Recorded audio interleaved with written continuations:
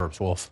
We're just moments away, John, from the first big round of poll closings. Voting is about to end in 6 states with 60 electoral votes at stake. We're watching all of these states, especially the battleground state of Georgia, for early clues about where the race may be heading tonight. All right, we have our first projection of the night. CNN now projects President Donald Trump will win Indiana.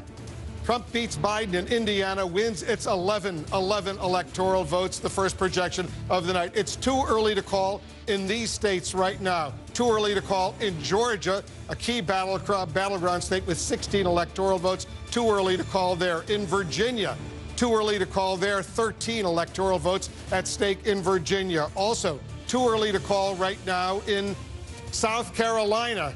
9 electoral votes in South Carolina. Too early to call in Kentucky. 8 electoral votes there. Too early to call in Vermont. 3 electoral votes right there. All right, let's take a look at where the Electoral College map stands right now. Donald Trump has 11 right now. Biden has 0. Remember, you need 270 to win this race for the White House. Let's get a key race alert. Right now, we'll start off with Kentucky. Right now, 12% of the estimated vote is in. Trump has a lead of about 9,400 votes over Biden. Look at this, 50.9%, 47.5% for Biden in Kentucky. 8 electoral votes once again at stake in Kentucky. Let's go to John King over at the Magic Wall right now. We're looking at the suburbs in Kentucky. John, it's pretty significant what's going on, potentially. Let's not get too far ahead, though. Right. We know that this is disproportionately early vote, but we also know that we learn lessons from states. And again, you've just projected Indiana. That's the first state, 11 electoral votes for Donald Trump. You got to get to 270. He has the first 11 we've projected tonight. Now we're looking at the Commonwealth of Kentucky, expected to be red. The Senate Majority Leader is up for re-election there as well. But again, we're looking for clues, right? When we come here, so Fayette County, this is Lexington and the suburbs around it. Joe Biden, disproportionately early votes so far. So let's come back in an hour and see if this holds up, to see if it stays this way. 73% right now. If you go back to Hillary Clinton, only 51%. So if Joe Biden can do this stuff right here, we'll see what's happened. So we're going to... John, hold on for a moment. Yep. I want to go to Florida because we're beginning to get some numbers in Florida right now. So let's take a look in Florida. Here we go. Our first votes in Florida. Again, at this part of the country down here just north of Naples, very critical to the president. It's 5%. Florida's a huge state. We're going to be at this for a long time, but it's nice to get the first votes out of Florida. Where are they coming from? You come over here, Pasco County along the coast. That's a pretty quick report. Again, Florida, we expect to be good, and we also expect it to give us a lot of clues about the electorate tonight and about the win, about who might win tonight. 130,000 to 101. This state is absolutely essential to the president. Joe Biden would like it because he knows it would block. Let's just go back and take a look. 59% 4 years ago.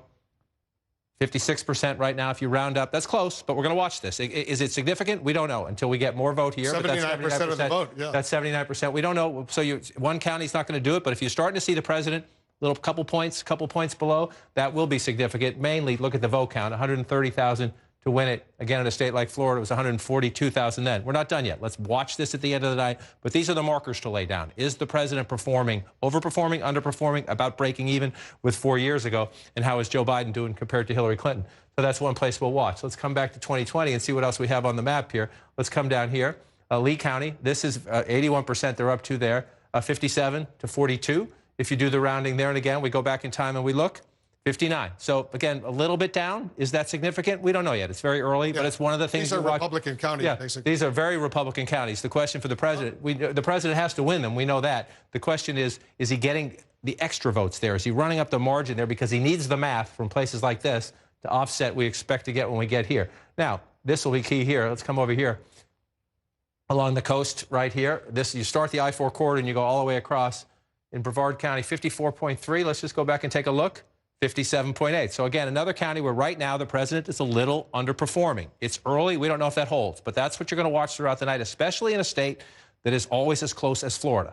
If the president is underperforming where his vote, the question then becomes, can the Democrats overperform? Can Joe Biden overperform Hillary Clinton? Where's the trade-off in the math? That's what we'll see as we get more votes in Florida. Let's just pop out and see what we have. Again, go back in time. I'm just going to highlight this for us. Then we'll go back in time to 2016, and we see, you see the blue here. We don't have those votes yet. So if you come in here, this is red, as it was 4 years ago. Let's bring it out to see. Lake County, let me get this out of the way so it's not distracting. 55 to 44. That's where it is now. 59, 60. So again, there's 3 counties we've looked at where the president's numbers right now are down a bit. The percentages are down a bit. So you look at the percentage down, then you want to match up the math. 102,000 votes there to take that county 4 years ago, 87 and change, almost 88,000 votes now. We don't know if that's significant yet, but that's what you do when you're doing a little election CSI in a state like Florida. What we need is more votes, Wolf. We need more votes. When we start to see some Democratic votes down here, the Trump campaign has been optimistic. It will cut in Miami-Dade. You know it well. Look at the totals here. You go back 4 years ago. Hillary Clinton, you look at that in the largest county in the state, right?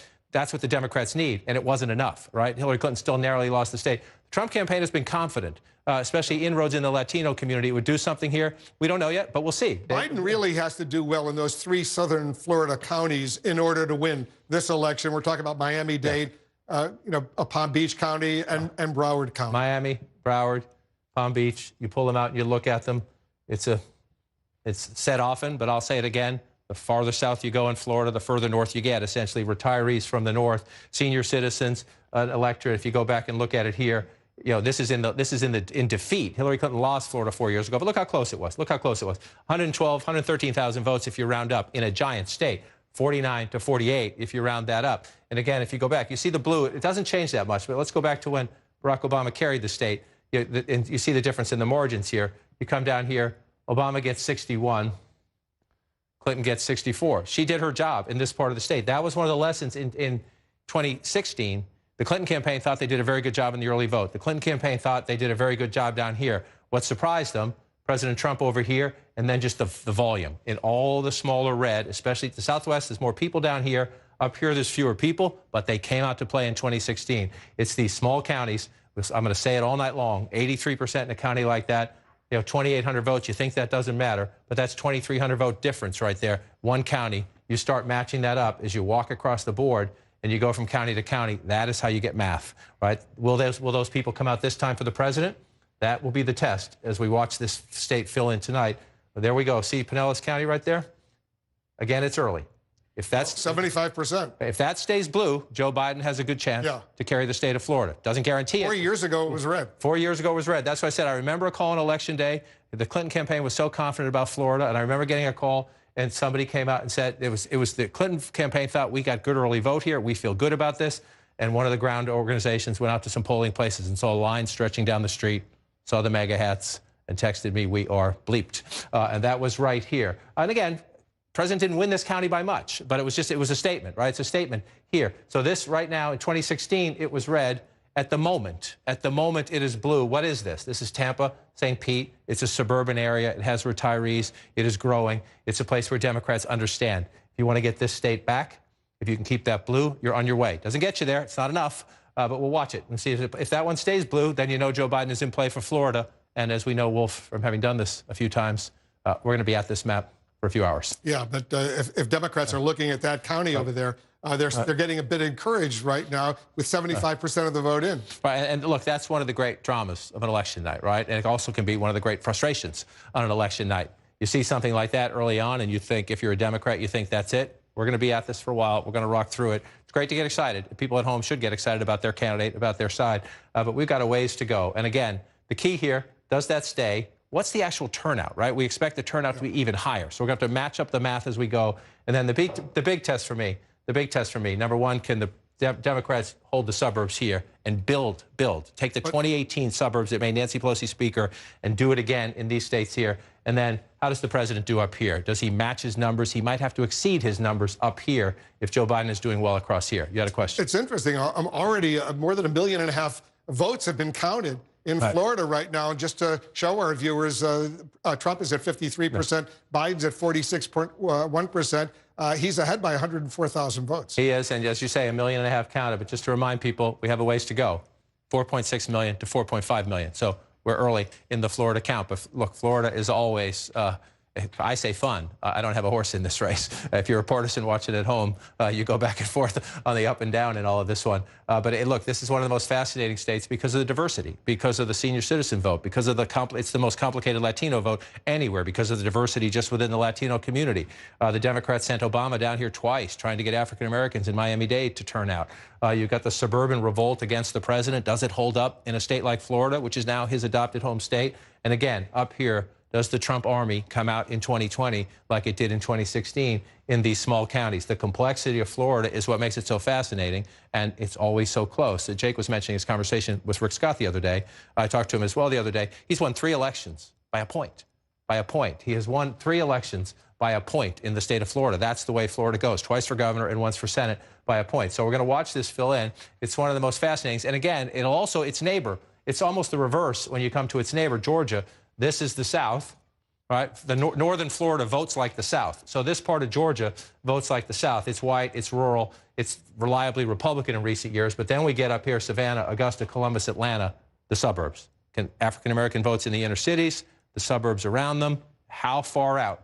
How far out can the Democrats stretch it in the suburbs? That'll be the key, not only across here, but to the north in Georgia as well, in an election that the Biden campaign tells us and the polls tell us could be a very different election, but the could be part disappears now. We count votes. So the only thing that jumps out at you right now is Pinellas County over there. Pinellas County, and again, I looked at those counties, and I'll do it again. Let me come down here. I don't want anyone to make too much of this early because we're trying to get votes. But one of the things in a close state like this, especially with an incumbent president on the ballot, is to match him up, right?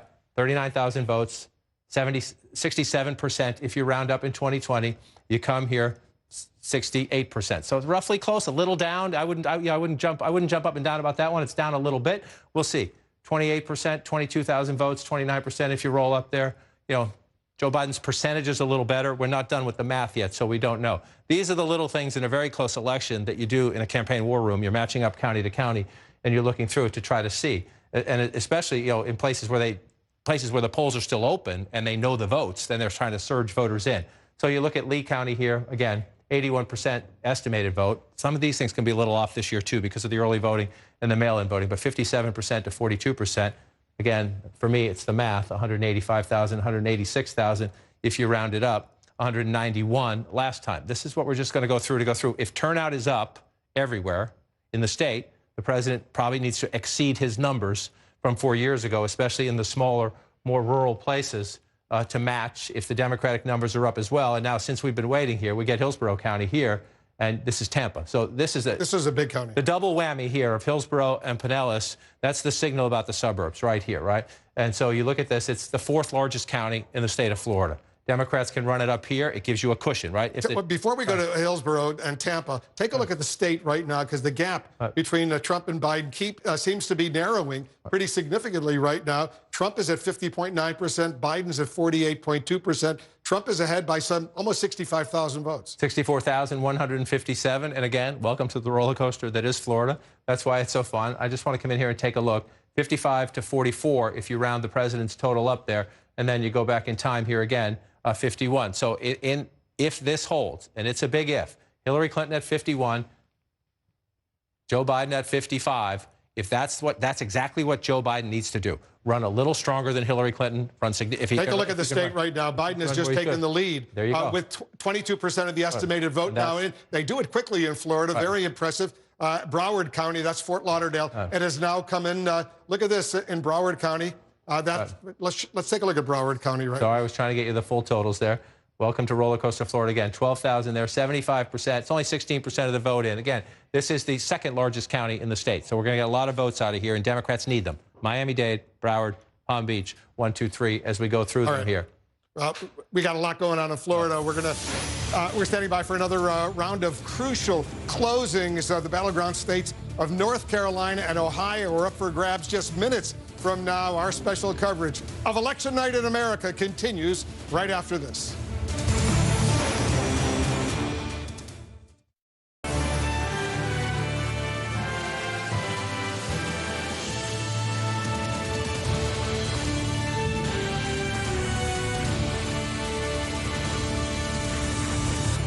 We're back in the CNN Election Center, standing by for the next wave of poll closings. Right now, let's check in on the fight for the critically important electoral votes. Right now, Trump has 11 electoral votes. Indiana, Biden so far has 0. You need 270 to be elected president of the United States. We have a key race alert right now. Take a look at this, see what's going on. In Florida right now, 35, more than a third of the vote is now, the estimated vote is now in. Biden has a lead of nearly 100,000 right now, 50.7% to Trump's 48.4%.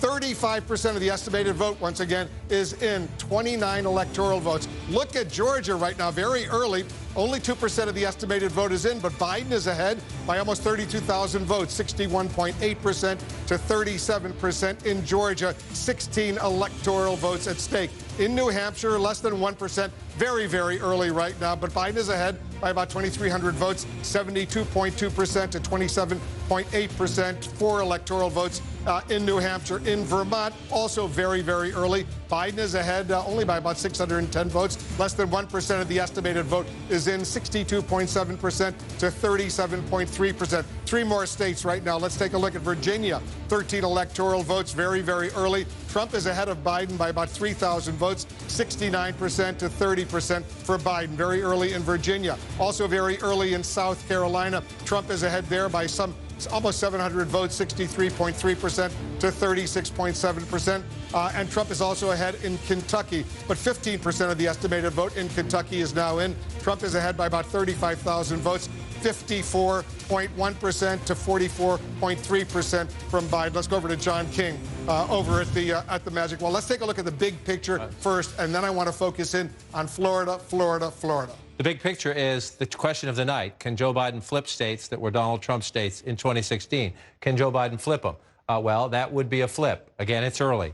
That would be a flip. Again, it's early. The president right now leading in Virginia, but it's a very early count. If the president could pull off that would be a dramatic story. We expect Joe Biden to win Virginia. It's very early and light in the votes. But these would be 2 big ones right there.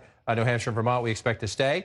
Kentucky and Indiana. South Carolina is closer than we thought. But at the moment, very early. Everybody needs to be careful about this, but at the moment, this is what Joe Biden wants to do. He flips these states here. We know we might have to wait. Pennsylvania, Michigan, and Wisconsin. If they're close, we might have to wait, especially on Pennsylvania. That could be a day or 3. However, if Joe Biden wins that, he'll rest comfortably waiting for that. So let's take a look at Florida as we go through it. Again, this one is always a roller coaster. So what you see now doesn't mean the lead won't change. When you were here last time, Wolf, it changed as we were speaking.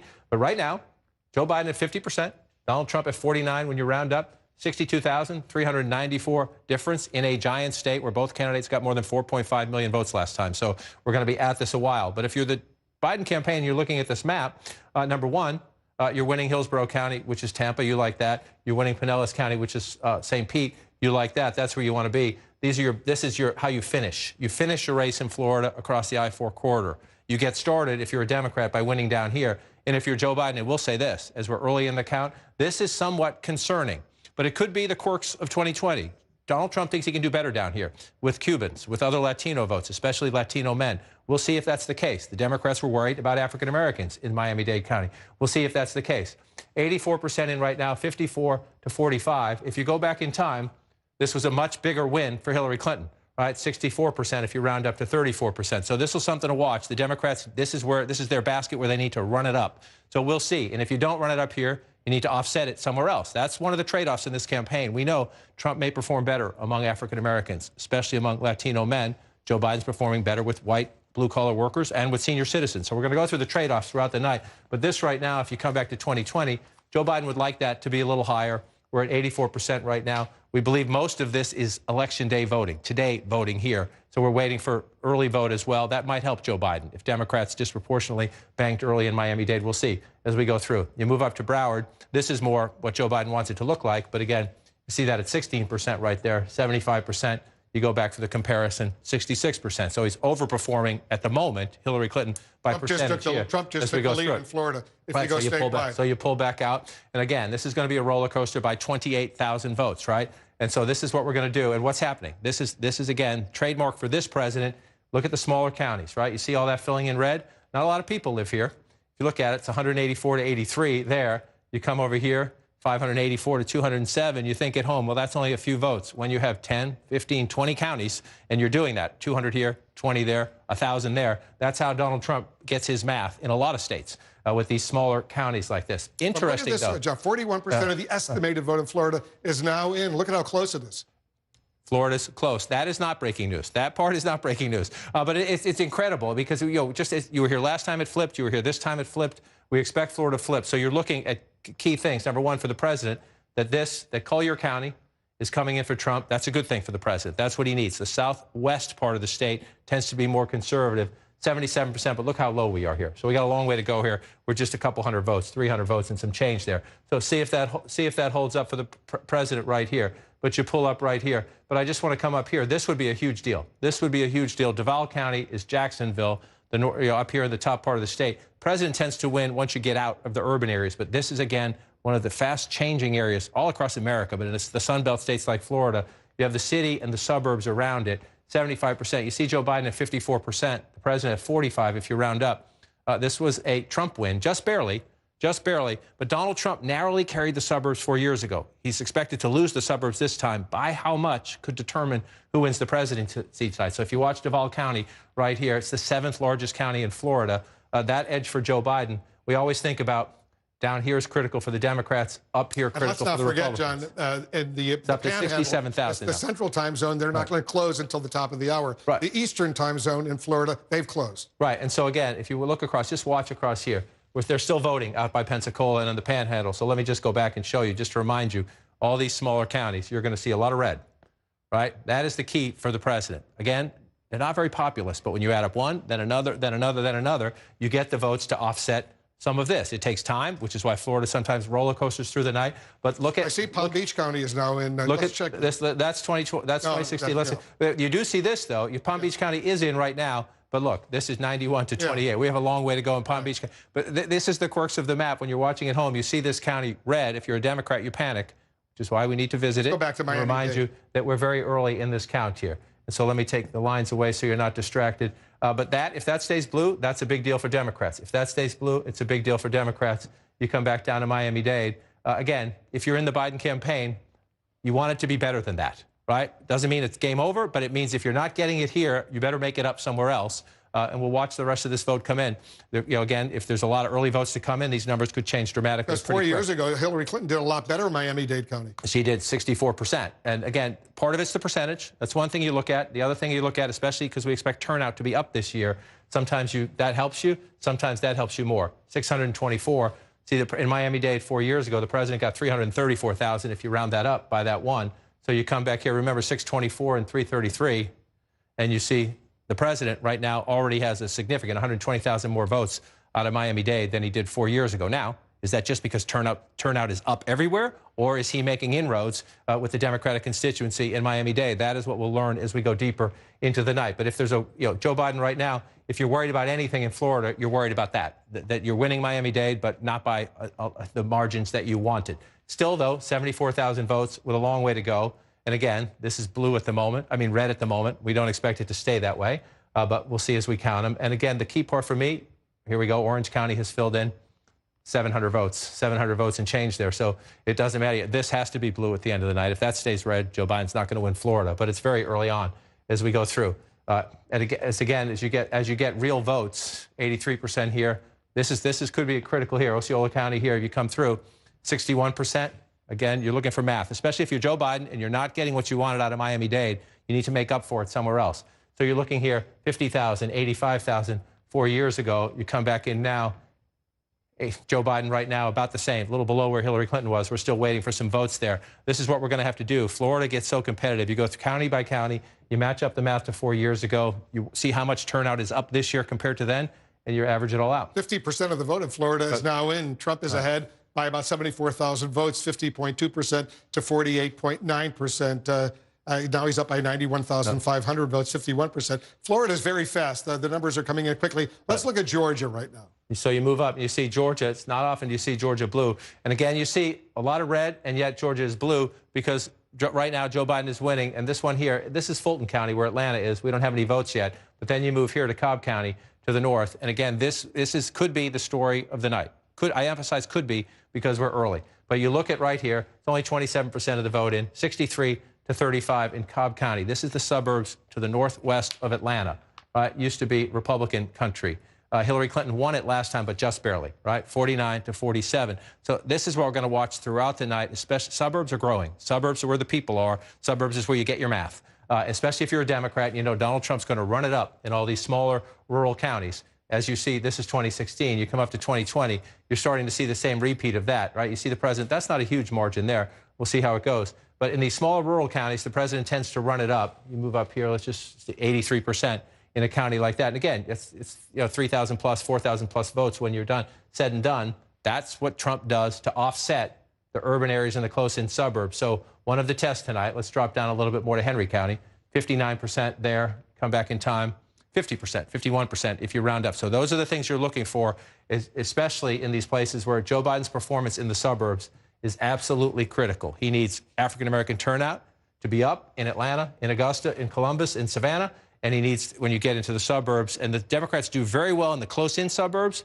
More and more, increasingly in the Trump age, they've been moving out into the outer rings of the suburbs, out to the exurban areas. So you watch this play out here. You look 16,000 votes ahead there in the state of Georgia. Just take a peek in South Carolina. The president winning quite handily here so far, but that's very preliminary in the vote. One of the things we'll watch throughout the night, are the president's margins about the same, or do they shrink even in the places he wins? Just want to peek one more time at Florida as we go here. Florida 2020. Welcome back to the roller coaster. Joe Biden has pulled ahead by 7,784 votes in the state of Florida. But again, 49.6, 49.5. We're early in the night. Florida is as close as it gets, which is pretty remarkable. Let's just take a closer look at what we're seeing here. Palm Beach turned blue. We thought it would, and a big vote dump to get it blue. That's why the state changed, right? We had just a few hundred votes in Palm Beach a few moments ago, and the president was leading. Right now, Wolf, the Florida vote coming in as Joe Biden would like it, as we wish, but we will keep counting. We certainly will. Florida's emerging as a major, major fight that's going on right now. We're coming up on another critical round of poll closings in the Biden-Trump presidential race just moments from now. That's when most polls will close in North Carolina, Ohio, and West Virginia. Together, those states account for 38 of the 270 electoral votes needed to win the White House. All right, we got a key race alert right now. Too early to call in these states, including in Ohio. Too early to call in Ohio. 18 electoral votes in Ohio. Too early to call. Too early to call in North Carolina as well. 15 electoral votes in North Carolina. Too early to call. West Virginia, 5 electoral votes. Too early to call in West Virginia right now. Let's take a look at the Electoral College map where it stands right now. It still remains the same. 11 Electoral College votes for Trump, Indiana. 0 so far for Biden. 270 needed to win the presidency. Let's get a key race alert right now. All right, in Florida right now, let's start. 29 electoral votes. Donald Trump has a narrow lead right now with 59% of the estimated vote is in. Look at how close it is. Got a lead of about 25,000 votes, 49.7% to 49.4%. This is a must-win for Trump. He must win Florida. If Biden were to win Florida, it would be very, very difficult for Trump to get reelected. We're watching Florida so closely. In Virginia right now, very, very early. Only 2% of the estimated vote is in. Trump is ahead by about 33,000 votes, 65.4% to 32.9%. In South Carolina, also very, very early. Trump is ahead 70.4% to 29.6%. In Kentucky, 18% of the vote is in. Trump is ahead by 75,000 votes, 58% to 40.5%. 3 more states right now. Let's take a look. Georgia, it looks like it's going to be a battle over there. Biden is ahead with 4% of the estimated vote is in, about 16,000 vote lead for Biden over Trump. In New Hampshire, Biden is ahead there. Only 2% of the estimated vote is in. He's up by about 3,300 votes, 59.2% to 40.3%. And Biden is ahead in Vermont, but less than 1% of the vote is in. Only 610 vote lead, 62.7% to 37.3% in Vermont. Let's go back to John King. You know, Florida and Georgia, 2 very critically important states, lots of electoral votes at stake. Let's look at Florida first. Let's look at Florida first. It is red at the moment. It has gone back and forth several times in just the last 15 or 20 minutes, and that's what Florida does. The President of the United States right now, President Trump, it's his new adopted home state. 50% to 49.1%, a 1-point race in Florida is what makes it Florida, actually, election night. 56,000, 57,000 votes if you round it up. If you're looking at the map, it looks like a traditional map. 1+ for the Democrats, Pinellas County here. One warning sign for Joe Biden as we watch this play out, and we got a ways to go. Remember, 3.4 million votes, 3.4 million votes. 4.6 is what it took to win it 4 years ago. We think turnout is higher this year, so we're going to watch as this goes. But here, if you're looking for trouble signs in the Biden campaign, it is right here. In Miami-Dade, again, we have more votes. This is early in-person voting, predominantly, I'm told. People who showed up to vote in person early before Election Day. Joe Biden with a very narrow lead. You could say that's a 9-point lead, but narrow by comparison to where we are 4 years ago. That's nearly 30 points there. It's 28 Biden points. just took the lead in Florida once again. It's moving very quickly back and forth. Let's come back and see where it came from. Now by 134,000 votes. They are reporting very quickly in Florida. Congratulations to Florida. We hope it plays out. 65% of the vote is in, two-thirds. Play it around the rest. So let's see what happened here. We got a big jump in Palm Beach County, 60% to 39%. Remember, a short time ago, the president was ahead there, but it was only a few hundred votes. So again, you're looking at 60% there, especially if Joe Biden is underperforming in Miami-Dade, and we'll go back and check on it in a second. If he's underperforming there, you got to make it up somewhere else if you're going to win the state. And Hillary Clinton lost, right? So you look at Palm Beach County here, 60 to 40, 60 to 39. You come back here, it's a little bit better. She's at 57. So if you're Joe Biden and you're underperforming one place, you got to make it up somewhere else. We'll watch and see if that holds up. Let's just move south as we go. Broward County, 66. To me, what's more important is the 562 because we know turnout is up this year. We'll come back here, 66. So about the same there. The vote total is actually incredibly close to the same. If we come back to 4 years ago, he's a little bit above it there, but we got a little ways to go still. So turnout's up a little bit, which you adjust your math, and then you come down here. Again, in the Biden campaign, you think in a normal race, you're winning anyway. You say, oh, 54-45, I'm doing great. No, the Democrats need to run it up more here. And you see Hillary Clinton with 64% when you round up last time, and she lost the state. Remember that. She lost the state, ran it up here, 624,000. You come back to 2020, Joe Biden running under that vote total here. Again, that happens. Elections change. Constituencies change. Donald Trump doing better perhaps with African Americans, with Latinos. It's a very complicated, diverse Latino community in Miami-Dade. So Joe Biden has to make it up somewhere else. You can make it up with senior citizens.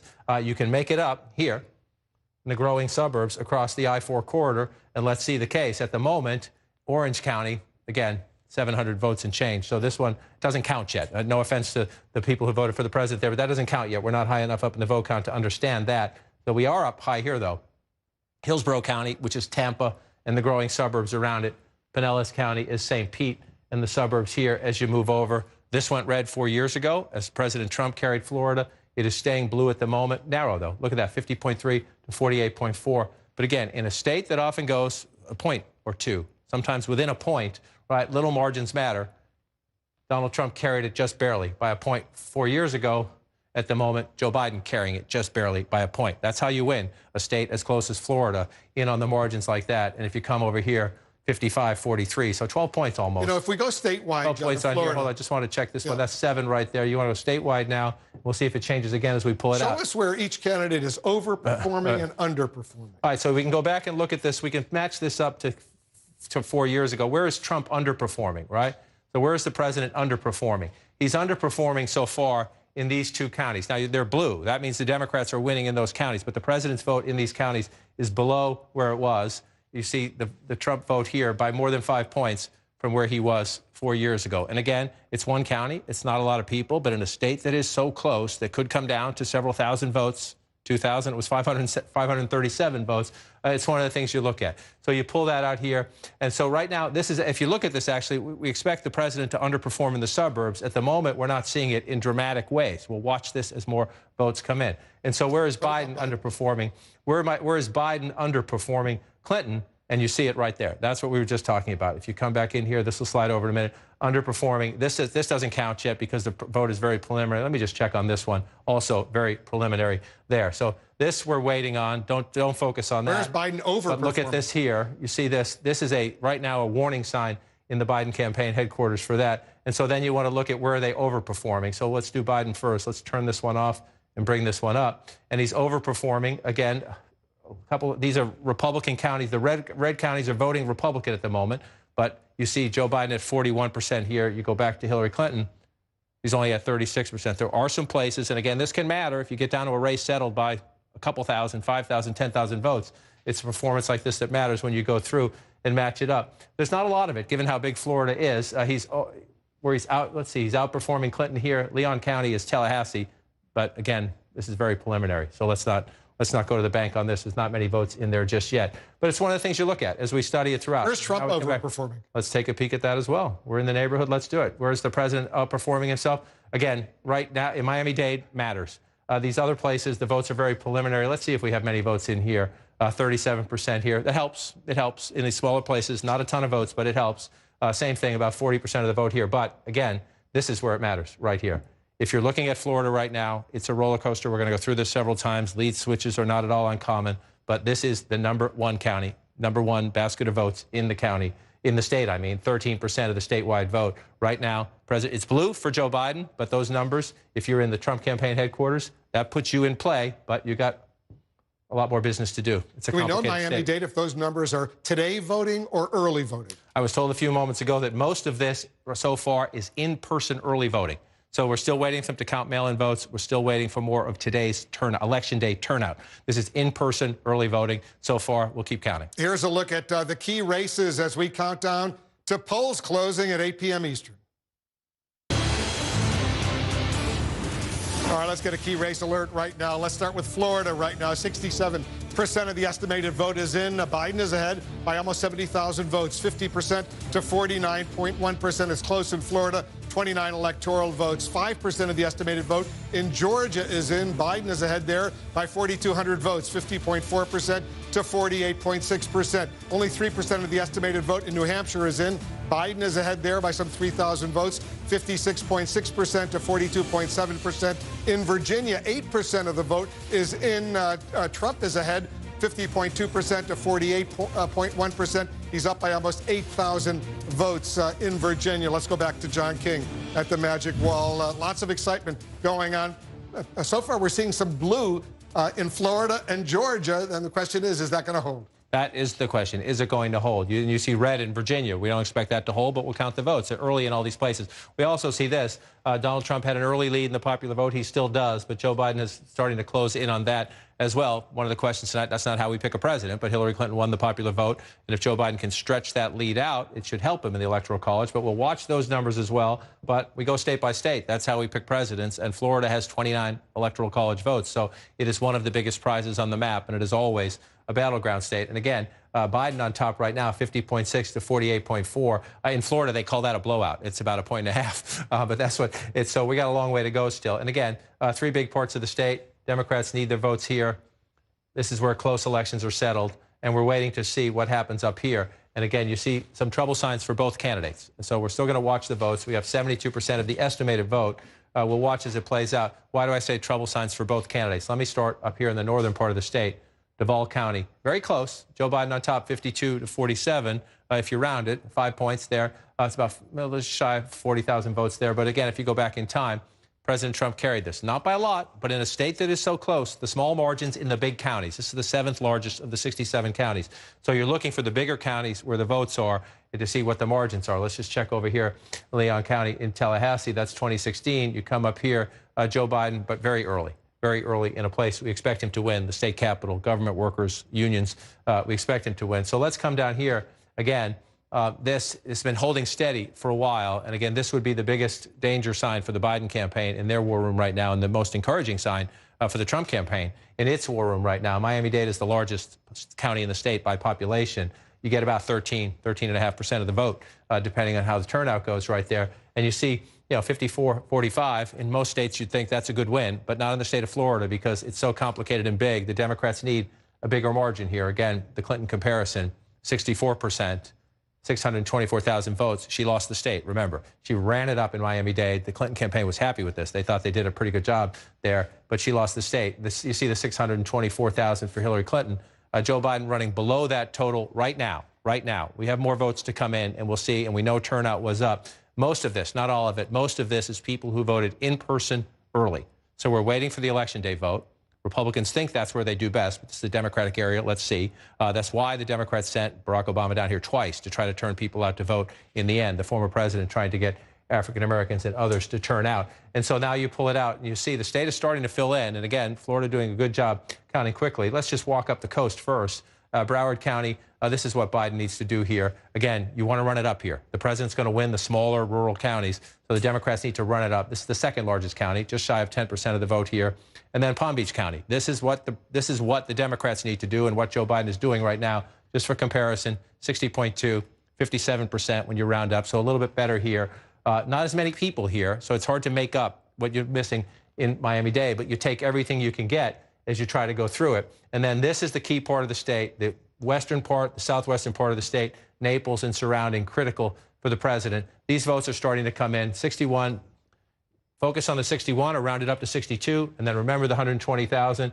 You go back 4 years ago, 105,000 and 62. So the president's got about the same percentage, and more people are voting. More people are voting in this election. Turnout there. Hillary Clinton gets 61,000 votes there. Joe Biden getting more votes, more votes because of the increased turnout this year, which is a good thing in every state. The more people who play, the better for our democracy. But so then you want to come up here, and again, Orlando. Earlier I said it didn't matter. This was red. It was early. We only had a couple hundred votes. Big chunk of votes has come in here. Joe Biden at 64, the president at 35.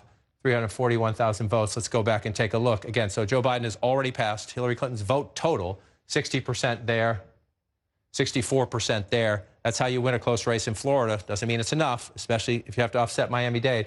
But the Orange County here, you think of it as Orlando. This is more and more by the day suburban. More and more Latino, more and more college educated, more and more complicated. And this has been very hard hit by the economy. Look at this, 75% of the vote in Florida is now in, and Biden has a lead of 142,000 votes. Step back for a moment, John. Explain to our viewers why we're spending so much time looking at Florida. Yes, it has 29 electoral votes, but it's a must-win for the president. It's an absolutely must-win for the president. Joe Biden would like it. If Joe Biden gets it, it helps him remake the map. It helps him make a statement election. But let's just walk over here and we come back. This is the only state we've called so far, projected so far, is Indiana. So the president has 11 electoral votes. You have to get to 270. And remember, the president got to 306 last time. Right? So why does Florida matter so much? Well, if Joe Biden can take away Florida, that right there, in and of itself, gets the president down to 277, right? So then from there, Joe Biden really needs just one more. So if Joe Biden won Florida, let's say he won Arizona, right? Joe Biden could win the presidency without winning Pennsylvania, without winning Michigan, without winning Wisconsin, without winning Georgia. All places where in these three, he leads. Here, he's certainly competitive. Some polls show him ahead, some polls show him a little behind. So that is why 29 matters. I mean, the only thing on the board tonight with more significance is potentially Texas. Democrats think they may have a chance in Texas. But if you take these 29 away from the President of the United States, mathematically, can I find a path to Trump victory? If you want to say that Trump's going to win California, or if you say Trump's going to win all three of these, so it doesn't absolute, but that's essential. You know, we're trying to be conservative. We're trying to be cautious, trying to be fair to the president. If the president of the United States loses Florida, his path to re-election is essentially gone. And right now, it's very close in Florida. 79% of the estimated vote is in. Biden is ahead by about 83,500 votes right now, 50% to 49.1%. More make or break states are on the line at the top of the hour when the last polls close in the battlegrounds of Florida, New Hampshire, and Pennsylvania. Will we be able to make any projections in the hour ahead? We're going to find out very soon. Stay with us.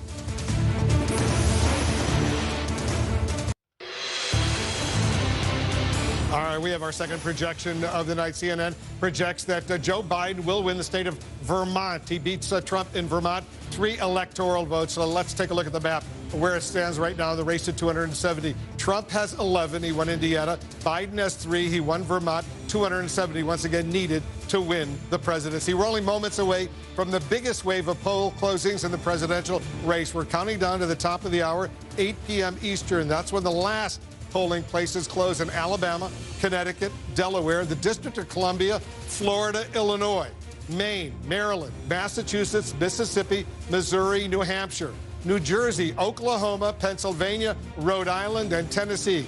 Together, those contests have 172 electoral votes. That's a huge chunk of the 270 needed to win.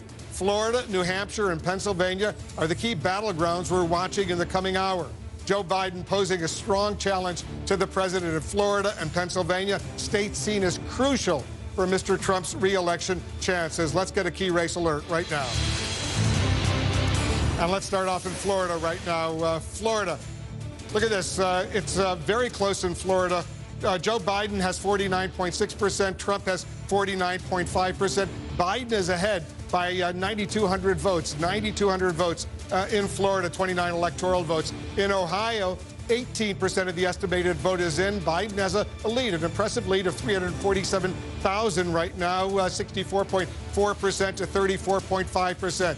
In Ohio, 18 electoral votes. In New Hampshire, only 3% of the estimated vote is in. Biden is ahead by about 3,000 votes, 54.8% to 44.4%. Two more states. Let's take a look right now. We've got Georgia. Right now, 7% of the estimated vote is in. Trump is ahead by 9,000 votes or so, 50.8% to 48.2%. In Virginia, 13% of the estimated vote is in, and Trump is ahead by about 80,000 votes, 55.6% to 42.6%. Let's go back to John King at the Magic Wall. We're watching these states very closely, including Ohio right now, which clearly is a major battleground. Right, it's fairly interesting to watch. Florida's still Biden. We'll get there in a minute, very close. The president's lead in the popular vote is shrinking. We'll see how that plays out. But let's start with battleground Ohio. This is a state Joe Biden went there Monday morning, right? He went there and people said, whoa, do you really want to be doing that? Do you have a chance in Ohio? Well, let's see. The middle part of the state where you see all these counties and you see nothing, and most of that is going to come in red.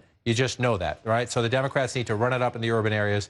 That would be Cleveland, Columbus, Cincinnati, Akron, Toledo, Youngstown. But if you come here, this is interesting to see from this regard. If you get in 2020 here, Joe Biden right now, Mahoning County, Youngstown, blue collar, blue collar. This is where the president goes and says, you know, I'm on your side. I am your voice, trade deals.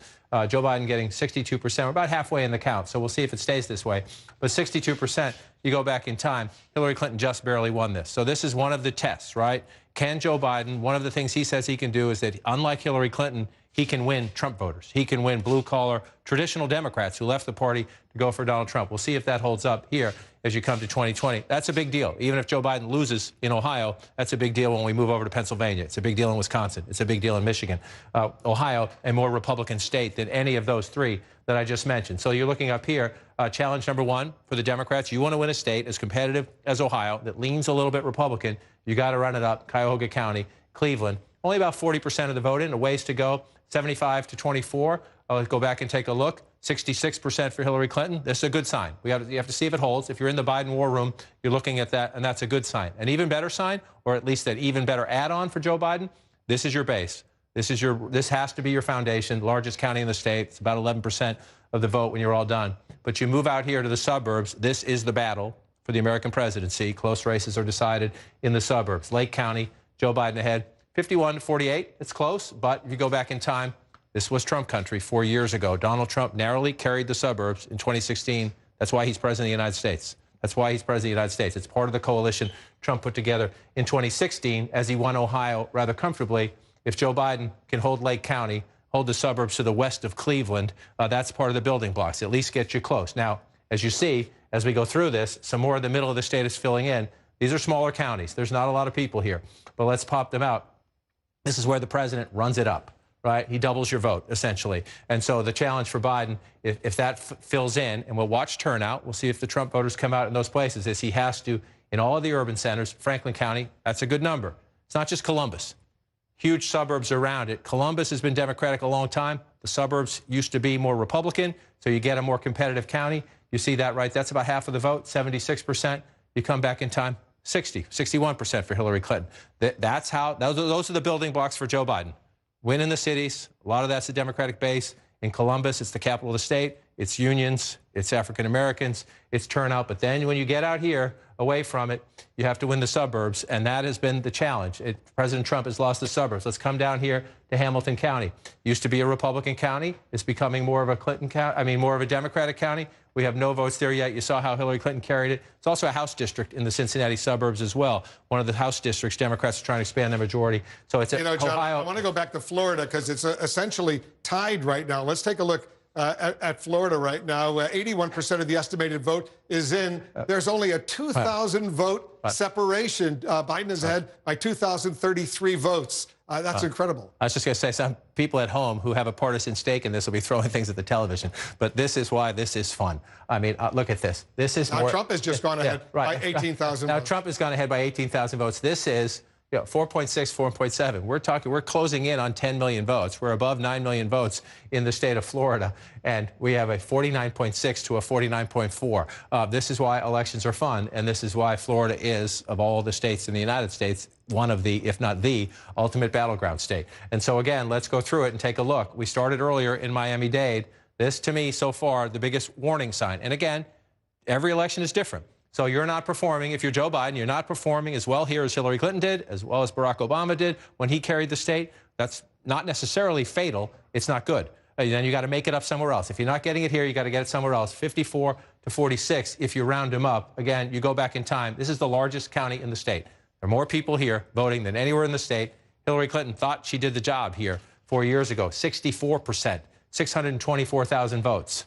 Joe Biden right now, 560,000 votes, only 54%. So that's a problem. It's a warning sign in the Biden campaign. Not insurmountable. Could you come up here? Can you make it up? This is number 2. Broward County. Miami-Dade's number 1. The second largest county. This is the second largest county. You're at 66 with 562,000 votes. You go back and look at it. So you're running ahead of Hillary Clinton if you're Joe Biden in the count. In the count, turnout is up this time. Turnout is up this time. So that doesn't necessarily mean it's enough, but you're running ahead there, and then you come up here to Palm Beach County. The third largest. Get it to come up. 1, 2, and 3 are right there. 1, 2, and 3 are right there, 58 to 41. If you look at it there, 391,000 votes. Joe Biden, again, exceeding her total, and right now at the moment exceeding her percentage. So that's a good thing there. So those 1, 2, and 3 are right here along the coast. And then you come up from here. Here's where you find number 4. That's Hillsborough. That's Tampa. It's Tampa and the suburbs around it. Again, I just said this in Ohio, and I'll say it again here. The suburbs decide close presidential elections. President Trump narrowly won them 4 years ago.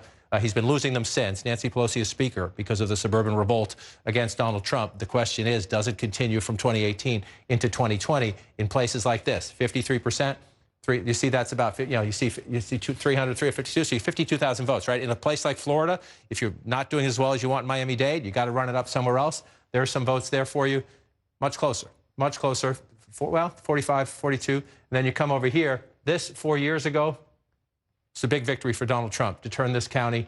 Democrats got swamped in Election Day turnout. At the moment, they're holding this 91% in. Again, not by much, 49.6 to 49.0. The question, that's a little bit of math. 3,000 votes. You take everything you can in a state like this, you get the votes. And so then you come up here, and now we're waiting, right? The Panhandle, this is the later time zone. We're waiting for votes out there. If you come through here, just want to show you, the president runs it up in these smaller counties. There's not a lot of people. But 6,000 votes to 2,000 votes, that's 4,000 votes in the bank to offset the Democratic advantages elsewhere. That's what the president did 4 years ago. It looks like he's doing it in some of these places again. The issue is, as you get to the more populated counties, let's see if we have much votes. Earlier, we didn't have many votes. We still don't. This is a plus for Joe Biden. We don't have many votes out of Leon County yet, but that's Tallahassee. And then you move over here, watching this all night to see if it switches. Duval County, again, sorry for the broken record, the suburbs, Jacksonville and the suburbs around it. Joe Biden at 51, the president at 47. If you go back in time, Donald Trump carries Florida 4 years ago narrowly, in part because he won the suburbs narrowly there. So, Wolf, as we watch this play out, I just want to come out to statewide and look. The president of the United States, 2,994 votes ahead in a state that has cast more than 9 million ballots. Incredibly close in Florida right now. Voting is about to end in 16 states and the District of Columbia. The biggest round of poll closings tonight, a whopping 172 electoral votes are at stake in the next hour. We got some CNN projections right now. Let's start in Massachusetts. CNN projects Joe Biden will win the state of Massachusetts, will win its 11 electoral votes. CNN projects Joe Biden will win the state of Maryland and win its 10 electoral votes. Another win for Biden in Maryland. Joe Biden will win his home state of Delaware with 3 electoral votes, a win in Delaware for Biden. And Joe Biden will win the District of Columbia, which has 3 electoral votes as well. Trump, we have a projection for Trump right now as well. Oklahoma, CNN projects that Donald Trump will win the state of Oklahoma with 7 electoral votes. That goes to Trump. Right now, we cannot make projections in these states. Take a look. Alabama, Connecticut, Florida, Illinois, Maine, Mississippi, Missouri, and New Hampshire. Also, New Jersey, Pennsylvania, Rhode Island, and Tennessee. We cannot make projections in those states. Let's take a look at the Electoral College count as it stands right now. Biden has 30 electoral college votes. Trump has 18. Remember, 270 needed to win the presidency. Let's get a key race alert right now. Biden is leading in these states right now. In Ohio, that's a key battleground. 28% of the estimated vote is in. Biden is ahead by almost 370,000 votes, 59.7% to 39.1%, 18 electoral votes. Biden is also ahead in Georgia right now. 10% of the estimated vote is in. Biden is up. It's very close by about 5,300 votes, 50% to 49%. In Georgia, a tight battle underway. In New Hampshire right now, only 5% of the vote is in. Biden is ahead there by about 6,700 votes, 57.3% to 41.9% for electoral votes in New Hampshire. Trump is ahead in these two states. Let's take a look right now. Right now, Trump is ahead in Florida, 82% of the estimated vote in Florida is in, but he's ahead by about 11,000 votes. Look at how close it is in Florida right now, 49.6% to 49.4%. A tight battle in Florida underway right now. Trump is ahead in Virginia right now. 18% of the estimated vote is in. Trump has a 151,000 vote lead over Biden, 58% to 40.1%. Let's go back to John King at the Magic Wall. We're looking at these states right now, but let's take a look at the big picture first, John. Give us a sense of what we're seeing. Texas is blue. Look at that. Florida is blue. Look at that. South Carolina is blue. Look at that. Georgia is blue. Ohio is blue. West Virginia is blue. Again, if you're a Democrat at home, pick up your phone, take a picture. This is a map you love, right? It's not going to stay that way, but we'll see how many do, though. Texas, the Democrats think it's in play. West Virginia, I would be shocked. South Carolina, I would be shocked. Georgia, Florida, Ohio, Texas. This is a very different election. We are looking at competitive races in states that have been red explain for a Texas, long what's time going ago. on now. Well, I don't think we're going to have a lot of vote there, and we don't. See, so that's why we have 700,000, 1.1 million votes. Joe Biden's ahead because of this, though. Again, I'm going to say this repeatedly throughout the night. This is part of the changing Texas. Dallas and the suburbs around it flipped a House seat there 2 years ago.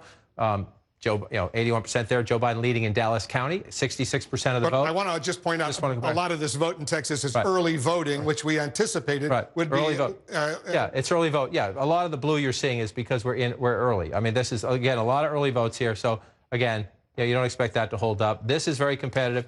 This is very competitive. We know Democrats voted disproportionately early.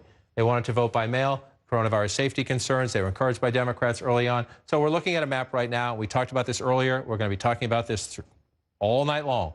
Some states are reporting in a different way this year because of all the mail-in voting, because of absentee and early, and then you have in-person election day voting. Different states are reporting it in different ways, and some states, within those states, they're reporting it in different ways. Some states are giving you the early vote first. That's why you're seeing a lot of blue in places that are traditionally red, because we know Democrats disproportionately voted early. Other states are giving it to us in reverse. We're trying to be as transparent as we can be throughout the night to tell you what we know about what we're getting, but it makes for an interesting and somewhat unpredictable night. Now, that doesn't mean we won't be watching votes in Texas to see how competitive it is. Democrats do believe it will be a lot more competitive. Will it end the night blue? Stay with us. Brew some coffee. Look at the popular vote nationwide. 10% of the estimated vote is in. Biden is ahead by only 4,000 votes, 49.5% to 49.4%. And remember, we've been, Hillary Clinton won the popular vote by a large margin. We can go back and look at it, right? More than 2 million votes, close to 3 million votes, 4 years ago. The expectation is that Joe Biden will win the popular vote this time, but we have to see, and we're going to watch it as it plays out. So let's come back to the states where we know. Florida, I want to just start here because it has been a seesaw back and forth all night long.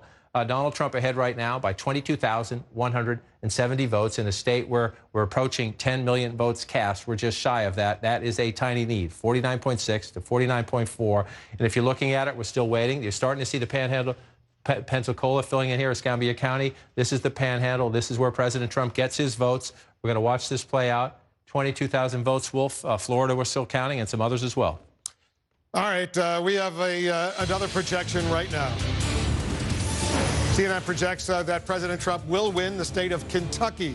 He'll win Kentucky with its 8 electoral votes. That's a win for Trump in Kentucky over Biden. This is where it stands right now on the race to 270. Biden has 30. Trump has 26. Once again, 270 needed to win the presidency. Let's get a key race alert right now. Here are 5 battleground states right now where Biden is ahead.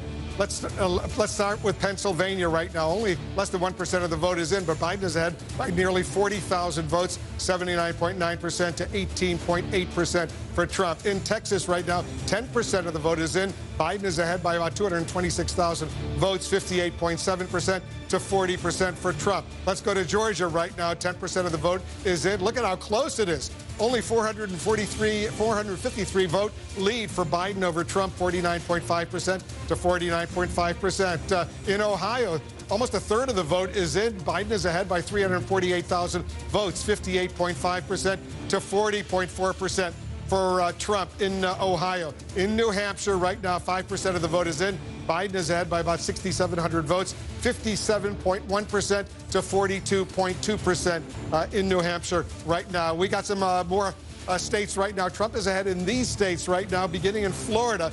86% of the estimated vote is in. Trump is ahead by some 65,000 votes, 49.8% to 49.2%. Very, very close in Florida, 29 electoral votes. In Virginia, about a quarter of the vote is now in. Trump is still ahead in the Commonwealth of Virginia by more than 214,000 votes, 58.9% to 39.3% in Virginia. All these races so significant. John King, you're looking at all this as closely as anyone is looking at it. What do you see?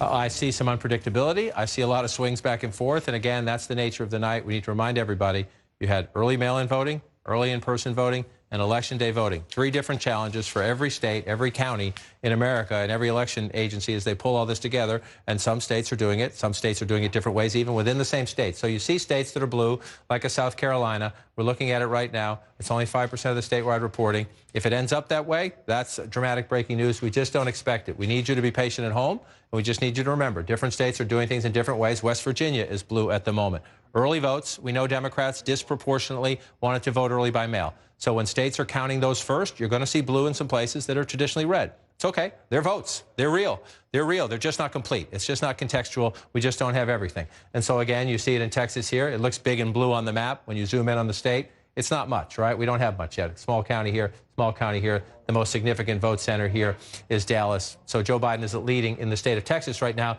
because we have some votes out of Dallas. I just want to remind you with the history here, though, that alone doesn't mean Joe Biden is not competitive in Texas tonight. We're going to be at this for a few hours, but one little blue spot there is not enough to overcome what usually happens in Texas, which is this. So strap in at home, brew extra coffee. We're going to have to go through all this as we do it.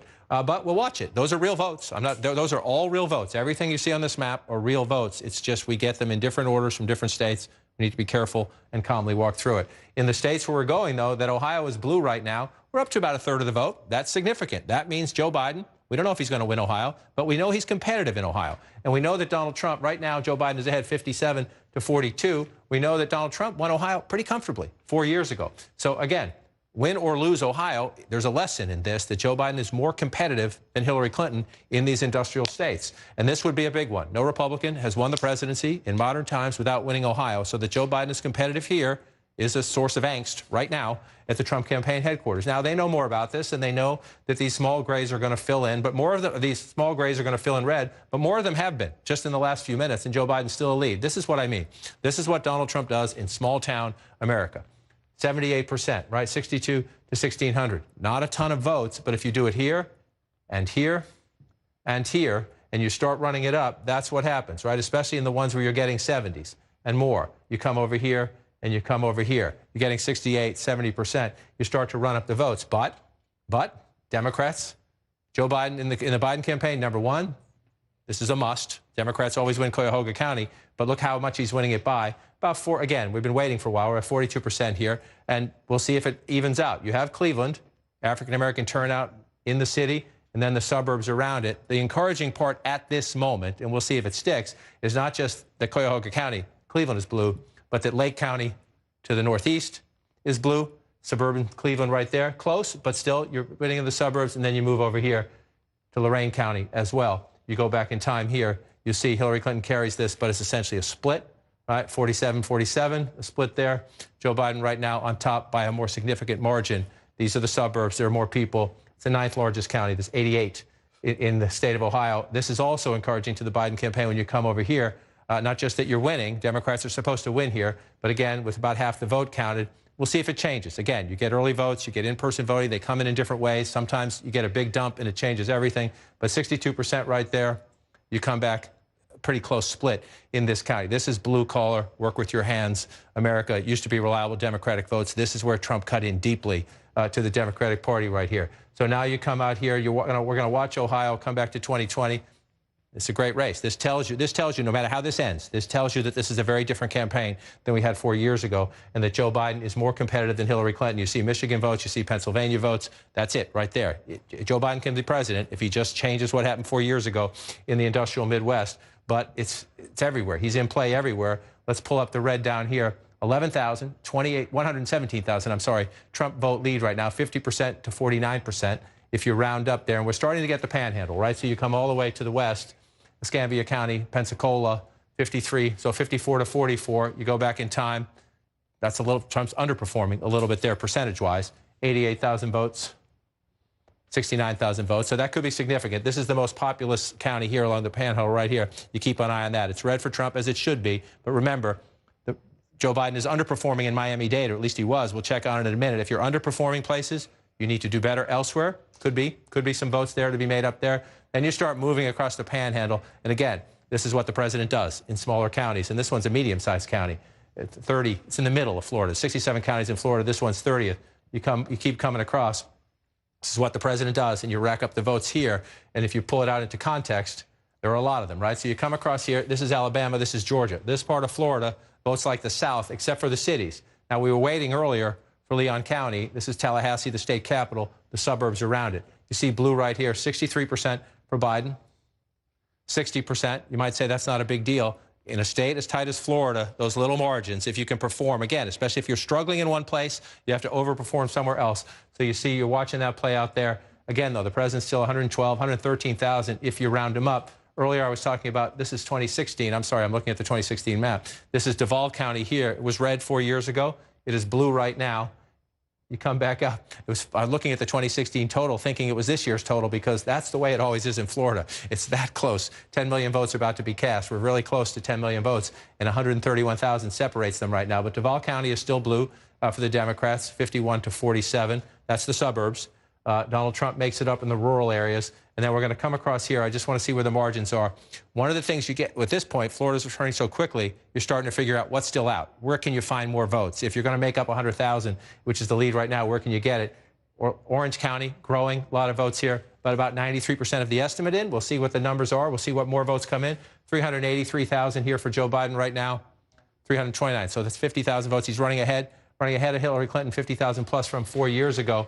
The turnout's up everywhere, though, so the president's numbers are up, too. You're going county by county in the campaign war room. This is significant as you come across. Again, Hillsborough County, Tampa in the suburbs, Pinellas County, St. Pete in the suburbs along the coast. This was blue. I mean, this was red 4 years ago. Very close, 49.2, 49.5 to 49.2, 2,000 votes. 2,000 votes there.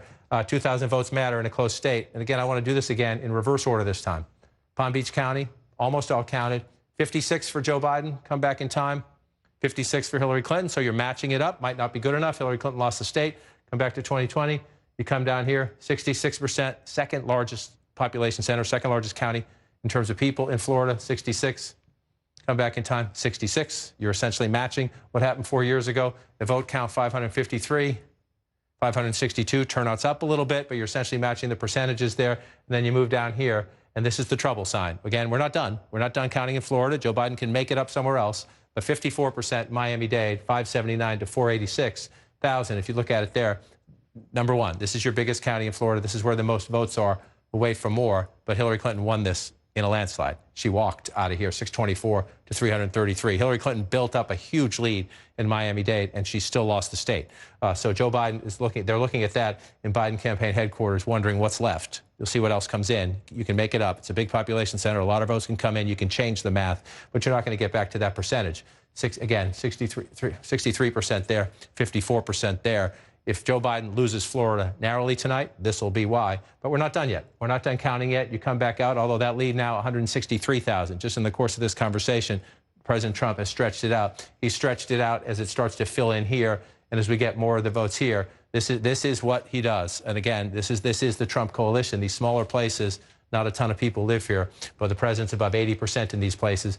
He racks it up. 163,000 Wolf, 574 votes, 10 million now. We are past 10 million votes in the state of Florida. Remarkably close, 50.3 to 49 if you round that up. 89% of the estimated vote in Florida has already reported. We're standing by for the first results from Arkansas just minutes from now, as well as the second biggest round of poll closings right at the top of the hour. That's when a slew of battleground states are on the line: Arizona, Colorado, Minnesota, and Texas, as well as Michigan and Wisconsin. The next hour could go a long way toward deciding who ultimately wins the White House. We'll be back in 2 minutes.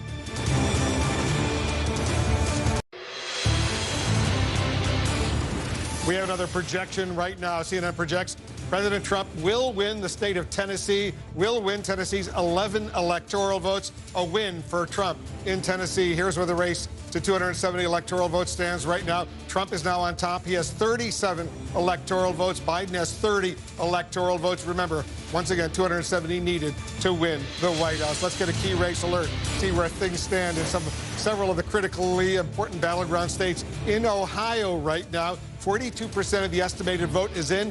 Biden is ahead of Trump by some 312,000 votes, 55.3% to 43.5% for Trump in Ohio. In Pennsylvania, only 3% of the estimated vote is in, but Biden has a 143,000 vote lead over Trump, 82.2% to 16.9% in Pennsylvania. In Michigan right now, very, very early, less than 1% of the vote is in. Biden is ahead by some 10,000 votes, 58.9% to 39.7% in Michigan right now. Let's go back to John King at the Magic Wall. He's a busy guy tonight. Got a lot going on. You got to look at all these battleground states and give us a sense of the latest.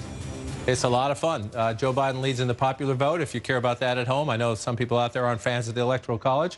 You see 12 million, to 12.4 million there. North Carolina starting to come in. It's shaded blue right now. Again, one of those states Donald Trump has to win to recreate his path from 2016. He doesn't have to win them all, but North Carolina is a big one. You see 56 if you round up to 43 right now. About half of the vote says 55%. So what are you looking at here? Number one, you start here. Charlotte, Mecklenburg County. This is the biggest area of the state. And look at that number. Look at that number. About 84% of the estimated vote in. Again, on a night like this, sometimes that swings a little bit because we have mail-in, in-person early, and then Election Day votes. But you go back in time and look, everywhere we're looking here, right? Is Joe Biden overperforming Hillary Clinton in the cities and the suburbs around them? That's what's happening right here in Charlotte and the suburbs right now, the biggest part of the state. 63% for Secretary Clinton 4 years ago.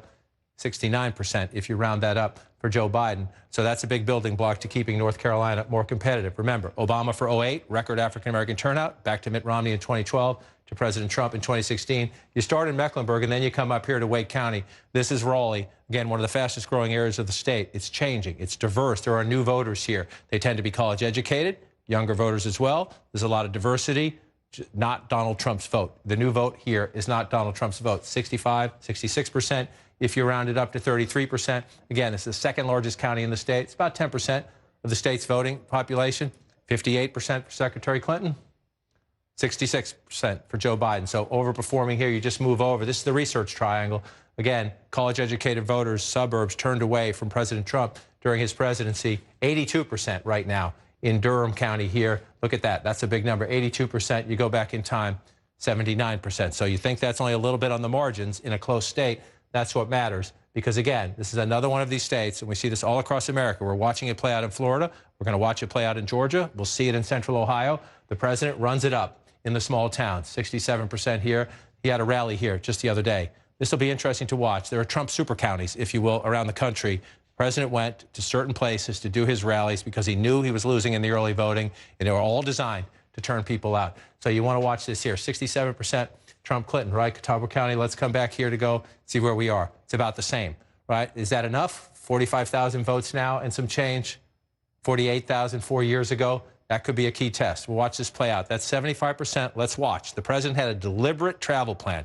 He went to certain places where they knew their voters are, where they thought they could turn, at least match 2016, hopefully exceed 2016. So let's watch this when we get closer to the final. He was there for just a rally the other night. You pull it back out. Again, if you're the Democrats, you got to run it up in the cities. Asheville, suburbs around it, 63% now. 55%, 56% if you round up 4 years ago. Those are the building blocks. Go to the places where your candidate did well 4 years ago, but grow and build, especially in places where the population is changing like it is in North Carolina. Let's pull back out again and just take a look. Just want to wander through all this. You come down to the coast here in Wilmington. Not as big. It's the 9 of 100 counties in terms of the population, but you're down along the coast here. This is where you find Republicans in the suburbs, right? 52% to 47% is where we have it right now. Donald Trump carried this county with 50%. Again, it's 3 or 4 point swing. You think that's not a huge deal. It is when you're 55,000 votes for the president 4 years ago, 52,000 votes now in a very close state. 2,000 or 3,000 votes could matter. The Democrat getting 58 plus for Joe Biden there compared to 50. So 8,000 votes. 8,000 votes can make a difference in a close state when you're racking them up. Now, turnout is up everywhere. So everything, you're not making a direct comparison. We have to be careful about that. Let's come in here to Fayetteville. Both campaigns spent a lot of time here. The president had a rally here as well. Senator Harris was here. 60% for Joe Biden, 38% for the president. Let's go back in time. 57%. Again, Joe Biden overperforming. Let's actually pull that out and see if we can see how significant the overperforming is as we come into the thing. Let's see where he's overperforming here. Oh, sorry, I'm in the wrong map. Thank you. Let me come back out here. Back out, and we hit where is he overperforming, right? And so he's overperforming. If you see these counties where he's overperforming, where the two biggest places for a Democrat, for anybody, but for a Democrat in North Carolina, they are Mecklenburg County and they are Wake County. And you see here, he's overperforming Hillary Clinton by 5 percentage points here, the biggest, most populous county in the state. That's the building block of a smart campaign. Then you come over here to Wake County, second largest county in the state. Again, changing population. You know what happened in the suburbs during the 4 years of Donald Trump. This is where you go. You turn out your African-American base. You try to get young people on those college campuses. Here in the Research Triangle, a lot of new voters with college degrees, professionals in the suburbs. That's what you try to do. And you see Joe Biden, and you come out here. This is significant as well. These are counties President Trump is going to win. But Joe Biden is overperforming Hillary Clinton by 5 percentage points or more. What's that mean? Shrinking the president's margins in these smaller places where the president tends to run it up. You shrink the president's margins there. You expand your margin in a place like this. Let's check in on Winston-Salem as well. I don't want it to feel forgotten. Important to the Democrats here. Again, 59%, just shy of 100,000 votes for Joe Biden. That's 5,000 votes. 5,000 votes matters in a close state when you're coming through. So you come back to 2020 here. We're not done in North Carolina. I'm not saying by any means we're done. We're going to keep counting votes, but let's turn this off and look at the entire state. 54 to 48. That's a nice lead for the former vice president right there, 60% in. You know, in a lot of these places here, the president's going to get his votes. But if you're the Democrats and you look at the early North Carolina map, you are encouraged, especially when you compare in the suburbs and in the cities. Did you turn out the Democratic base? Did you make inroads in the suburbs? That's what that looks like so far. We got a ways to go. And I say when we have a ways to go, we're looking at a South Carolina right now that is blue, which reminds us, go slow, be cautious. Don't think anything we see now is absolutely definitive about where we're going to end the night. However, this just that it's closer. It's only 9% of the vote. Just that some of these red states are going to be closer does tell you something. There's a competitive Senate race there. We'll see how it plays out when we get more votes. Let's keep going down. Ohio is still blue. I was going to go south to Florida, but Ohio is still blue. I just want to check on it. About 40%. That's where we were last time.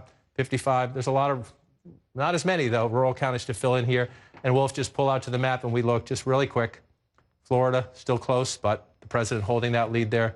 Georgia, still close, ways to go. Long way to go in the vote count in Florida. In Georgia, not as much to go in Florida. If you're the president, you're looking at 189,000 in Florida, and you're starting to feel a little bit more comfortable. 206,000 right now. 90% of the vote in Florida is in. Let's check in with Jake, Dana, and Abby.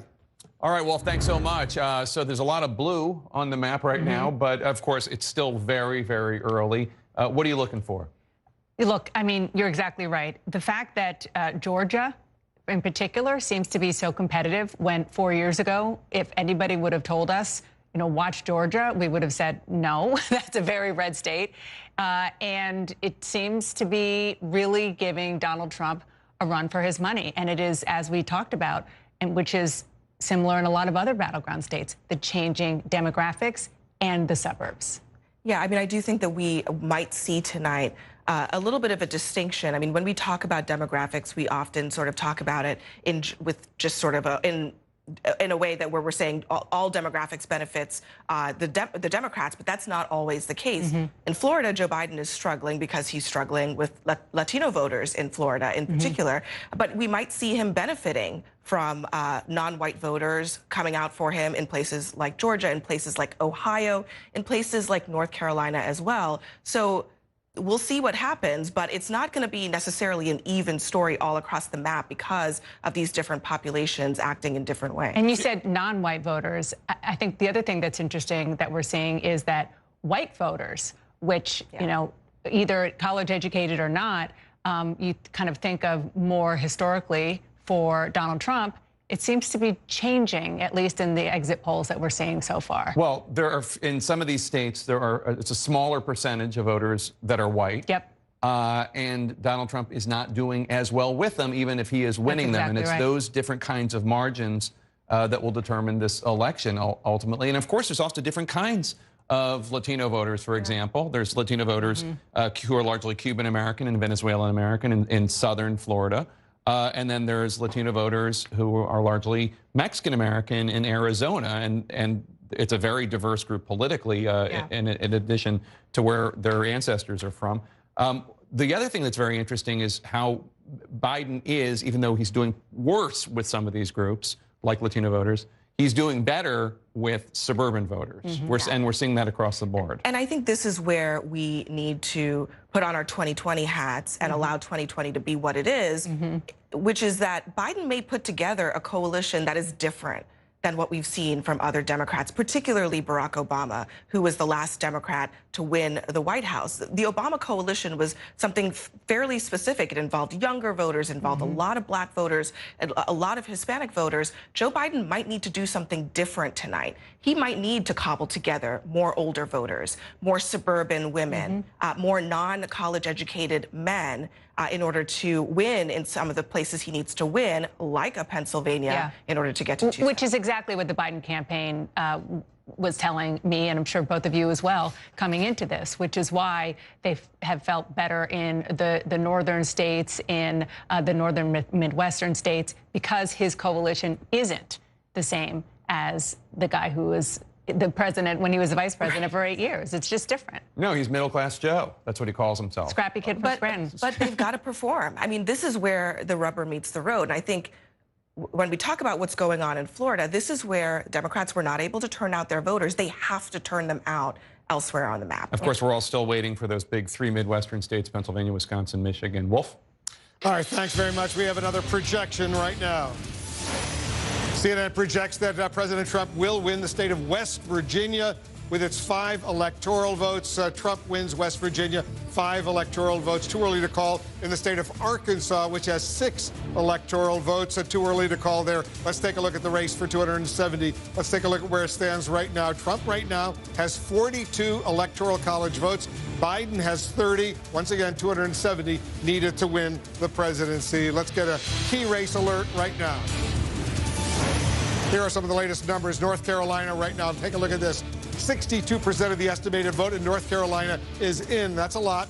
Trump is losing to Biden right now by some 329,000 votes. Biden is ahead 53.9% to 44.9% in North Carolina. In the key battleground state of Ohio, 44% of the estimated vote is in.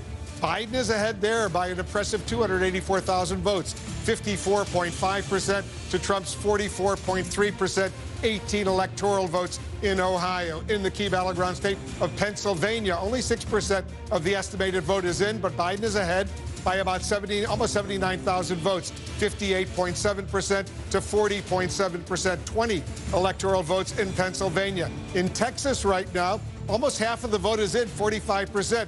Biden is ahead in Texas right now by 250,000 votes, 51.7% for Biden in Texas. Trump has 46.9%. A huge number of electoral votes at stake in Texas, 38 electoral votes in Texas. In New Hampshire right now, 10% of the vote is now in. Biden is ahead there by about 7,500 votes, 53.7% for Biden, 45.3% for Trump. 4 electoral votes in New Hampshire right now. Too early to call in several of these states we're monitoring right now. Once again, Florida, Michigan, Georgia, and Virginia. We cannot make any projections in those states right now. Too early to call right now. But let's take a look at the vote in those states right now. In Florida right now, 90% of the vote is in Florida. Trump is ahead by about 226,000 votes, 50.5%, to Biden's 48.4% in Florida. In Michigan right now, only 4% of the vote is in.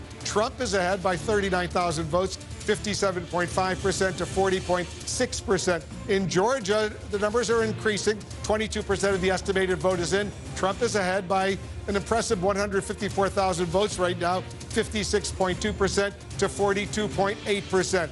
In Virginia right now, 30% of the vote is in. Trump is ahead, also impressive, 260,000 vote lead in Virginia over Biden, 58.3% to 39.6%. Let's go back to John King at the Magic Wall. I'm really curious to see what we're seeing in the Commonwealth of Virginia.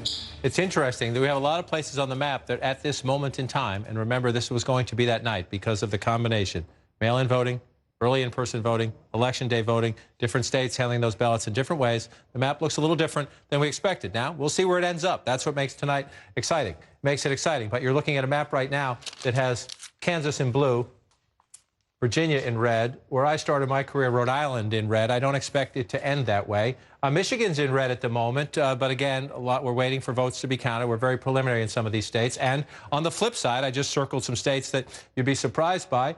You look right down here, Texas is blue, Mississippi is blue, South Carolina is blue, which tells you what? A, we're having an unusual night because of the pandemic election and the different ways people are voting and the different ways states are counting. So everybody needs to be patient. Number two, it's just without a doubt, though, even as I say that, and even as we have a long way to go, we are seeing a very different map. We are seeing in a place like Ohio, where Hillary Clinton was not competitive 4 years ago, we don't know how it's going to end tonight. We know Joe Biden is more competitive in this race and across the industrial Midwest with blue-collar Americans who voted for Trump. We know Joe Biden is more competitive, and we know that because just look at that. That's a 10-point lead in Ohio, only 40% of the vote. There's a long way to go. Ohio is a traditionally Republican state. It's the more Republican if you're going through Ohio, Pennsylvania, Michigan, Wisconsin. This is more Republican than those states, so we'll see how it ends up. But the fact that Joe Biden is competitive and the fact that he is doing what a Democrat needs to do, at least so far, we're not at the finish line, but so far the building blocks of a Democratic win in a state as fiercely competitive, Republican-leaning even, is Ohio. Is you've got to run it up in the cities. This is the biggest one of all, Cleveland, Cuyahoga County, 75% of the vote right there. You go back 4 years ago, again, 66%, overperforming Hillary Clinton. Lake County in 2016 went for Donald Trump. This is the suburbs to the northeast of Cleveland. Right now, 61% of the vote in those suburbs going for Joe Biden. Remember what happened in 2018. In 2016, Donald Trump narrowly wins the suburbs. He's president. 2018, the suburbs revolt. Nancy Pelosi is speaker. Test tonight. Does that last? Does that accelerate? Does it stay the same? Lake County right now, we'll see. We're not at the finish line. Tells us that the suburban revolt and rejection of President Trump continues. Is it enough in Ohio? We don't know yet. But Lorain County again, to the west of Cleveland, Joe Biden at 57% when you round up. You go back in time, almost 10 points, running almost 10 points ahead of Hillary Clinton. Again, look at the vote totals. Turnout's up everywhere, so this makes the math a little different this year. 66,000, just short of 67,000 there. Joe Biden running behind that right now, but we still have 60% of the vote. We're going to watch as it plays out. Again, you come back out to Battleground, Ohio. Why are we spending so much time on it? Joe Biden flips this state blue. Donald Trump has no path to re-election. If Joe Biden flips this state blue, Donald Trump has no path to re-election. That's why we're going to spend some time on this. And we're watching it right now, about halfway through, though. About halfway through means things can change. So let's keep an eye on it. Let's come back out. You see Pennsylvania is blue. I just want to stop here very quickly to see we don't have anything yet. So it's blue at the moment with early votes. We'll stay with this one. We're told, Pennsylvania could be tomorrow, could be a couple days after that. We'll watch as it fills in. Joe Biden has a lead early on. It looks blue on the map. You're happy if you're a Democrat, but that's not, we're not there yet. So you come down here. I said if Joe Biden wins Ohio, Donald Trump's path to re-election is blocked. If Joe Biden wins North Carolina, Donald Trump's path to re-election is almost blocked. You can come up with some other scenarios, but it's really hard. And so you're looking at this one right now, 66, 2/3 of the vote in Wolf, 53 to 46 when you round up, 275,000 vote lead. That gets hard to overcome at some point. 66% of the vote in North Carolina is in, and Biden has a 275,000 vote lead. I want to check in with David Chalian right now. So we have a sense, David, how much of this vote is early vote? How much of it is today vote? We do have that sense. As John was just showing you, what you see here now is a Joe Biden lead. He's got 2 million votes to Donald Trump's 1.7 million. This is 66% of the estimated vote that is in North Carolina right now. But Wolf, I want to show you what percentage of that is early vote. 97% of the current vote that you're looking at in North Carolina is early vote. That's benefiting Joe Biden. In fact, in the big Democratic counties, in Charlotte, in Wake County, and in Raleigh area, it's almost all early vote, those big Democratic counties. And we expect the share of the early vote to go down to 75% of the total vote at the end of the night. That could benefit Donald Trump as more election day vote comes in. So it's just the note of caution that right now, the vast majority of the vote that's in North Carolina is early vote, and that is benefiting Joe Biden at the moment. So there's still more election day vote to be counted. What about Ohio? Do we know Ohio? Well, in Ohio, I think what we see here is that Joe Biden's also benefiting from early vote there, but there's more early vote to come in there. So, take a look here. We have 49% of the total estimated vote in. 29% of it right now is early vote. We think that's going to climb, okay? 53% is our estimate of the Ohio vote that will be early vote. So it's an opportunity, actually. Joe Biden has the lead now for him to actually grow his lead in Ohio, perhaps, Wolf. That's very interesting, and John, as you and I well know, no Republican has ever, and you've pointed this out, has ever won the White House without carrying Ohio. Right. It was so critical. Obama took it back from George W. Bush. Remember the 2004 election? People forget how close 2004 was. 2004 came down to one state, Ohio. That was the first election after 9/11. It was a very close state. But let's come up now to 2020. We can do history another day because we have history unfolding before us right now. And in 2020 right now, this is a very important point that David just made. And this is why we've said throughout the night, we need you to be patient at home.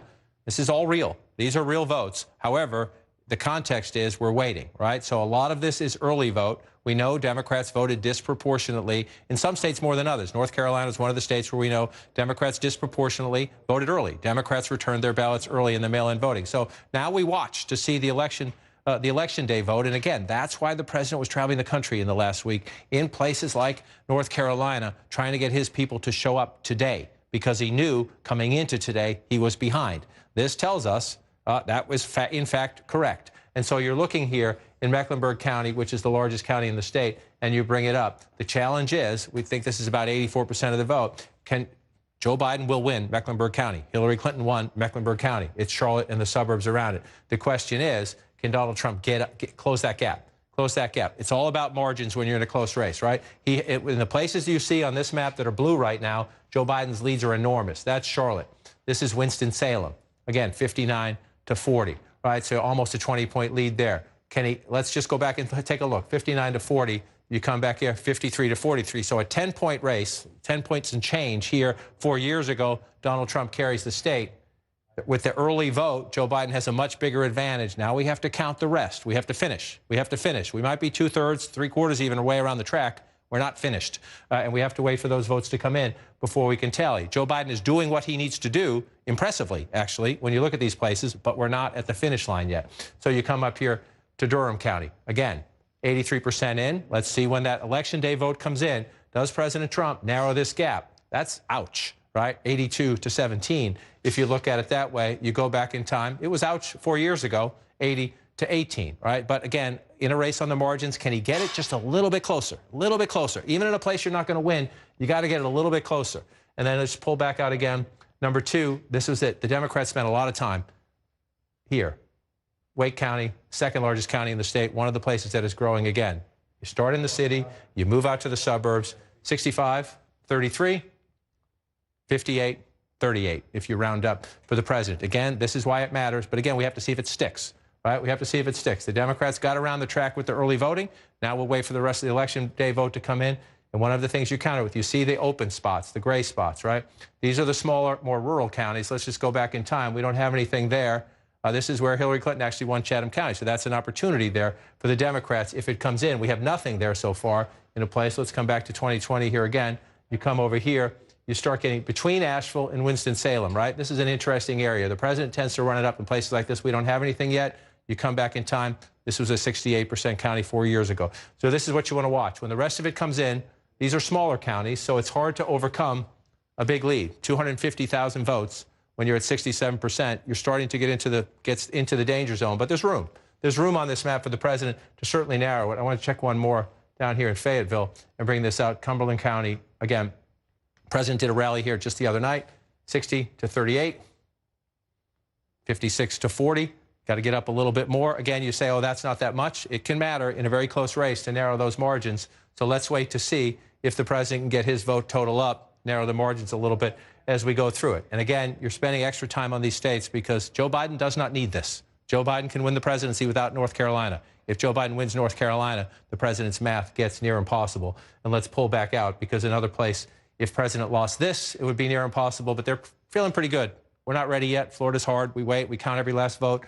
They're feeling pretty good at Trump headquarters about that one. Let me just check up here on Georgia.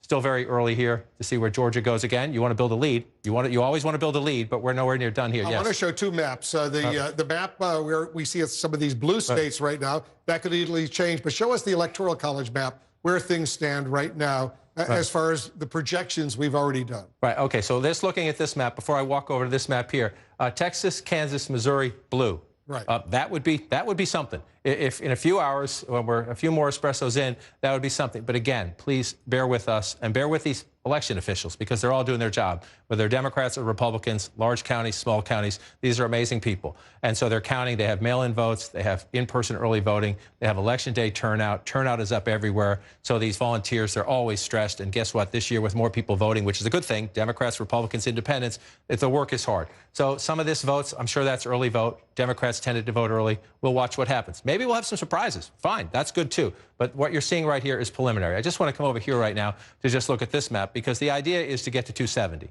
And again, we're waiting on Florida to finish. We're waiting for more election day votes in North Carolina. This is what we know. What we know so far, on the way to 270, Donald Trump has 42, Joe Biden has 30, which tells us what? We have a long way to go. Nothing on this map so far. There are surprises over here, right? We don't know if they're going to hold. As I said, some of these states are reporting early, so you have red states that are blue states. This is not a surprise so far. This map is filling in as we expected. The challenge for Joe Biden is to flip, right? This is the president's map 4 years ago. Joe Biden would love to flip this, this, and this. If he flips two of those three and holds the Clinton states, he's the next president of the United States, and he's competitive. Joe Biden is in a whole lot of other places, including Arizona, maybe in Texas. We're going to watch. So I just come back over here. And again, this map looks, if you're a Democrat, you're celebrating this map because you're leading in Texas, you're leading in Kansas, you're leading in Missouri, you're leading in Ohio. Those words have not been spoken in a very long time on a presidential election night. Just be patient at home, though. They're unlikely to. It's unlikely to stand. Just pull out Missouri, for example. It's one of the more conservative states in the country. Joe Biden's ahead right now, but that's early voting. You come down to Texas. This one's more real. This one is more real. We're up to about 60% of the estimated vote. We have a ways to go. We know Texas is going to be more competitive this year. Can Joe Biden win it?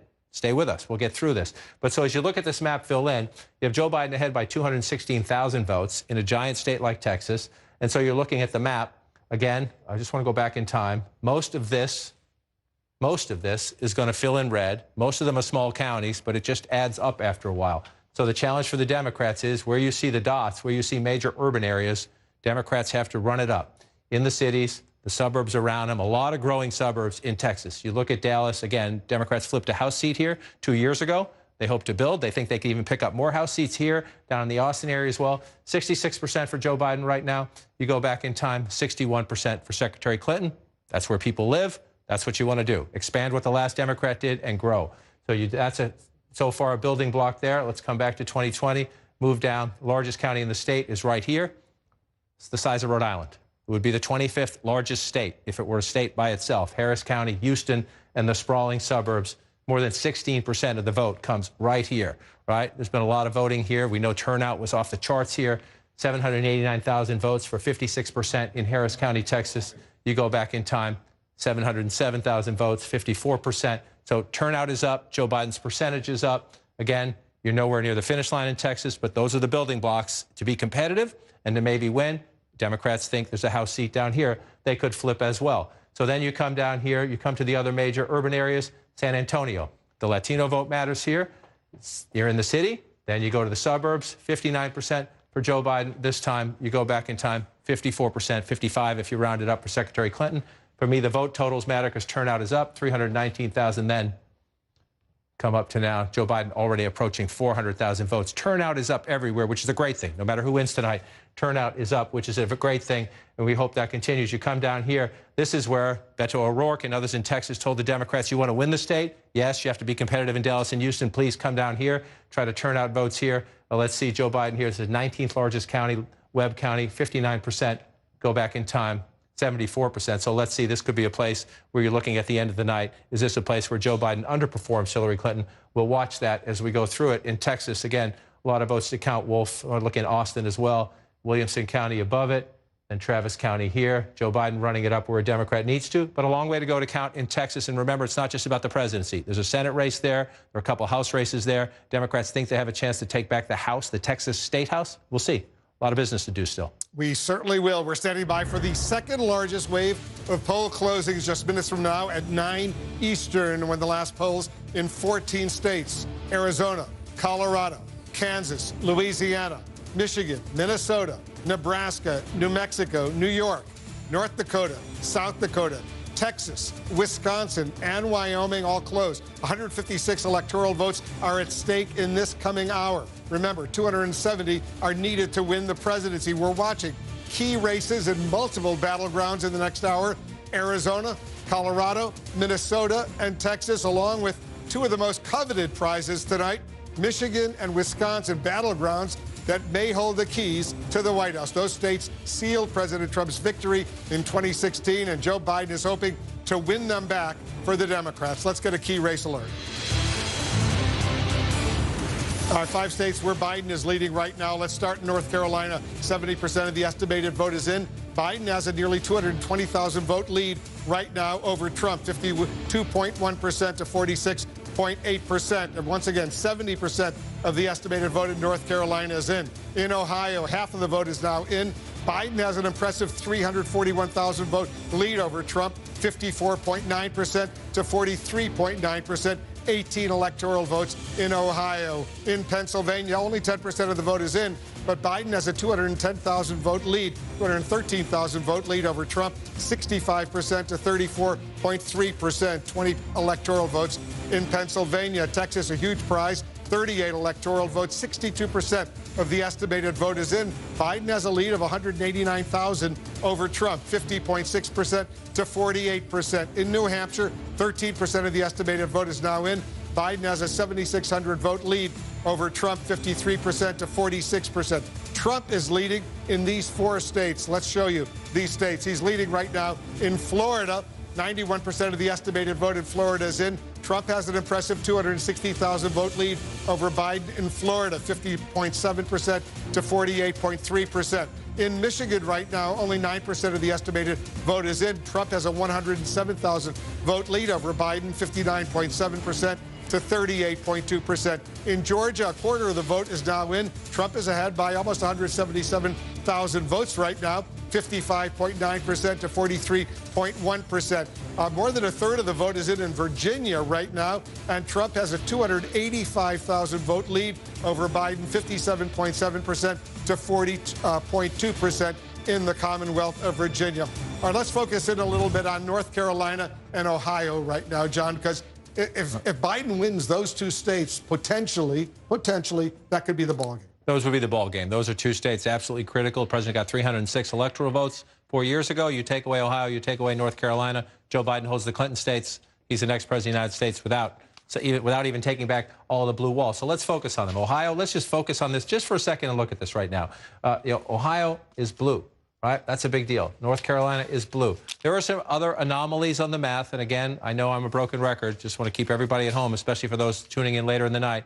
Mail-in voting, early in-person voting, Election Day voting, the combination of those things, the count's going to come in different ways tonight, and things are going to be different. And things are going to be different, and the map's going to bounce around a little bit. And this is real. These are votes. We're counting them. They're important. It could change. It's not where we are in the middle. It's where we get in the end. And for out here, we haven't even begun yet. So let's just get to Ohio, because we're in the middle here, 50% of the estimated vote count right there. And however this ends, this is already a statement tonight about how Joe Biden is performing differently than Hillary Clinton outperforming Hillary Clinton in the industrial Midwest. Look at this, 54.5 to 44.3. It's almost a flip of 4 years ago. The president carried the state 52 to 44. That was a handy win, an easy win, almost an easy win for Donald Trump 4 years ago. And so now you come forward here. We're not done. We have a way to go here. We have a way to go here. But I just want to look at this in Cleveland. You bring this out. That's what you want to do as a building block. That's one way to look at it. You go through the building blocks of the state. Let's look at it another way, right? One of the challenges is, why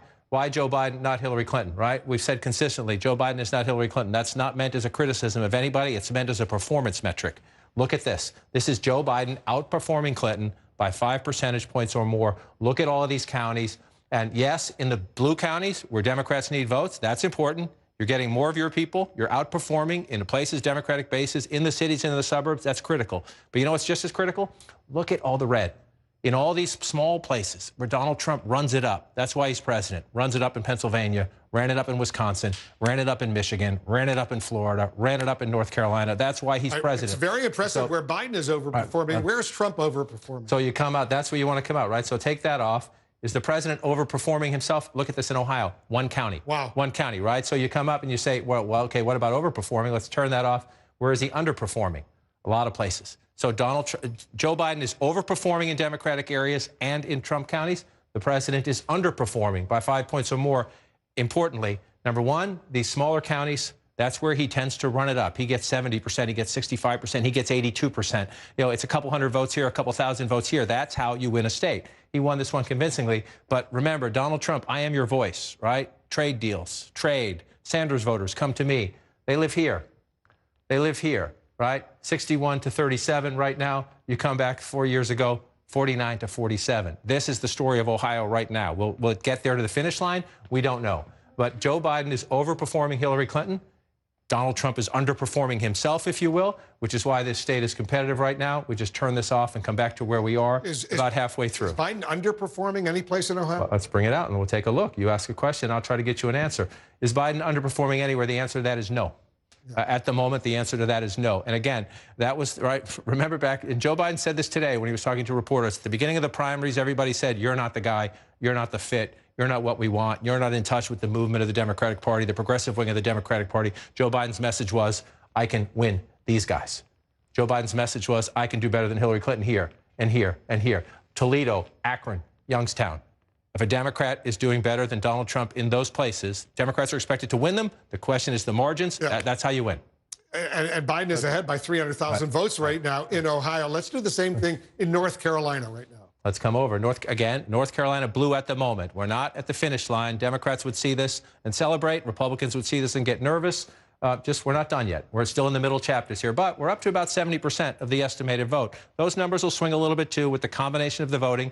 Early votes came in first. We're waiting to see. We knew a lot of this early. Joe Biden's early lead was because of the early vote, right? The question is, the president was rallying there all week long. The vice president went there as well. Can you turn out today, on Election Day, the Trump army to overcome the early voting? Well, 51, rounded up, it's 52 to 47. Just to go back for comparison, again, 50 to 47. 3-point race for the president 4 years ago.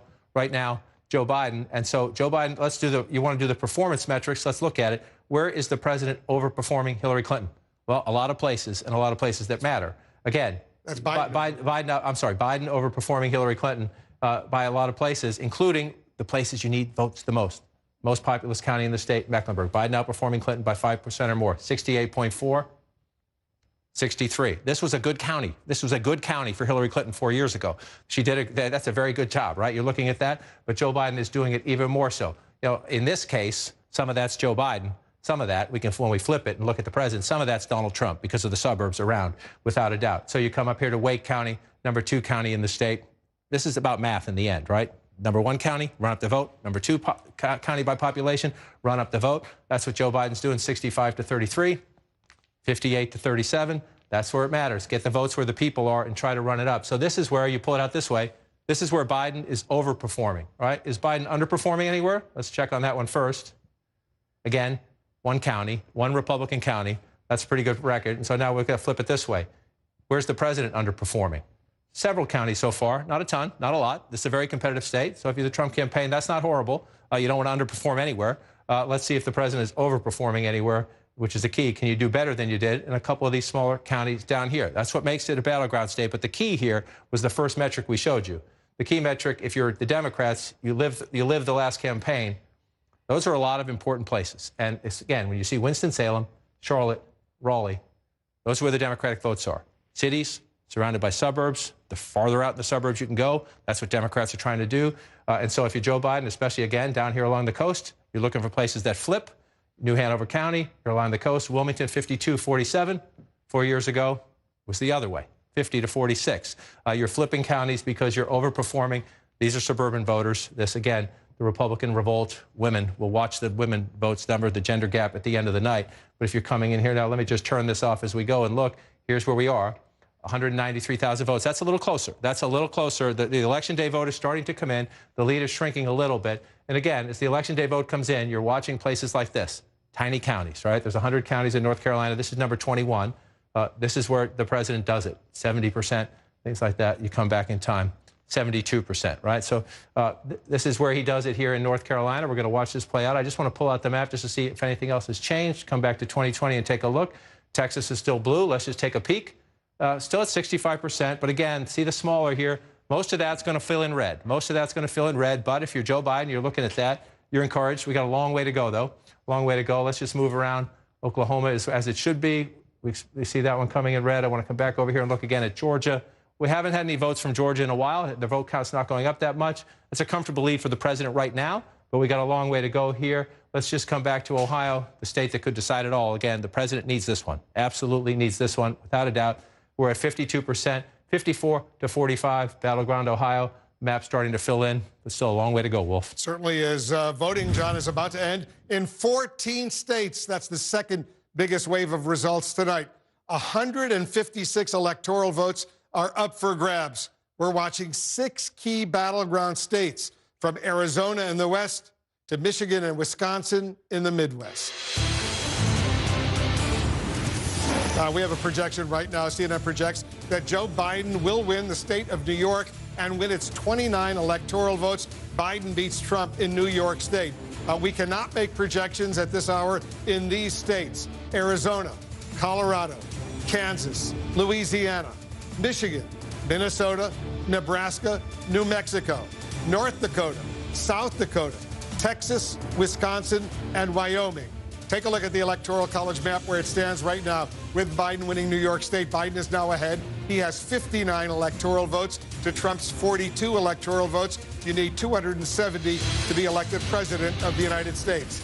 Let's get a key race alert right now, see where things stand. First of all, let's go to North Carolina right now, 15 electoral votes.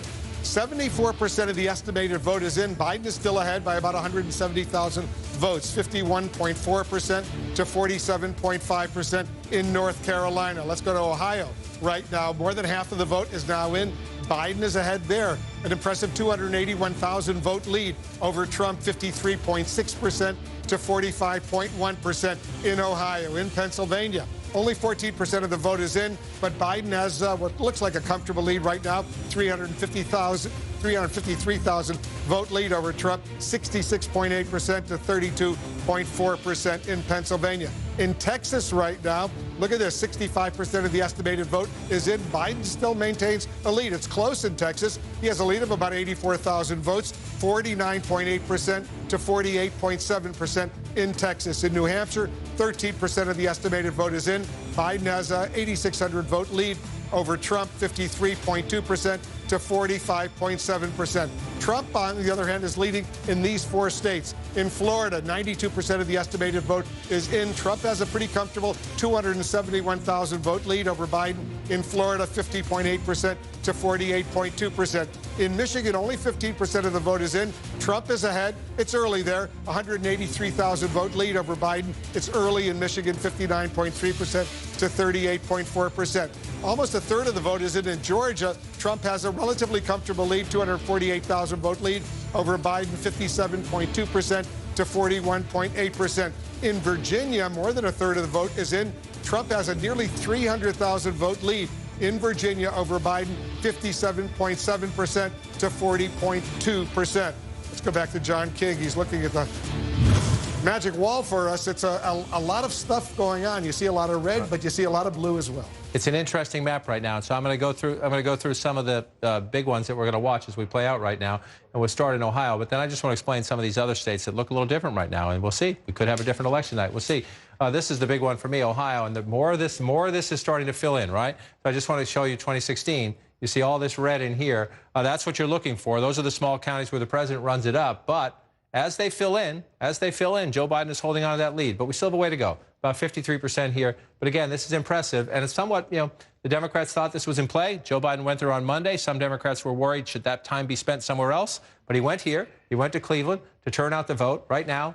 And again, we still have some more votes to come from Cuyahoga County. So if you're a Democrat, that's impressive. The question is, when the later votes come in, do you keep that margin? How much can you grow it? Can you maintain it? Because it's absolutely critical. By far, this is your #1 vote center in the state of Ohio. You want to run up the vote. Again, I keep watching the suburbs here. We're up to 61% of the vote. It's close. It's close. It's a moral victory, but it's also a little bit of the math, right? The Democrats want to expand in the suburbs. If you can pick up 1,000 votes anywhere in a place as tight as Ohio, you try to do it. So let's move out of Ohio. One place that's been red for a long time, people from home probably asking what's going on in the Commonwealth of Virginia. It has become more of a blue state. But look, the president has a healthy lead right now, 57%.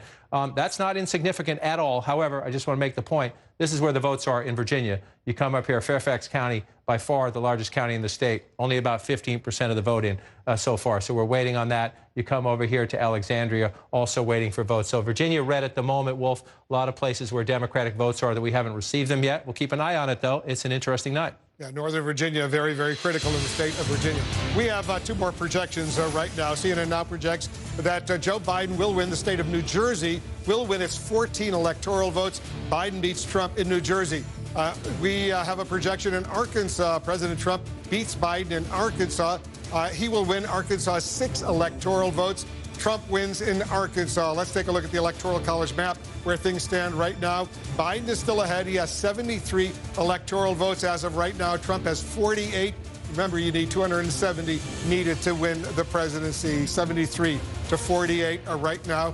The electoral map is obviously the most important. It is, and at the moment, it is filling in as expected in the sense that nothing that's happened so far on this map, these were all solid states. The red states you see for the president, whether it's Oklahoma, Arkansas, Tennessee, Kentucky, Indiana, West Virginia, we had those solid Trump coming in, so no surprises here. Over here, where we're counting votes, potential surprises. You look at these states up here again, no surprises here. Massachusetts, Vermont, New Jersey, Maryland, Delaware, New York. Those were solid Biden states coming in. So 73 for Biden, 48 for the president. The question is, where do the big prizes go, right? So let's remember this map, right? It's as it was, which means it is as it was. We go back 4 years ago, this was the Trump map. So nothing has changed so far, but remember what we're seeing on the other map. Just for now, we're not done yet. We're not done yet. But if that changes, and that changes, right there gets Trump down to 273. So imagine that, right? So then, if you're looking around, Joe Biden, you have a chance in Arizona. We're not there yet. We got a long way to go before we get west, right? If you keep looking at this map, Joe Biden had a healthy lead at the end of the campaign in Michigan. He had a decent lead at the end of the campaign in Wisconsin. He thinks he can win Pennsylvania, although we'll see how that one goes. But it just tells you the menu. That gets Joe Biden to 322. We don't know if that's the way it's going to turn out, but it just tells you that he has more options anyway. And if you can add Ohio to that, then it's just a buffet. I mean, it's a buffet of possibility to run it up and to take away the president's map. So if you're the president and you're looking at this right now, you had 306, right? So you're trying to figure out, what am I going to lose, right? If you're in the president's campaign, what am I going to lose? Well, again, that was a double-digit lead, right?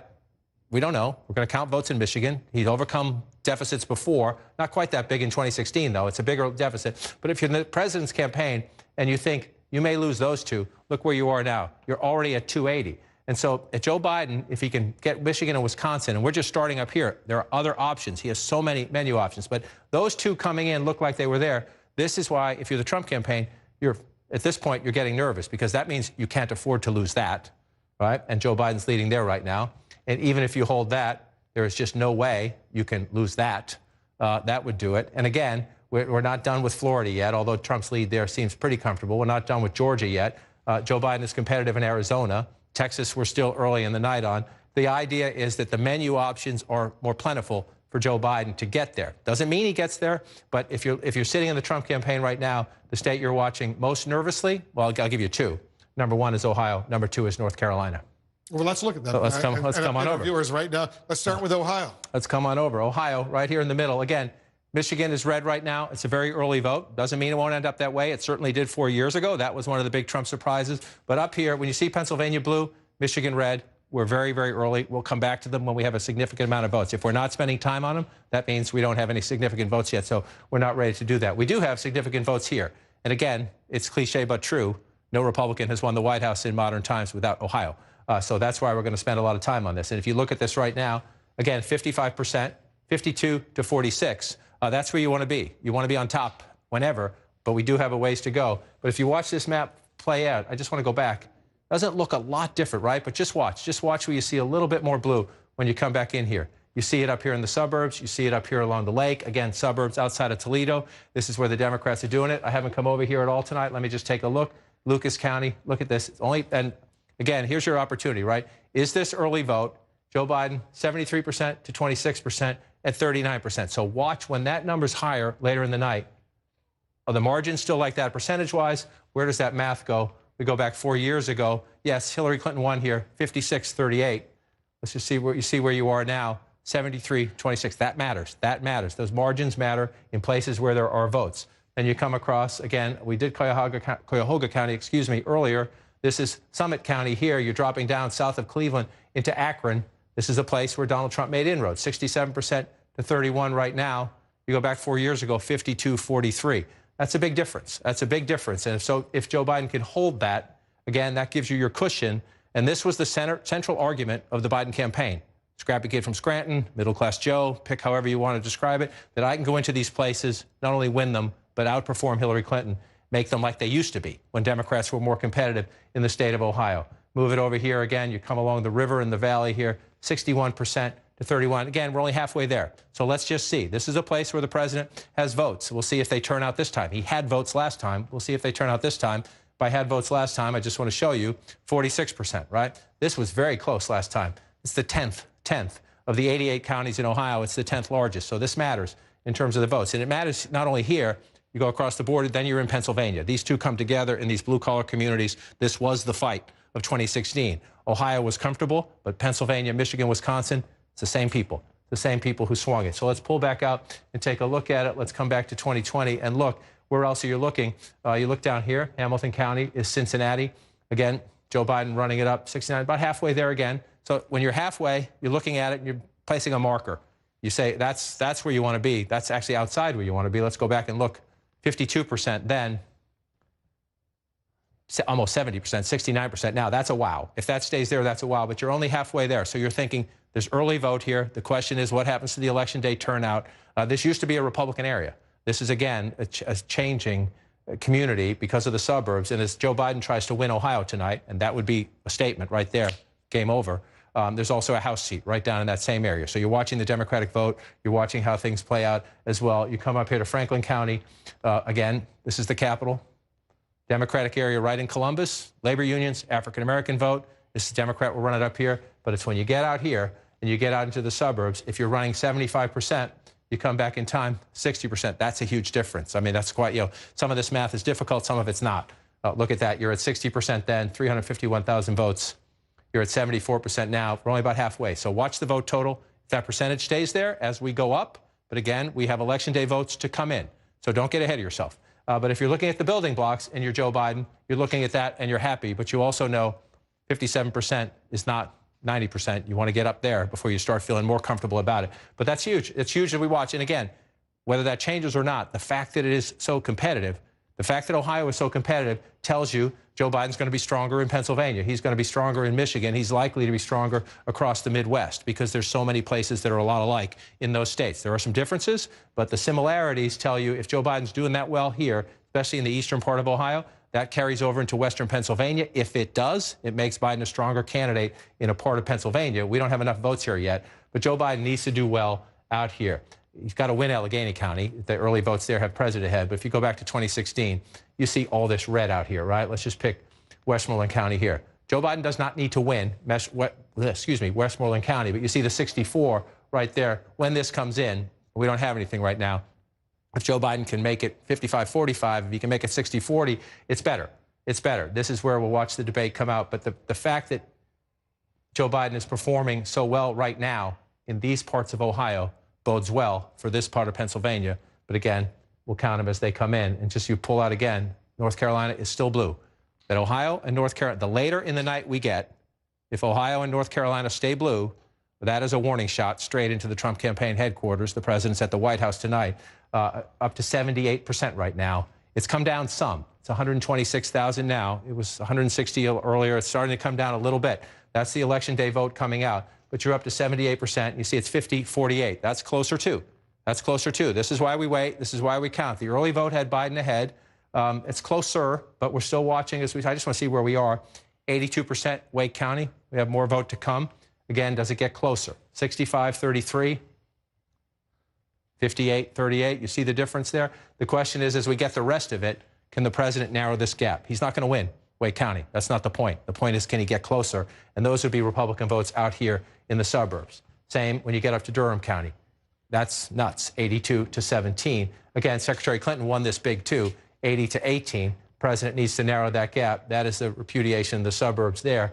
And you come back in. I just want to check down here in Mecklenburg County, #1. That's the largest. By #1, I mean most populous county. This is where the most votes are, Charlotte and the suburbs. 68% to 31% when you round it up. You come back again. Again, Joe Biden overperforming here. We have a ways to go in North Carolina. That's 2016. We come to 2020. We've got a little ways to go, Wolf, but it's getting interesting. Very interesting indeed. We have two more projections right now. I take a look at this. CNN now projects that Joe Biden will win the state of Connecticut. He beats Trump in Connecticut. He wins Connecticut 7 electoral votes. Trump, on the other hand, wins South Dakota. He beats Biden in South Dakota, 3 electoral votes in South Dakota. Trump is the winner there. Let's take a look at the Electoral College map where it stands right now. Biden has 80 electoral college votes. Trump has 51. You need 270 to be elected president of the United States. Let's go back to John King. John, I'm really anxious to take a look at Georgia right now, see where things stand in Georgia. Update our viewers. So we're looking at Georgia 2020 right here. A healthy lead for the president right now, 322,000 votes, 58-40. A little more than a third of the estimated vote in. Democrats thought this was a state where they could be competitive. There are 2 Senate races at play here. One could be settled tonight, one likely to go to a runoff. We'll see how those play out as well. But that's what makes this state even more important. You have a presidential race. The balance of power in the Senate could also hinge on those 2 races in Georgia. So where are we right now? If you look at that, 36% in, that's a pretty comfortable lead for the president. The question is, what is still to come in this night that's a little different than previous election nights because of the mail-in voting, early in-person voting, and Election Day voting, but we'll watch it play out. So let's look. One of the things we've been looking at throughout the night is the president outperforming. He is in some counties right there. This one tells you this one's important when you look at them. They're all important, obviously. You like every vote you can get, but right here in this DeKalb County outside of Atlanta, the president, now he's getting, you see, oh, wow, it's very early. So I say it's important. It's important if it stays that way. You see that vote count right there is pretty low. It's important if it stays that way. Is the president underperforming anywhere in Georgia? Well, early on, I suspect I'm going to find the same thing, but I'm going to look in these counties here. The question is how much of the vote is in. Not much. Fulton County is Atlanta. One of the reasons, so Donald Trump has a comfortable lead right now in Georgia. Well, we don't have many votes out of the single largest county in Georgia. So that's one of the reasons we're going to keep looking at this state. The Democrats believe it's much more competitive than these numbers tell you are right now. So I say the president's underperforming there. Let's check in later in the night. There's not that many votes there right now. So we don't know enough. Let's see, is Biden outperforming Clinton anywhere? Again, it says he is up here. Very preliminary vote count, so I don't want to jump to any conclusions. We come down here and let's see. It's also really preliminary if you look at the vote counts. We have a long way to go in Georgia. You just go back and look at the count now. She won that county with 62,290 votes, and we're at 23 right now. We know turnout is up everywhere. So that tells me when you go through it, we're overperforming, underperforming. We'll check in on it later in the night. Right now, the vote counts are pretty small, so it's hard to know whether it's significant or not. But we got a long way to go. This is where most of the votes are right here. It's a big state. It's an important. I'm not saying the other places are unimportant, but this is where most of the votes in Georgia are, right up here in Atlanta and the suburbs. So you start in Fulton County, you pull it out. I'm going to get rid of the telestration so it doesn't distract anybody. This right here, 10% of the vote. We don't have much in yet. All right, then you move over here, Cobb County, about 30% of the vote in. That's good for Joe Biden if you're winning by that margin out there in the suburbs. You come back there, it was much more competitive. Again, suburbs, one of the biggest stories in America right now, American politics as they shift. Move over back to Fulton. You come to the suburbs to the east. Gwinnett, 15%. Again, a long way to go. So you see this, a lot of this is early vote, tends to be disproportionate Democrat. So you look there, you switch back, 51%. If it holds up, that's significant. You're overperforming Clinton there. But we're very preliminary when it comes to Georgia. So we want to wait and see how that plays out. I just want to pull out the map again just to see what else has changed. Texas has gone red. Remember earlier we had Texas blue for a while, starting to fill in some counties here. 66%, 1,300 votes in a state like Texas. So it's very competitive. A lot of these states are more competitive this time. And again, that's part of the story. This was not a close state 4 years ago. Almost a 10-point race there, 807,000 votes. 4.6 million won it. Come back here just to look where we are, 3.8. We know turnout is up. So we have a ways to go in the state of Texas as we count through it. Just want to pull out and look at some more. Again, we don't expect Kansas to be blue at the end of the night, but there's a Senate race out there. Let's just watch. About 40% of the vote in. Where is it right now? It's coming mostly from here, you can see. Riley County, Manhattan, Kansas. Fantastic military base out there. You come out here, you pull out. I want to check in here again because this is it right now. I mean, no offense to any other state. If Ohio stays, that would be the ball game, but we're still at 58% there. Just want to pull back out as we look. Just check down here to see if we've gotten any higher. We're up to 93% in Florida. By Florida standards, if this holds, a 3-point race, that's a big win by Florida standards, not in many states perhaps, but we'll see. We have a ways to go still in Florida as well. Just pulling out and looking. Again, these are the two that jump out at you right now. I know Pennsylvania blue, Michigan red. People are looking. Their votes are early there. We don't know enough about them. Let's just look. There's some. I suspect this is very early vote out in Colorado. You see that coming in there. Joe Biden up comfortably. We expect that one to stay blue. So, Wolf, I'm a broken record. Well, you see, it just had some votes pop up in Wisconsin, but very few. So you see President Trump, 2,300 vote lead early in Wisconsin. Wisconsin, Michigan, Pennsylvania, all places where we expect to get sort of distorted results. Some states only election votes, some counties only election day votes, then early votes. We'll figure it all out. These ones are going to take a while. But again, North Carolina blue, Ohio blue, this time of the night, that makes it interesting. Michigan and Wisconsin pretty early right now. Yes. We see they're red, yes. But what, 17% of the vote is in Michigan. Trump is ahead by 200,000 votes. 17% of the vote is in, and you have the President of the United States leading Wayne County right now. That's not going to happen. We don't know what 3% of the vote. Right. We don't know what the margin's going to be in the end, but the President of the United States is not going to win Wayne County. No offense to the President of the United States, but that's just not going to happen. So that's how you just know this is one of those nights where, because of the different ways people voted, mail-in, in-person early, election day, there's going to be some distortions, if you will, some disruptions in the force. The main point is we'll look early on because they're all votes. We'll look at them early on. But the key is where are we a couple hours from now? And in some of these states, where are we tomorrow and the day after? And there's absolutely nothing wrong with that. Is that by the end of the night tonight, we could have some people saying we should be done? No. Legally cast ballots can be counted, whether it's tomorrow, whether it's Wednesday, if necessary Thursday. You have good people doing this in every state across the country. So when anyone says we're done, listen to your Secretary of State, listen to your county election officials. They'll tell you when we're done. Coming back to this again, just because I'm fascinated by it, this is a statement right now, again, win or lose, Joe Biden is making Ohio competitive and making Republicans in Ohio nervous tonight and making people at the Trump campaign nervous tonight. I know you've spoken to him frequently during the COVID crisis. Governor DeWine was on our air earlier today saying he thought the president would squeak it out. There's still time. There's time. There's time to squeak it out. But that would be the ultimate statement right there. I just want to check in on Virginia again. Because if you're in the Trump campaign headquarters, which is in Northern Virginia, you're looking at this and you're thinking, can that be real? I suspect, this is a state, when I started doing this, it was a Republican state. Then it became a purple state. It's considered a blue state now. Again, we're waiting. This is the biggest dump of votes right here. And we've seen this in previous campaigns, including the presidential election in 2016, Senate races in Virginia, governor's races in Virginia. The Republican candidate gets ahead. And then in Northern Virginia and down here, the Democratic vote comes in late. But we'll watch. It's interesting to watch. North Carolina's interesting. Maybe Virginia's interesting as well. That's why we count them. We'll go through. We're up to 80% here, 79%. Again, we're waiting for more of that election day, right? This is why the president did all these rallies late, waiting for the election day surge. But if you're in the Trump campaign headquarters, let me come back out to the map. You're happy? The red's down here.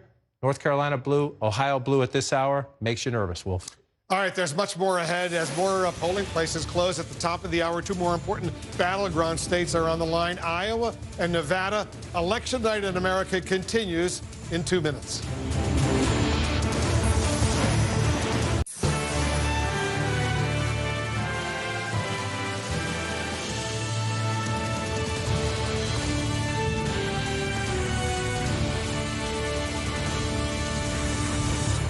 As we stand by for the next poll closings right at the top of the hour, here's an update on the race to 270 Electoral College votes. Right now, Biden has 80, Trump has 51.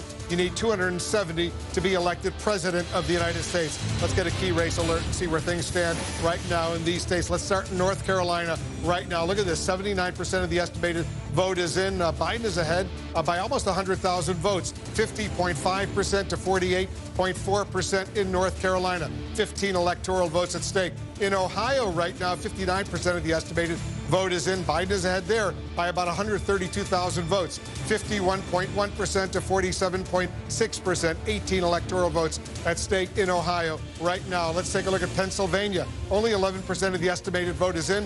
Biden has a lead of about 200,000. Right now, 62.2% to 36.7% in Pennsylvania. 20 electoral votes at stake. 70% of the vote in Texas is in. Look at how close it is. Biden is ahead, but he's ahead by only 5,200 votes. 49.3% to 49.3%. Look at how close it is in Texas right now. Huge prize, 38 electoral votes in Texas. Let's take a look at some more states right now. In Pennsylvania, 11% of the vote is in. Biden is ahead once again by 200,000 votes in Pennsylvania. In Colorado, Biden is ahead. 32% of the vote is in Colorado. 235,000 vote lead in Colorado. In New Hampshire right now, only 17% of the vote is in. Biden is ahead by some 15,000 votes, 54.4% to 44.3% in New Hampshire. We have 5 more races we want to update you on right now. Let's start off in Florida right now. 93% of the vote is in. Trump has a pretty comfortable lead of more than 327,000 votes, 51% to Biden's 48% in Florida. 29 electoral votes at stake in Florida. Take a look at that. Let's move on to Michigan right now. 18% of the estimated vote is in. Trump is ahead by about 213,000 votes, 59.2% to 38.5% in Michigan. Still relatively early in Michigan. In Virginia, 41% of the vote is in. Trump has a lead, a very impressive lead of 332,000 votes right now in the state of Virginia, 57.7% to 40.4% in Virginia. 13 electoral votes at stake. In Georgia, more than a third of the vote is in, 39%. Trump is ahead by more than 300,000 votes in Georgia right now, 56.9% to Biden's 42%. In Wisconsin, only 3% of the vote is in. Very, very early in the state of Wisconsin. Trump is up by about 11,000 votes, 54.3% to 44.1%. Let's take a look at the balance of power, what's going on in the U.S. Congress. Dana Bash is looking very closely at the U.S. Senate. That's right, Wolf. We have 8 projections to make in U.S. Senate races, starting with the Commonwealth of Kentucky, and that is the Senate Majority Leader, Mitch McConnell. CNN can project that he will go on for another term. Same with Arkansas's Tom Cotton, keeps that seat going on for another term there. And in South Dakota, CNN can project that Mike Rounds will go back to Washington for a second term. Tennessee, this is an open seat. Lamar Alexander is retiring. CNN can project that Bill Haggerty will win a first term there. In West Virginia, Shelley Moore Capito is going on for another term, according to CNN projections. And in Delaware, CNN is projecting that Chris Coons is going to go back to Washington. Representing that state, it was Joe Biden's old seat. New Hampshire, CNN is projecting Jeanne Shaheen is keeping her seat as well. And same goes for New Jersey. Cory Booker is going back to Washington representing New Jersey. Now let's look at some of the really important races we are watching right now. Colorado, right now, the Democratic challenger, John Hickenlooper, is ahead by a little more than 200,000 votes, 60.3%.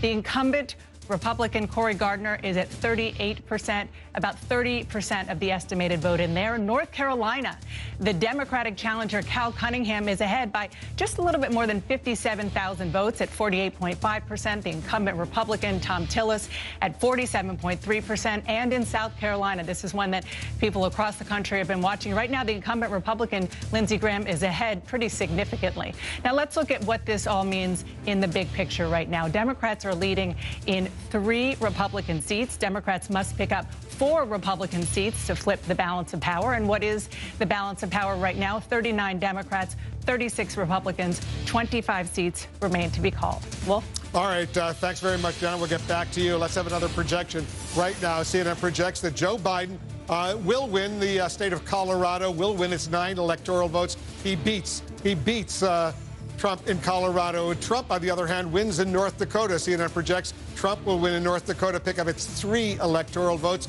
Trump is the winner in North Dakota. Here's the Electoral College map where it stands right now as a result of these projections. Biden is up to 89 Electoral College votes. Trump has 54, 270 needed to win the presidency. Let's go back to John King at the Magic Wall. We're looking at all these races. 89 right now, Electoral College. This is the most important. 89 for Biden, 54 for Trump. Right, starting to get the building blocks, right? And again, a lot of unpredictability in counting votes on some of the other maps. A lot of states in play like Ohio and North Carolina that would be flips for Joe Biden.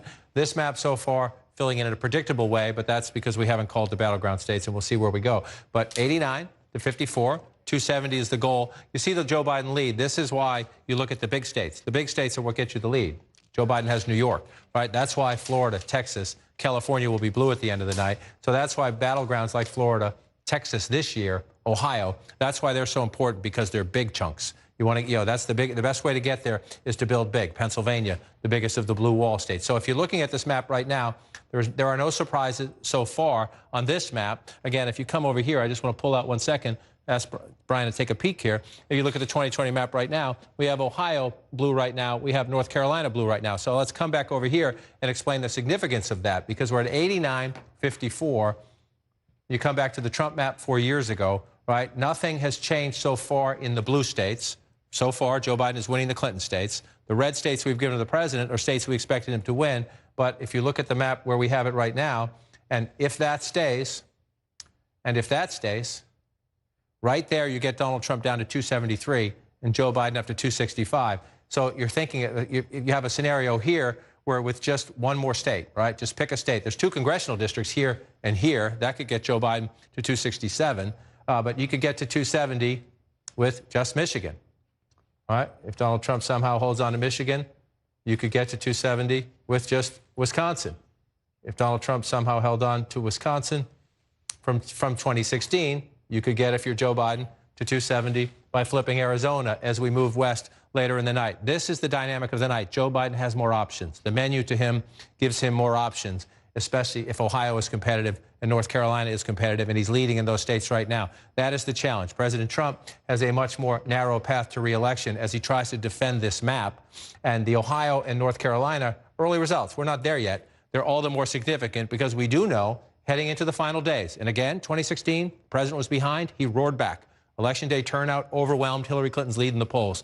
Joe Biden's lead in the polls was bigger this time. It was bigger in Michigan. It was bigger in Wisconsin. It was bigger in Pennsylvania. So there was a path for Joe Biden to win without Ohio, without North Carolina, without Georgia or Arizona. Joe Biden has more options on the map, which is why in the Trump campaign headquarters right now, you're looking at Florida, you're happy. We're not done yet. You're looking at Florida and you think, okay, we're doing pretty well, but you're looking at Ohio and you're looking at North Carolina, and I'll just move over here and do it.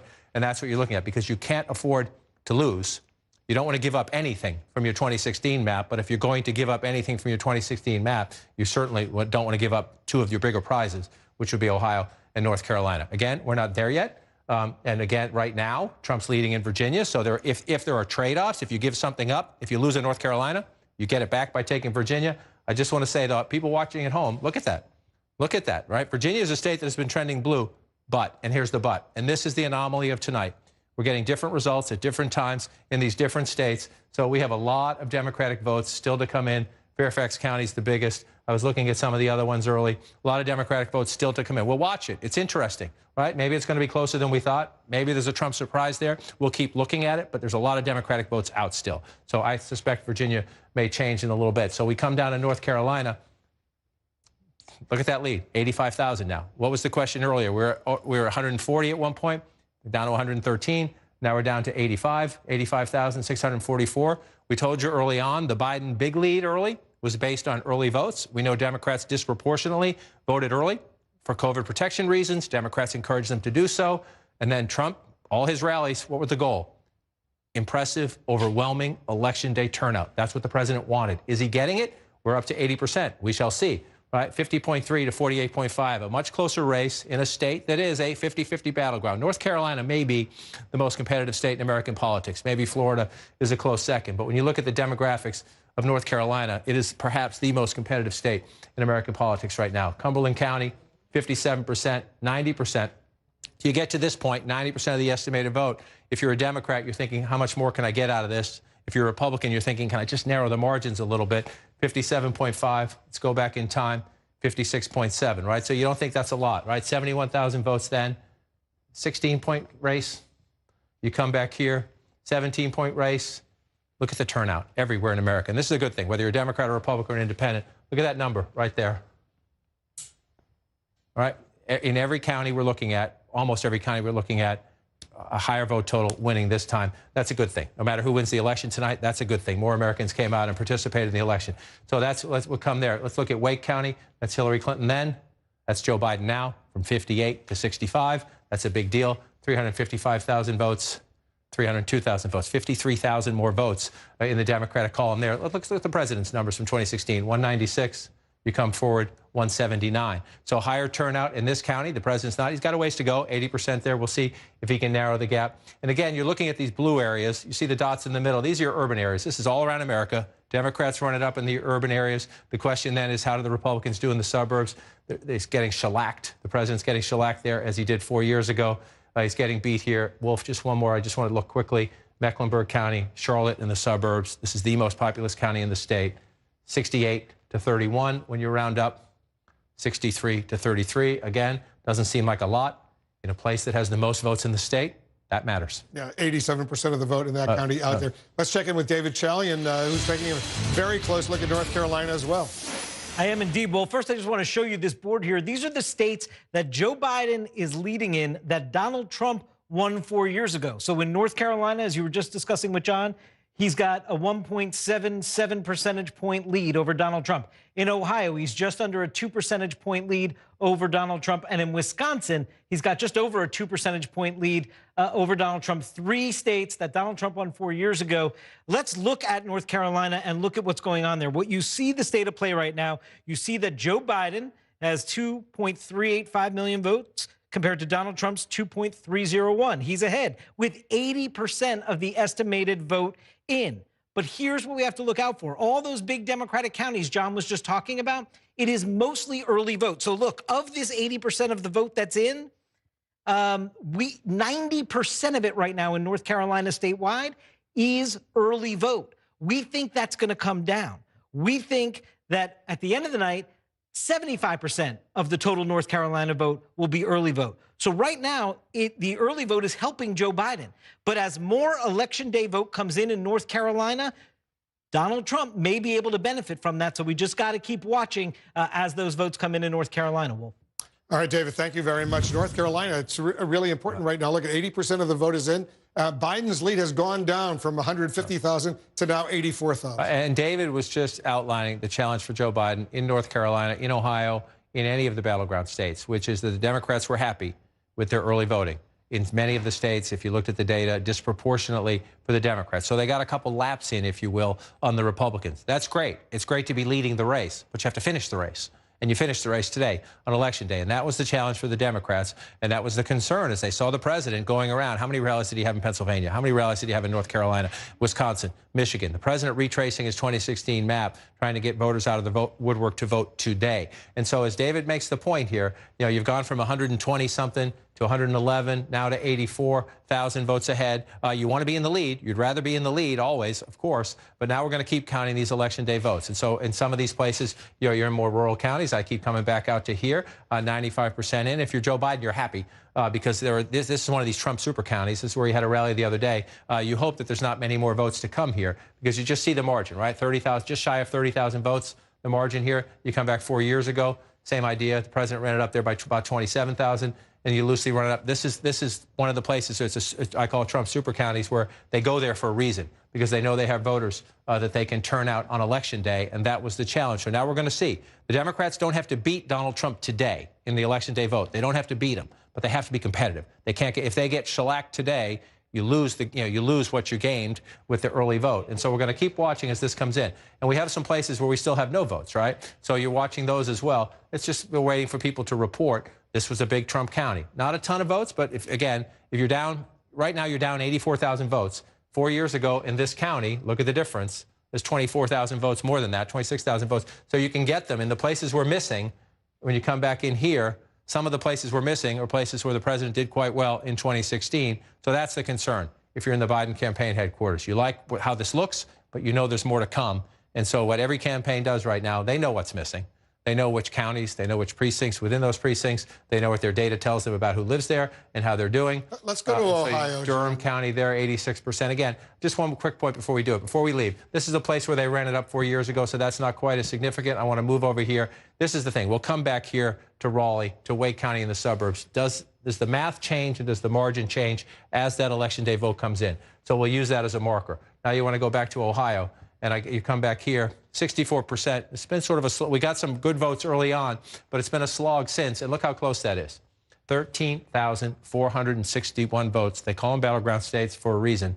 49.5 to 49.2 with 64% in. And again, you have the same dynamics at play, especially in some of these smaller rural places. It doesn't look like a lot. You don't think this is a lot, right? Because it's 8,000 votes in a giant state like Ohio. But you're halfway in.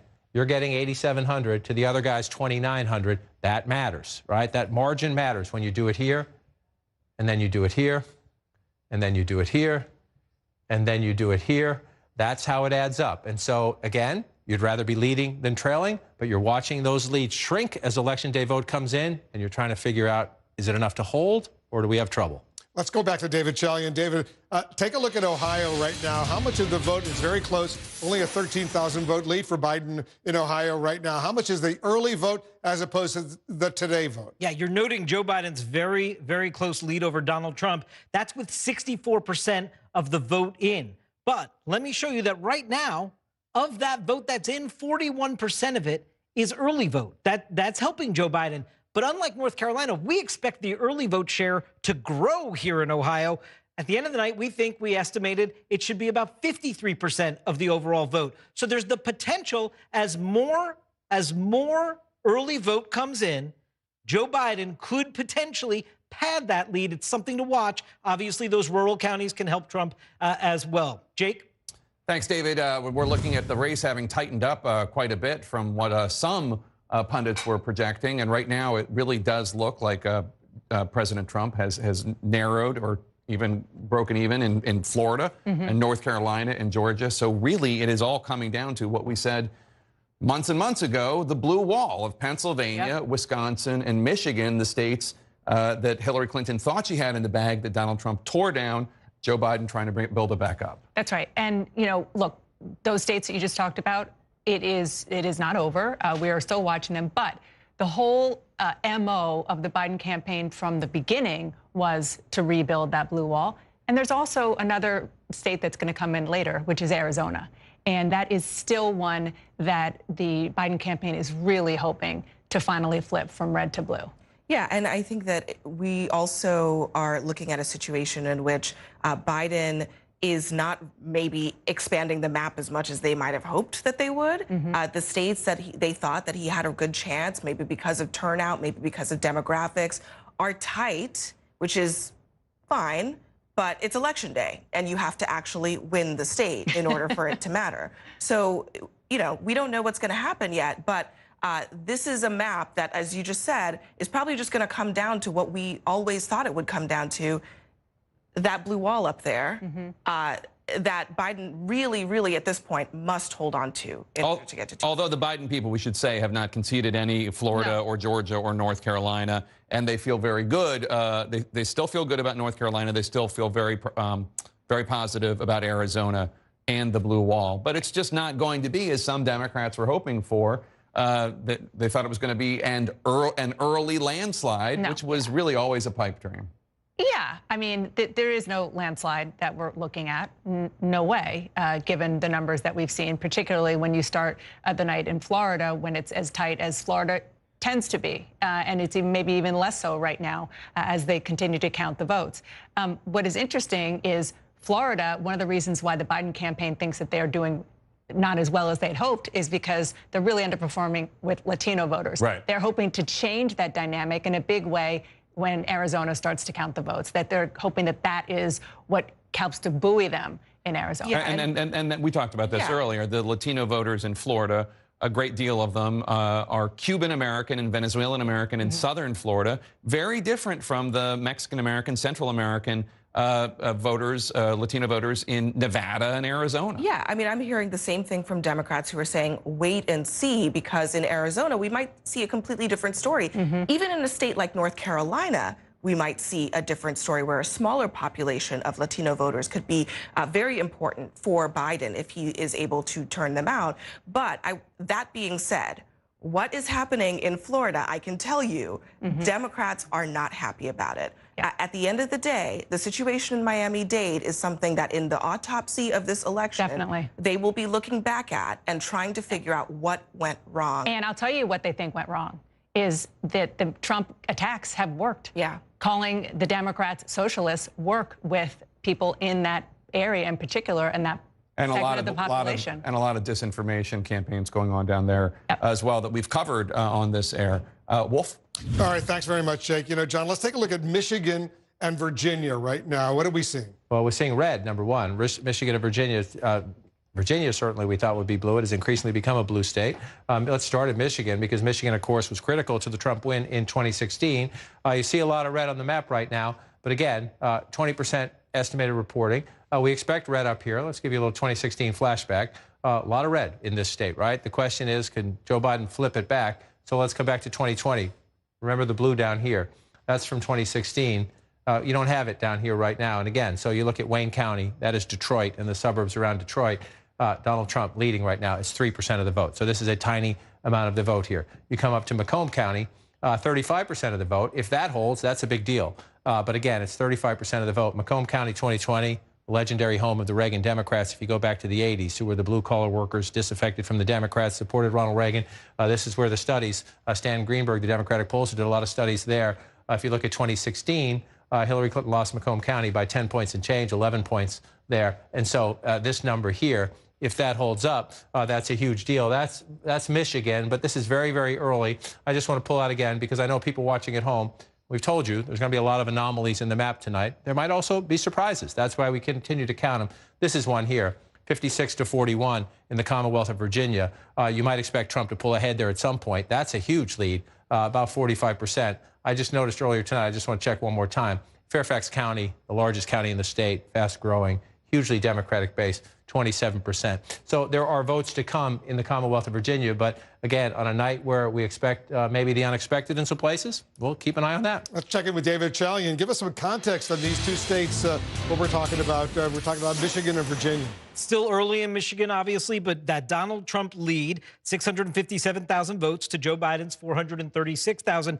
That is with 20% of the estimated vote in Michigan in. So we want to know, well, how much of this is early vote right now? And take a look here.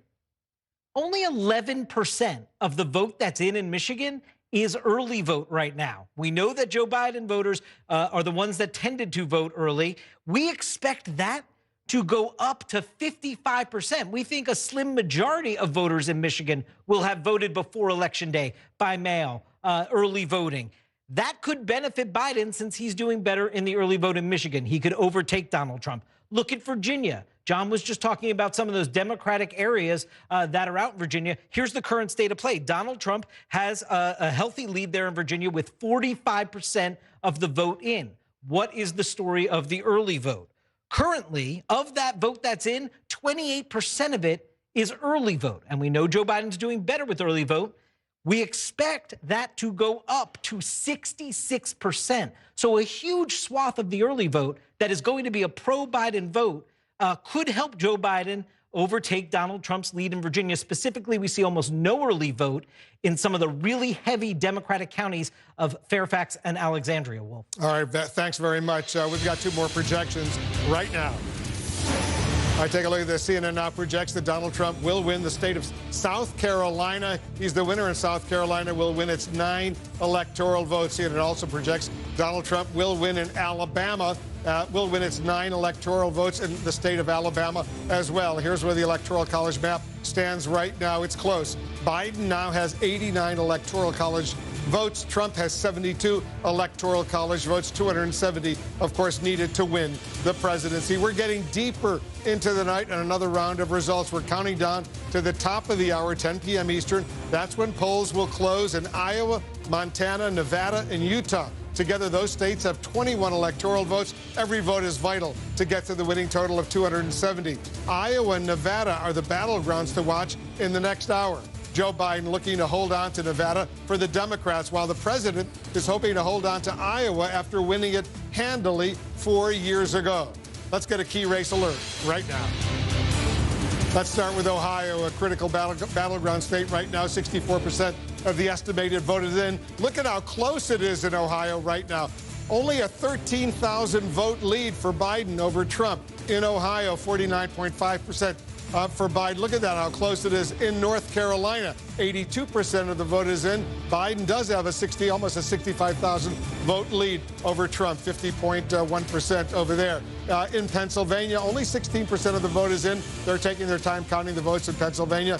Biden has a 73,000 vote lead over Trump, 52.5%, as you can see. In Wisconsin right now, 19% of the vote is in.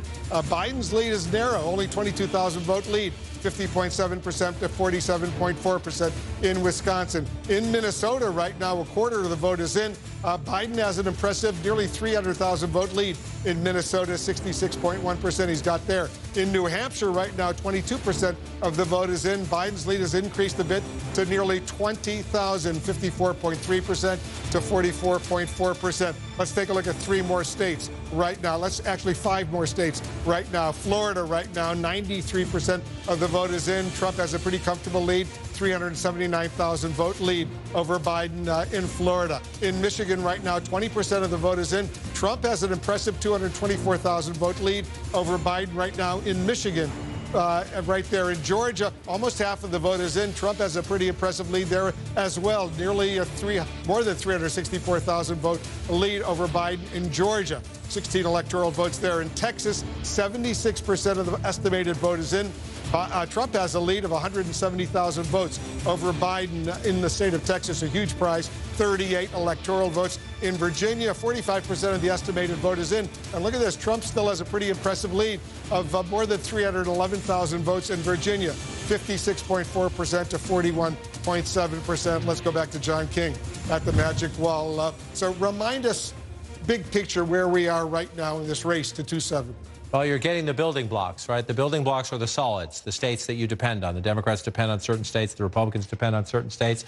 And the way this map is filling in right now, nothing here is a surprise. So both campaigns doing the building blocks to try to get you in a contention. To get to 270, you got to pass 100 first. We're getting close. 89 for Joe Biden, 72 for the President of the United States. And again, everything we see filled in, all these reds, we had them solid Trump coming in. All these blues, we had them Biden coming in. So we don't have any surprises right now as we look at the map. The question is, where are we going? And I'm going to ask you, Brian, again, just to swing around. We'll do a little choreography here. Texas red at the moment. We haven't called that one. Donald Trump has to hold it. Virginia red at the moment. That would be a shock. That would be a Clinton state that was taken away. But again, we're waiting for Democratic votes there. We're very early on. The map is going to be different tonight as we go through these different scenarios of mail-in votes, in-person early, Election Day, different states counting them in different order. So it's going to be different as we go through. But you just mentioned Joe Biden opening a lead in Minnesota and opening a lead in New Hampshire. Come back over here, and I'll show you why that's important. Hillary Clinton won both of those states, so people would say no big deal. The Trump campaign understands. It understands. We'll go back to his map. It understands if we come back to the 306, 232, this was 4 years ago, the Trump campaign fully understands that Joe Biden is more competitive here than Hillary Clinton, led in the polls. Joe Biden is more competitive here than Hillary Clinton, led in the polls. So even if you just take Wisconsin, right? Even if you just took Wisconsin away from the president here, if you take away this, right? So you're down, you're going away. And you take away this, right? So you're down some more here. Then you're worried about if that goes away, then you're underneath. So the Trump campaign, knowing that Joe Biden was more competitive in the blue wall states, was thinking, what can we get? So they were looking at states they just lost, right? They just lost. Minnesota was very close. Republicans make a run at it. I remember George W. Bush making a run at it. Republicans always make a run. They don't quite get there. But Trump thought he could get there. Trump thought he could pick this one up. I got to switch this here. Sorry about that.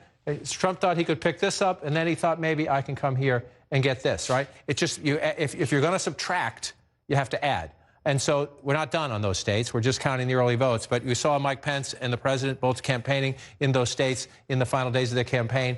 When you know there's going to be subtraction, you look for addition. At the moment, we'll keep counting them. But at the moment, if those stay blue, that's a setback for Trump. I want to go back to Dana Bash. She's got a significant projection in the balance of power in the U.S. Senate. That's right, Wolf. In Colorado, CNN can project that John Hickenlooper, the former governor, the Democratic challenger, will be the next senator representing Colorado, defeating the incumbent Republican Cory Gardner. It's the first Democratic pickup of the night in the Senate. Democrats now must pick up 3 Republican seats. And right now, the balance of power is 40 Democrats, 36 Republicans, but 24 seats remain to be called tonight, Wolf. Big pickup for the Democrats. Thanks very much, Dana. So, John, we're looking at the big picture right now. The popular vote, not that it's all that important, but it's still significant. Trump has a significant lead right now, but we're really focused on the Electoral College. We are, but it is interesting to watch it play out. Again, we're early in this chapter, and so whether the states look a little funny or different, whether some of those states are in play to change, and as you watch that play out, let's remember, we're early, right? We're still here. We're counting votes as we go. Some people are still voting out on the West Coast and everything, but it's one of the givens, if you will, was that Donald Trump would lose the popular vote again. He lost to Hillary Clinton 4 years ago. At the moment, he's ahead. That's not a surprise. The red states have come in first, but let's watch that as it plays out. If Joe Biden passes him, then the question is, how does it stretch out? So that's one way to look at it. And some people out there I know, a lot of Democrats, having lived through Bush v. Gore and then Clinton versus Trump, you think we don't want the Electoral College. Well, we have it. That's the way we pick presidents right now. And so we'll watch that popular vote play out. But more importantly, we're going to watch these states. And again, as you noted, we were just talking about this a minute ago. We're early here, but Joe Biden pulling out to an early lead in Minnesota. It's one of those states. Each campaign looks at the last guy's map and says, what can I do to try to change it? The Trump campaign wanted Minnesota. They wanted New Hampshire. The Biden lead early on. We'll see if it changes. This one here, these are the fascinating. They're just, this is why we do this, Wolf. This is why it's exciting and fun. 13,000 votes now in Ohio, 64% for some time. So we're waiting. We're waiting for more votes to be counted. And again, we should all appreciate the challenge of these election officials all across the country. Democrats, Republicans, small county, big cities. It's a huge challenge. Turnout is up. You have the mix of voting, mail-in voting, in-person early. But right now, 49.5 to 49.2 in a state the president must win. Joe Biden does not need this. He leads right now by just shy of 14,000 votes, 13,461. He does not need this, but he would like it. Just want to check to see where we are in the percentages. David Chalian talked a little bit about this earlier. We have to watch which vote is which, but 55% still. You have a lot of votes to count here in a deep blue county, Cuyahoga County, Cleveland, and the surrounding areas. If you're a Democrat, you think we'll do okay there. 58% here, so more votes to be counted in Summit County. You're running well ahead. If you're in the Biden campaign quarters, you say, okay, we got a ways to go here. Just want to move over here.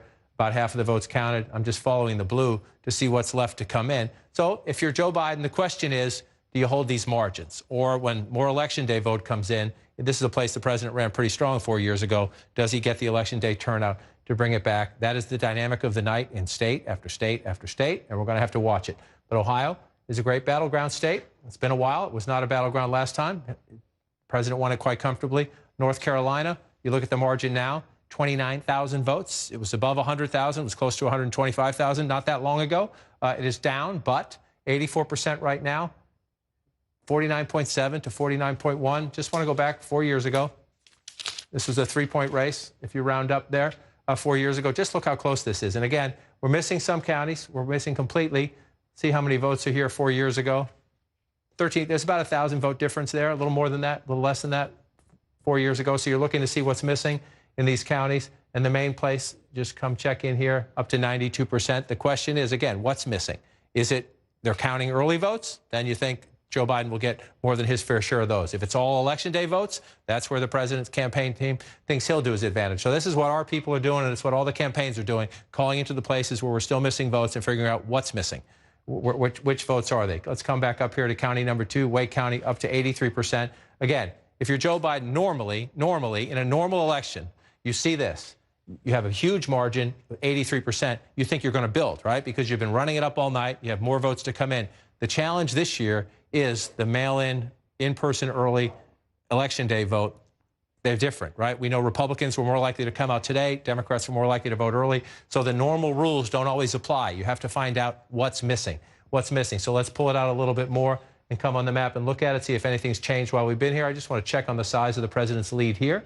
179,000 votes in Texas and some change. So we're going to wait in Texas as well. Just want to see how we're doing down here in Harris County. This is the largest county in the state, 82% of the vote in. So we'll continue to watch that. Joe Biden making it closer. The question is, can he find a way to the finish line? And we'll just pull out and look at the map. We're starting to fill it in. 50% to 48% in the popular vote. That's not how we pick a president, though, Wolf, and we'll keep counting. We'll keep counting. We certainly will, and we're only moments away, John, from another round of poll closings. Voting is about to end in 4 states, including the key battlegrounds of Iowa and Nevada. A total of 21 electoral votes are on the line right now. All right, we got a key race alert right now. We believe it's too early to call in Iowa, for example, 6 electoral votes right there. Too early to call in Nevada right there, 6 electoral votes. Too early to call in Utah right now as well. Another 6 electoral votes there. It's too early to call in the state of Montana. 3 electoral votes right now. Let's take a look at the Electoral College map where things stand right now. There you can see in the race for 270 needed to win the presidency, Biden is still ahead. He has 89 Electoral College votes. Trump has 72 Electoral College votes. Let's get a key race alert right now. Here's where things stand in these key battleground states. Let's start in Ohio right now. 69% of the estimated vote is in Ohio. Trump is ahead by 102,000 votes over Biden, 50.5% to 48.1%. In North Carolina, 84% of the vote is in. Biden has a very small lead of nearly 30,000 votes, 49.7% to 49.1%.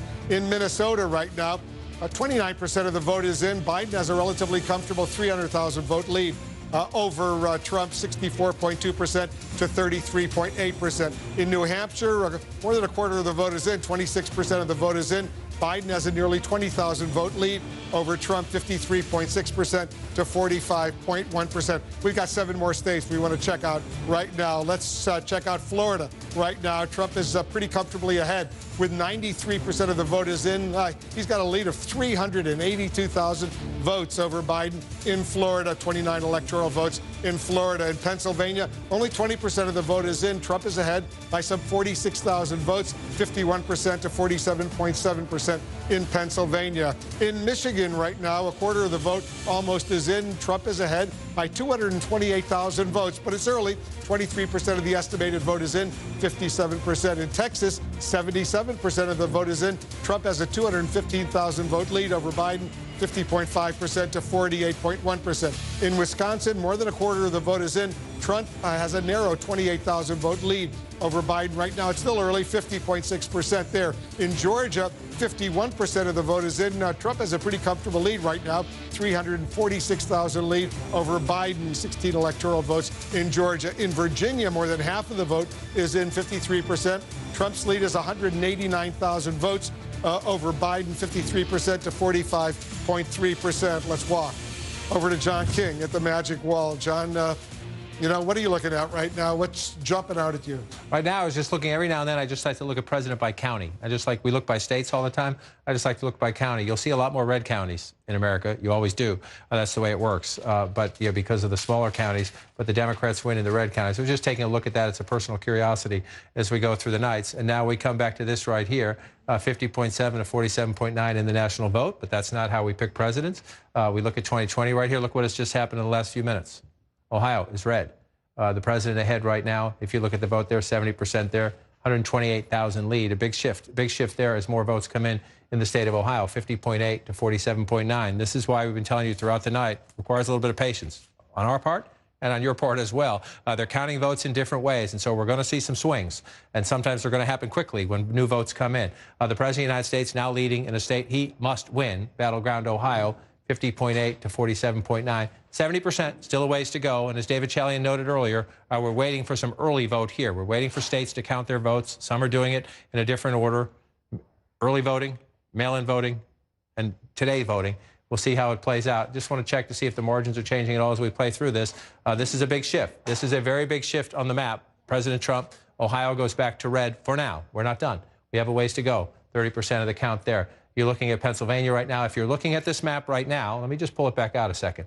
If you're a Democrat sitting at home right now, you're looking at this map and you say, oh my, it's happening again. Pennsylvania, Michigan, Wisconsin. If you're a Republican, you're saying that's what we needed. here's the thing.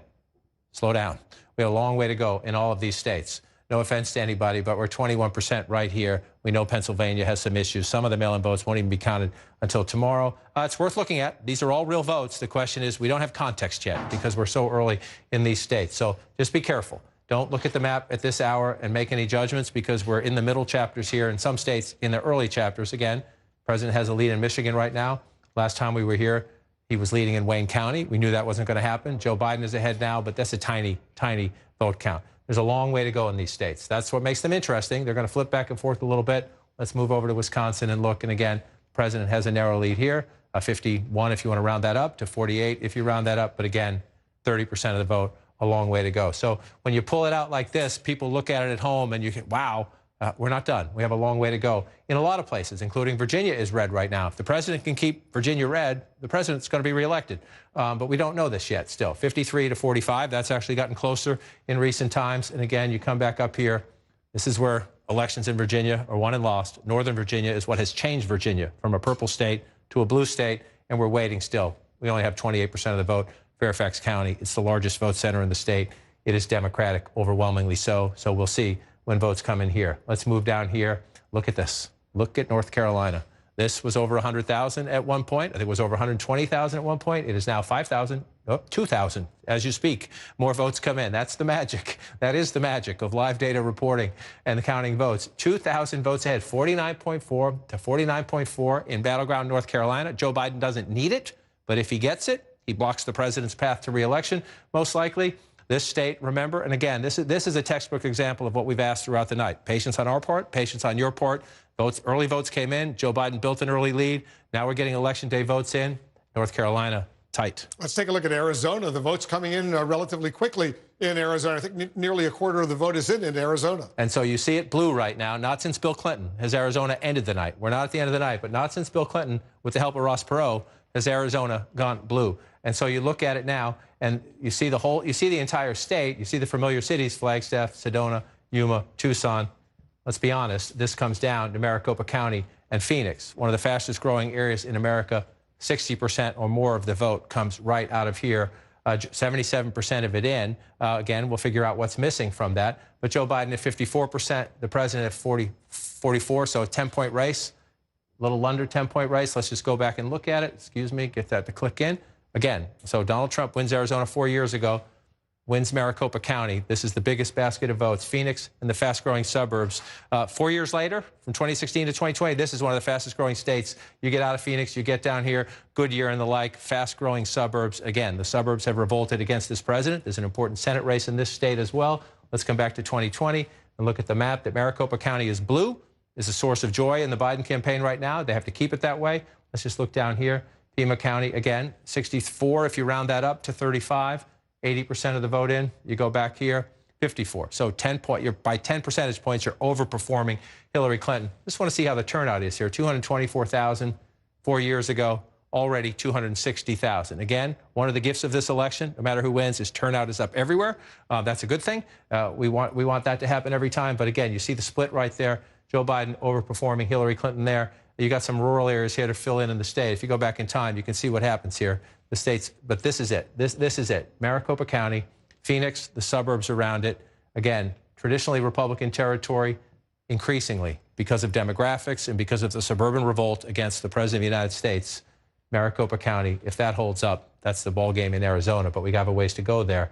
The biggest piece of the state, Joe Biden doing what he has to do otherwise. And again, Wolf, we talked about this before. Both campaigns look at the last guy's map. So you look at the Trump map from 2016. If you're Joe Biden, priority one, hold every Clinton state, and then look for things to flip. If you can flip Arizona, you're chipping away at the president. So the main priority for the Biden campaign is that blue wall. Let's come back out and look. This is the main priority. Flip these guys back. Pennsylvania, Michigan, Wisconsin. If you do that, that's all you have to do if you're Joe Biden. That's all you have to do. But your backup plan, get something else, right? North Carolina is your hope. That one's getting close. If you can't get these, you go over here as well. You say North Carolina right there. That's 1,300 votes. Basically a tie right now. That's basically a tie. Again, if you end it that way, you win. A win is a win. But we got a ways to go. 86%. This is why they're so much fun. Let's just come back out here and see if anything's updated. No, still at 70% here. got to give these states credit in the challenge they face. Many of these states are reporting pretty quickly. Yeah. In the challenge they face with all the different kinds of voting this year, it's a good thing to see. Just want to check. He wants to go back to Arizona here. I was going to check the upper Midwest, but as you see, 70% of the vote in here. And again, let's just see here, 70%. So 4 years ago, more conservative part of the state, 51. This is where we are now, 51 to 46. Let's just go back, 48. So the president actually doing fine here, right? Doing better, at least so far, right there. 26,000 votes now, 25,000. So the president doing better here, running up some votes here. The problem for the president, when you look at it this way, though, I'll come back to 2020, is that's great. That's what you want to do. You want to do better everywhere you can.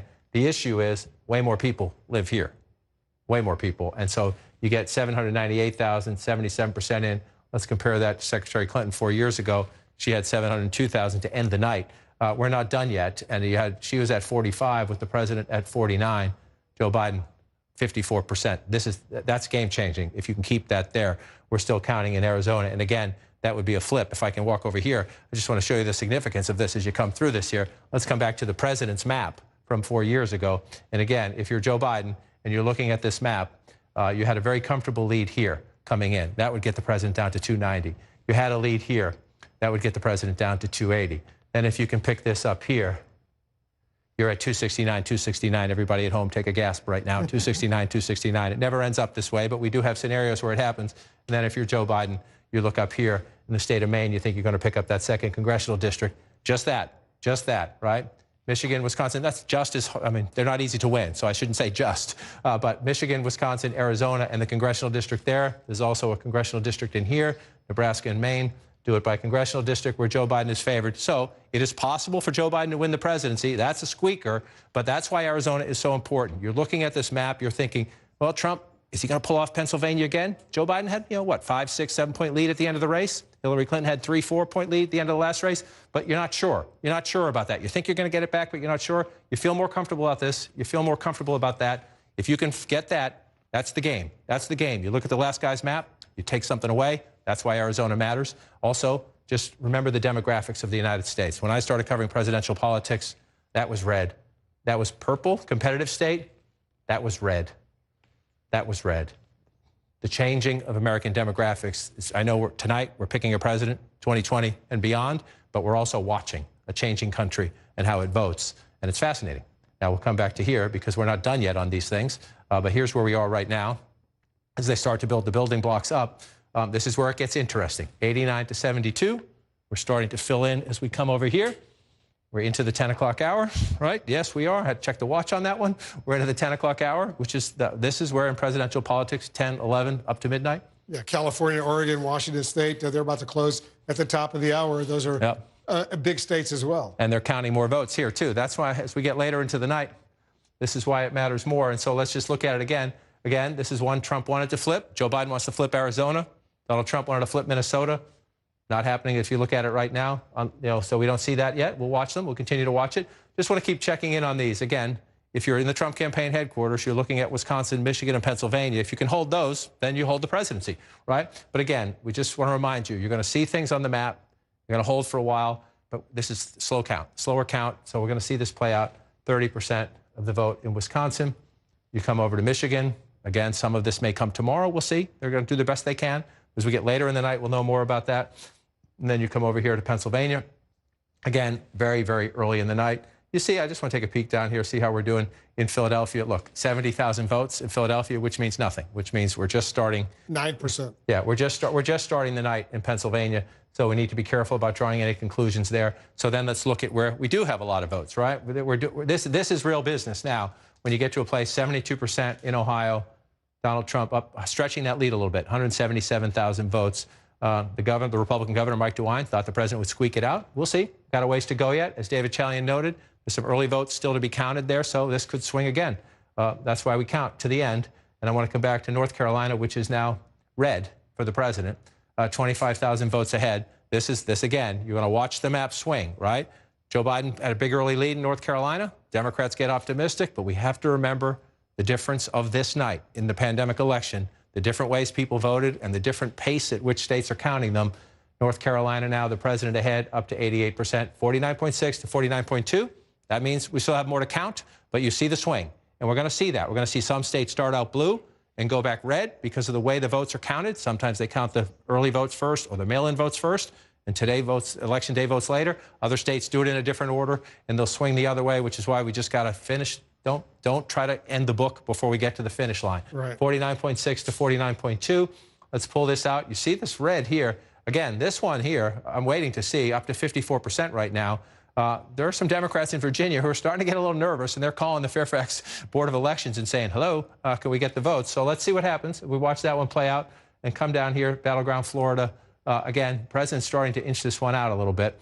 51 to 2, 47.8, but 94%. Again, this is Florida.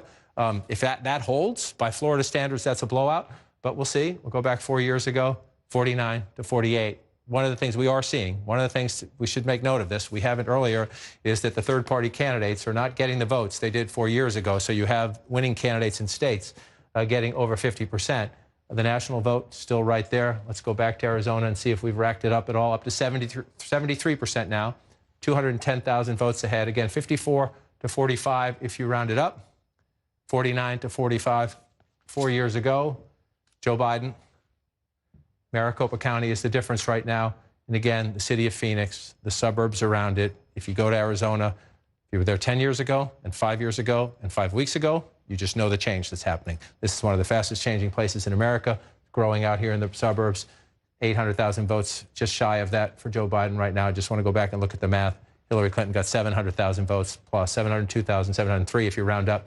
Maricopa County 4 years ago. Again, turnout is up everywhere. Joe Biden's already surpassed that. 77% of the vote. That's a fascinating state, and that's fascinating. One of the questions about American politics is what's changing. Is it just a Trump change?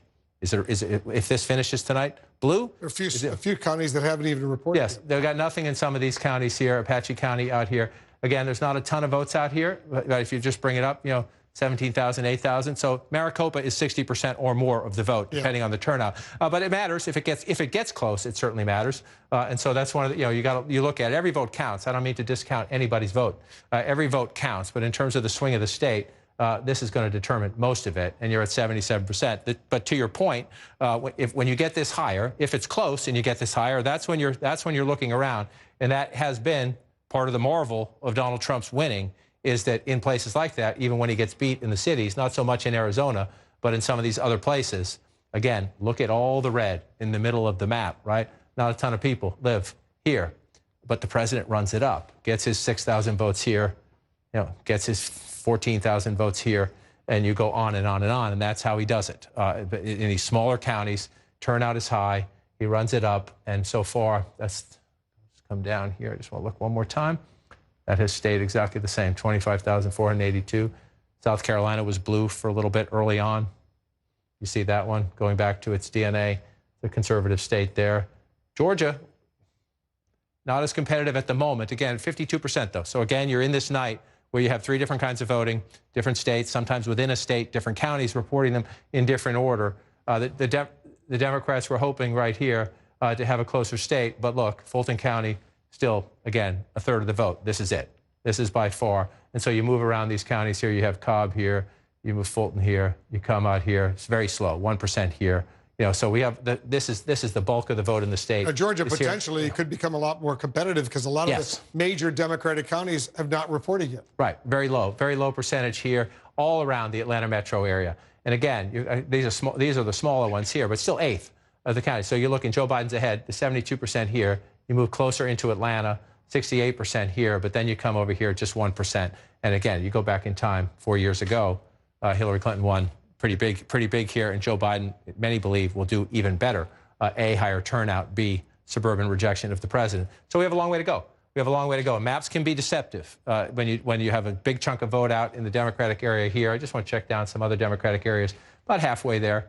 Not quite, though. So there's more Democratic votes to be had there. Come over to the coast here. About 70% here, so some more votes, but fewer there. So you wait, and you see that's a pretty healthy lead, but it doesn't mean big city like Atlanta, growing suburbs around Atlanta, you can make up some pretty big math when those votes come in, and we'll see when they come in. I'm curious about Michigan, specifically what percentage of the vote in Detroit has come in? So we have 30% statewide, then you come down here, and we have less than a third, 28% there. We've been through Wayne County on many an election night, too. Sometimes it goes really late. Sometimes things get a little frustrating, waiting for the count to come in. I'll just use that word. But 147,000, 113,000, 28%. So you come up here again. Now you're going to move up to Oakland County, the suburbs here, about halfway in the count here. This used to be reliably Republican territory, but it's become increasingly Democratic. So here's a question for you, right? Hillary Clinton, 51 to 44 when you round up the president there, 52 to 44 if you round up Secretary Clinton as well. Right now, Donald Trump doing a little better. So let's see what happens there. See if Michigan, again, we're very early in the count here, but that's what you're watching, right? Democrats, to win Michigan, Joe Biden has to, let me move it up a little bit. Joe Biden has to run it up in Detroit and then do well in the suburbs. And again, Macomb County, we're at 35%, so don't jump to any conclusions here. But this is one of the flips, right? This is one of the flips. Barack Obama carried Macomb County twice. What we call them pivot counties. You vote twice for Barack Obama, then you flip for Donald Trump. That has Democrats scratching their heads. Why did we lose those voters? And who are those voters? Well, in Macomb County, they work in the auto industry, or they work in related industries like that. Blue-collar workers, people who work with their hands. This has been a problem for the Democrats. Joe Biden said he could get them back. So we'll see. We got a long way to go there, so you don't want to jump to any conclusions. But it's also important if you just pull Michigan up again and you go back to 2016, you don't see a ton of blue here, but you come back to 2012, this is the difference, right? Can Joe Biden, can the guy who was number 2 to Barack Obama on the ticket win back some of these areas that Barack Obama won when he carried these states, many of them quite convincingly? You see there, this is Mitt Romney's birth state. I know he moved to Massachusetts, now he's in Utah, but this is where he was born, and Barack Obama beat him by 10 points. So the question is, can Joe Biden get those counties back? We're very early in the count in Michigan right now, a long way to go. And so again, if you're looking at the map from home, you say, if you're a Republican, you say, wow. If you're a Democrat, you say, uh-oh. But we're not done. We got a long way to go. We certainly do. Let's go check in with Jake, Dana, and Abby. Thanks, Wolf. So we need to caution our viewers out there. It's early. Whether you're rooting for Trump or you're rooting for Biden, it's early. We're still counting the votes. I don't know if this is 2016 or 2018. You might remember in 2018, things looked really bad for Democrats or uncertain early on. But then, you know, after not just midnight struck, but a couple days, you saw that actually it had been a really great night for Democrats. On the other hand, it could be 2016 with things breaking for President Trump. We don't know. Everyone needs to just take a deep breath out. Which is hard. I mean, look, this is a nation that is on edge, so it's understandable. But as you said, and as we have been telegraphing as we've approached tonight, it could take a while, and it is bearing out. And what I'm hearing from Democrats in particular, over and over, text after text, let's just wait and see what happens up north. Let's just wait and see what happens, meaning Michigan, Wisconsin, and not as north, but more further north, Pennsylvania. Yeah, I mean, obviously Arizona is still an unanswered question about what's going on there, but this is what happens when you have a lot of battlegrounds. And in this cycle, we had a lot of states that were on the grid in terms of competitive races where you're going to have tight competitions between President Trump and Joe Biden, and we have to wait for all the votes to come in to really know where this thing is headed. I do think that based on where we are right now, we're in the choose your own adventure part. We're in the part of the choose your own adventure where we really need the patience. We really need people to just wait until it comes in, because it's not going to be an easy, early, quick night for people. These votes are coming in little by little, and it's tight in a lot of these. Very tight. And when the polls would say before the election that Joe Biden was up 1 or 2 points in a state, but that was within the margin of error, that meant it was a toss-up, which is what we said. We're seeing the margin of error play out. And we still don't know about Florida. We still don't know about Georgia. We still don't know about North Carolina. And as we have also been saying, even if you were to give those states, all of them, to President Trump, and we're not, we're still waiting for a lot of outstanding vote, it really does come up to the 3 states up north: Pennsylvania, Wisconsin, Michigan, and also Arizona. Those are the states that the Biden campaign has focused most on. And we still don't know what's going on there. Yeah, and you know, one of the things that you heard a lot from the Trump folks leading up to today is that they knew their job was just to get their people out and just to get them to the polls and ignore all of the public polling that we've all been talking about and looking at. And you know, I do think that when you look at the Sun Belt, where we knew that there was elevated turnout, the president is still very competitive in those states, the places that he had to hold on to. Georgia, North Carolina, Florida. He had to keep those states, and he's competitive there. And the reason for that is because his people showed up today. That's exactly right. He needed, this was a turnout election. It wasn't a persuasion election, meaning there weren't a lot of people out there going, do I vote for Joe Biden or do I vote for Donald Trump? Pretty much everybody made up their mind. The question is whether or not they were going to get out and vote. And the Trump campaign has in cooperation with the RNC, which has been working on its, vote, what they call their voter vault since 2004. They have a really stellar operation, and they actually built it in recent years, modeled after Barack Obama's operation, because his was so good. That campaign's was so good when it came to data, and they've updated it more and more. The Democrats even will admit, and we were talking about this before, that they're a little bit slower on that, but they were relying on some of that, but a lot of enthusiasm. And I would add that for Democrats, the task was even more difficult because they chose, for a lot of, they would say, really good reasons, not to be on the ground knocking on doors in the way that you might have seen leading up to a normal cycle because of the pandemic. Right. So I mean, there's no, when I talk to Democrats, everyone acknowledges that is a scenario that nobody anticipated, put them at a little bit at a disadvantage, but we may see some of that play out in the places where the president was able to get his people out.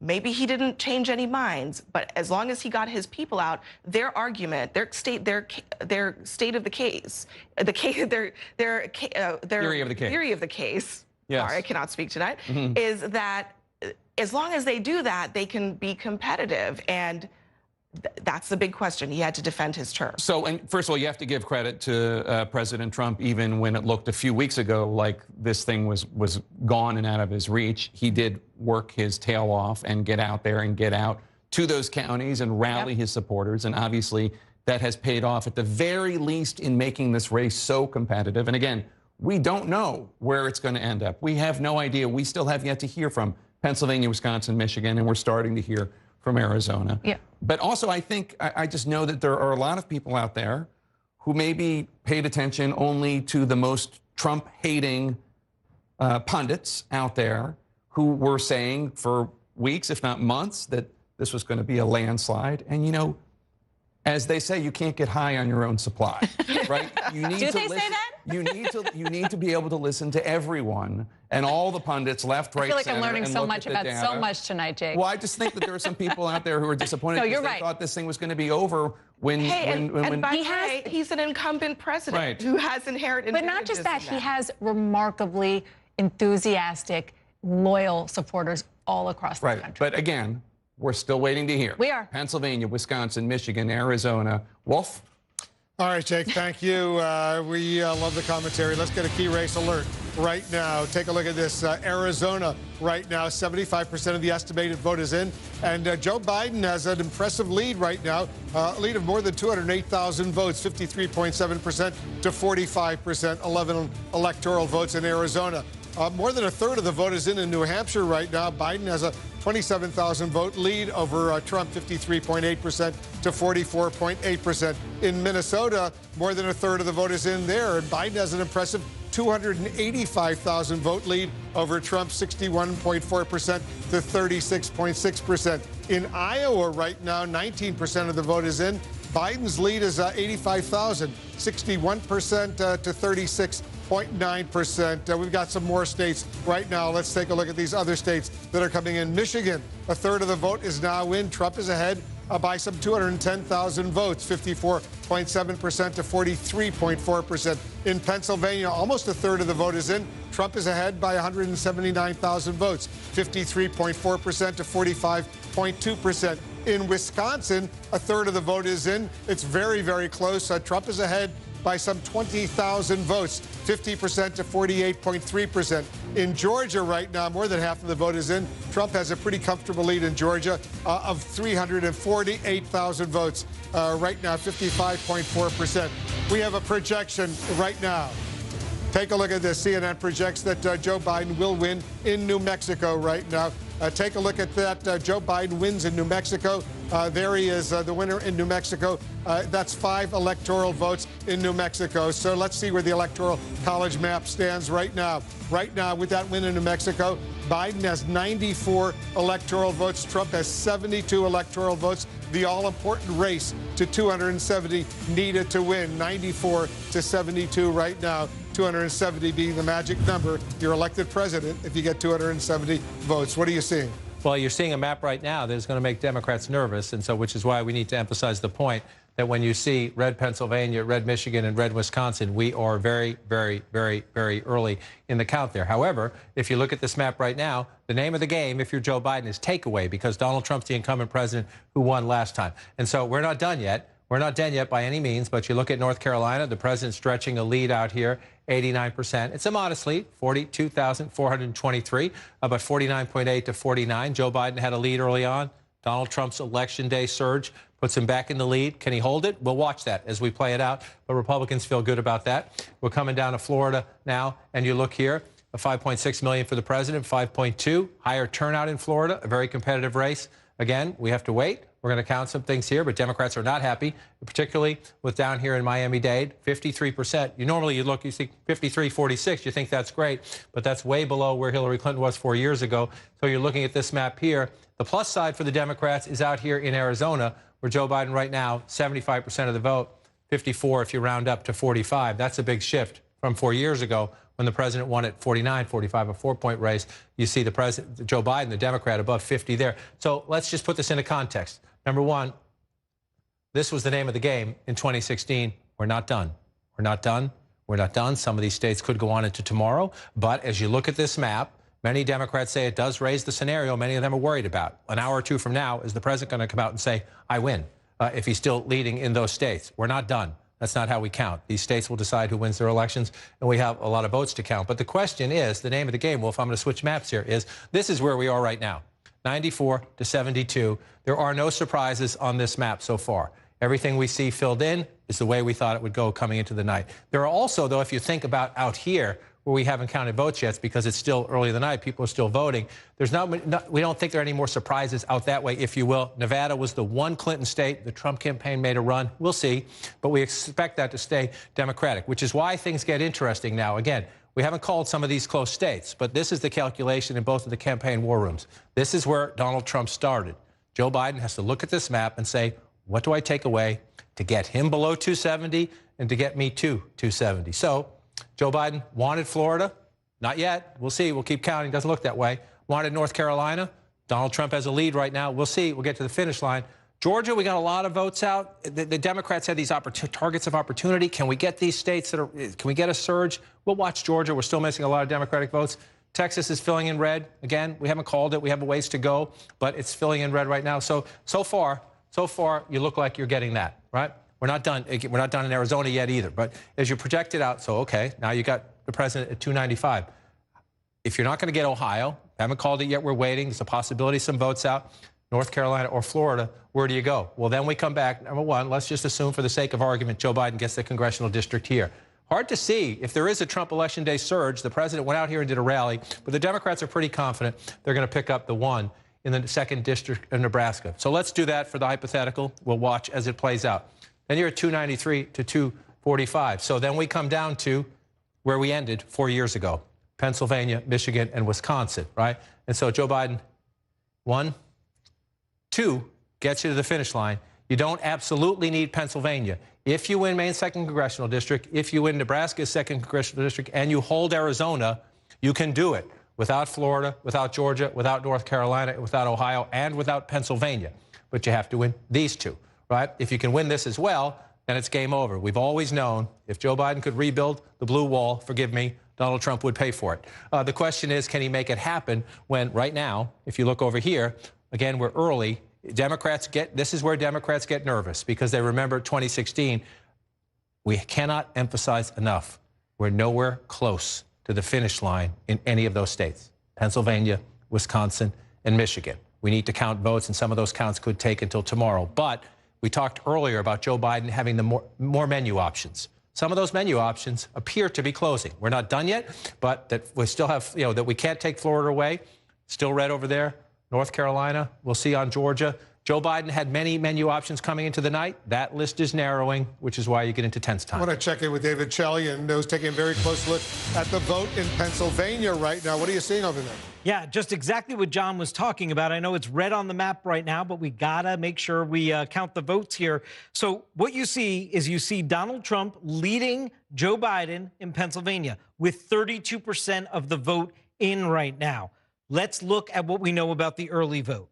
Of that vote that's in, only 18% of it currently is early vote. And we know that Joe Biden is doing much better in the early vote. We expect that 18% to go all the way up to 45%.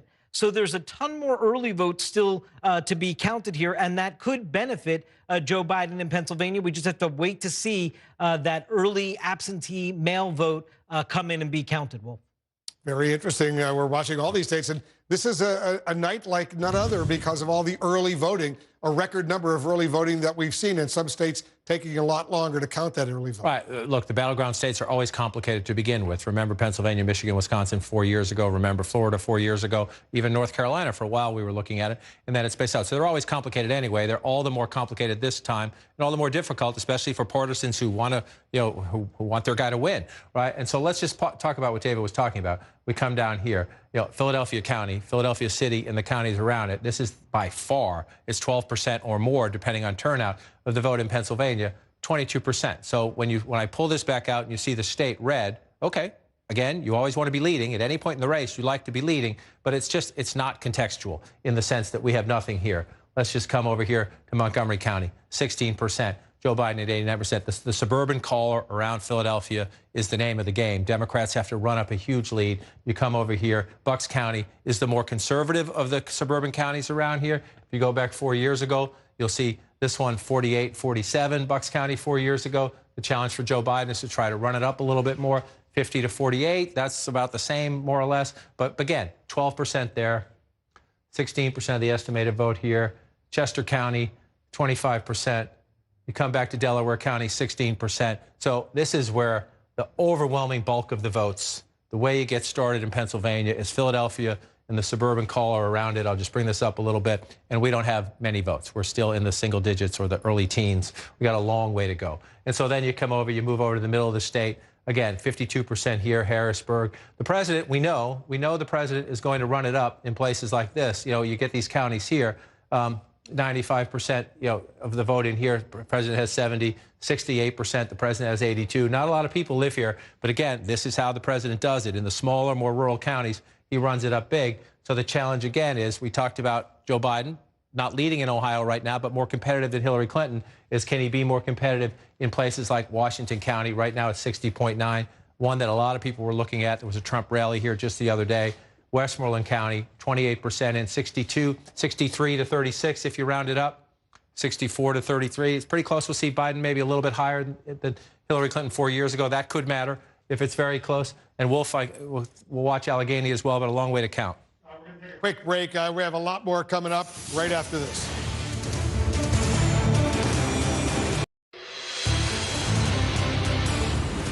We have some more projections right now. Let's check in New Hampshire. CNN projects that Joe Biden will win the state of New Hampshire, will win its 4 electoral votes. Biden wins in New Hampshire. There are several states now where CNN projects that Trump is winning, 4 states specifically. CNN projects that Trump will win in Louisiana. He beats Biden in Louisiana, wins 8 electoral votes in Louisiana. CNN projects Donald Trump will win in Kansas, beats Biden in Kansas, 6 electoral votes there. Another 6 electoral votes in Utah. Trump wins in Utah. That's the CNN projection. And another 5 electoral votes in Nebraska. 3 out of the 5 electoral votes in Nebraska. 2 of them are still based on a congressional district. 3 out of 5 in Nebraska. So here's where the Electoral College map stands right now. Very, very close. Look at this. Biden has 98, Electoral College votes.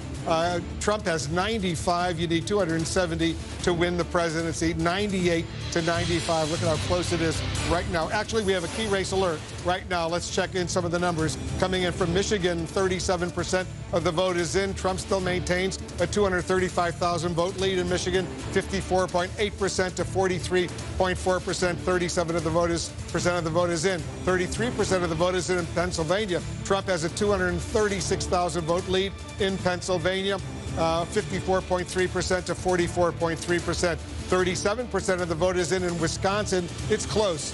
25,000 vote lead for Trump over Biden, 50.1% to 48.2%.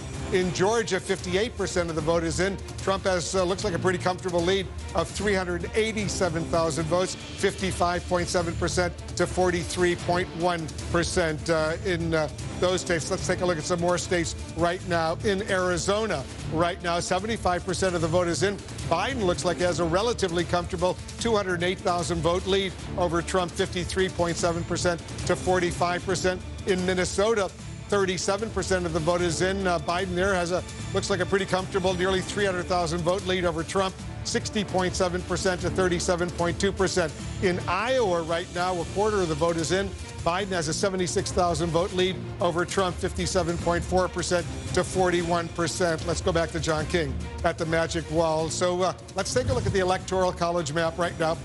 No surprises at all so far. 98 for Biden, 95 for Trump. And so now you're getting into the battleground states as we flip it out. But again, you need the building blocks to get to 270. First, you got to get to 100. Both candidates knocking on the door of 100 right now. But the key point is no surprises. So in the states so far, the Trump campaign hoped to flip New Hampshire. That hasn't happened. There's nothing on here just yet. The Biden campaign hoped to flip. These were all pretty reliably red states. Everything is coming in as you would like, right? Colorado, New Mexico, Utah. The question is, will there be any surprises, right? So at the moment, you're looking at this map. Both campaigns, this is their basic building blocks. So the question is, when you come back here, and again, you start to look at this map, what is it that Joe Biden hoped to change? He thought it was possible. He could flip Florida. We're still waiting on a lot of votes in Georgia, but comfortable lead for the president right now. North Carolina, a narrow lead for the president, but the president is overtaken. The whole challenge was, would there be an election day surge? We'll see if it holds up. Same thing has happened here. Early lead for Joe Biden. This is the anomaly of 2020. Mail-in votes counted. Democrats build an early lead. Election day vote gets counted. Republicans come back. We saw it here. We saw it here. The question is, does it hold up? We're not done yet.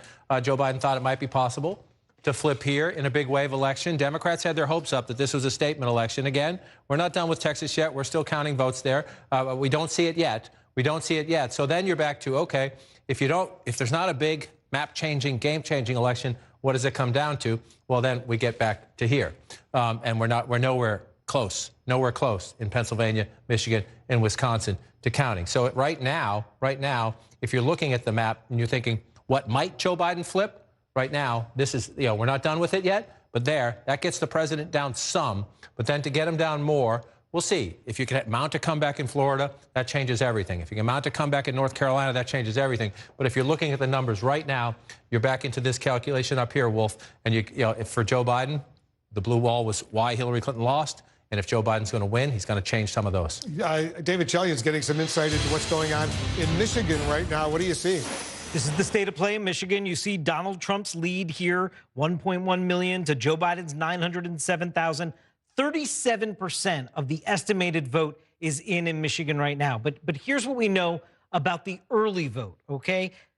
Of that 37% that's in, 17% of that current vote is early vote. We expect the share of the early vote to go up. We expect at the end of the night 55% of the overall vote in Michigan to be early vote. And we know that Joe Biden is doing much better in the early vote. We also know we have almost no early vote in Wayne County, Detroit, big Democratic area. Very, very little early vote in Macomb. No early vote at all in Kent. Those two have been sort of battleground counties. So as that share of the early vote goes up, the Biden campaign is hoping he can start to have room here to overtake that lead that Donald Trump currently holds in Michigan, Wolf. Very interesting indeed. John, let's take a closer look at Michigan right now. That's a key battleground state. Trump won it very narrowly 4 years ago. The Democrats are hoping to win it this time. it's made, but let me start with your point. Trump won it very narrowly 4 years ago. You see that big lead right there. Even if the president wins Michigan, we have no expectation it would be by such a large margin. That's why, again, you look at certain things and you realize this is an election like no other. We're counting votes in different sequences, so we have to be careful as we go. If you're the Republicans, your Trump campaign, you're looking at the map, you think it's great. But remember, let's come in here. As David noted, Wayne County, about 28%. This is Detroit and the suburbs around it. By far, it's about 18% of the vote, 18% in a high turnout election. It could be a little higher than that. 147,000 right there. Let's just go back in time. 519,000 votes for Hillary Clinton 4 years ago, and Democrats were disappointed. The turnout was down in Wayne County compared to 2012. But remember, so you have 519,000 then. This is a higher turnout election. We know that. Maybe the president wins Michigan, but the numbers are going to go up from that. And so when you see that's where you are now, you know that everybody just needs to slow, and we need to count more votes here. So let's move up to Oakland County. Again, Joe Biden leading. We think a little bit more of the vote in here. But again, 233,875 leading. Let's just go back and look at it here. Again, we think turnout is higher this year. Secretary Clinton was well above that in this county. And so we just need to wait. We need to let the vote come in. Let's move over to Macomb County. President carried this county 4 years ago. Again, key blue collar. It's a laboratory for so-called Reagan Democrats. Political scientists study it. The president won it 53% with 224,000 plus votes. We come over here now. Again, he's leading. It's a higher turnout election. We're only at 143,000 votes. So we just need to slow down and let them count the votes in Michigan. And again, there's a possibility we don't get them all tonight. So you walk out through and just look at the map here. You come back to 2016 and you see over here, for example, Hillary Clinton won along the border here. It's a smaller county, but you just come back and look in 2020. The president's leading there right now. But again, 43% of the vote in. Just want to move around a little bit and see what the votes are. You come to Kent County. David mentioned this. This is Grand Rapids. It's red right now. Democrats think they can do some business here. Come back into 2016. You see it was 48 to 45. This is another one of those suburban battlegrounds we're looking at. The president won the suburbs narrowly 4 years ago. This is a textbook case of that, 48 to 45. Democrats think this time it will be different. In the vote so far, about half counted, 54 to 43. So we'll see. This one stays red throughout the night. That bodes well for the president in Michigan, but we have a long way to go. And it's the same story when you shift over here to Wisconsin, about 40% in. But I just want to come down to look at the major thing here. Milwaukee, you see Joe Biden with fewer than 100,000 votes. That tells us wolf. A lot of counting still to do. We all just need to be patient, relax, get through it. We certainly will. We've got some more projections right now.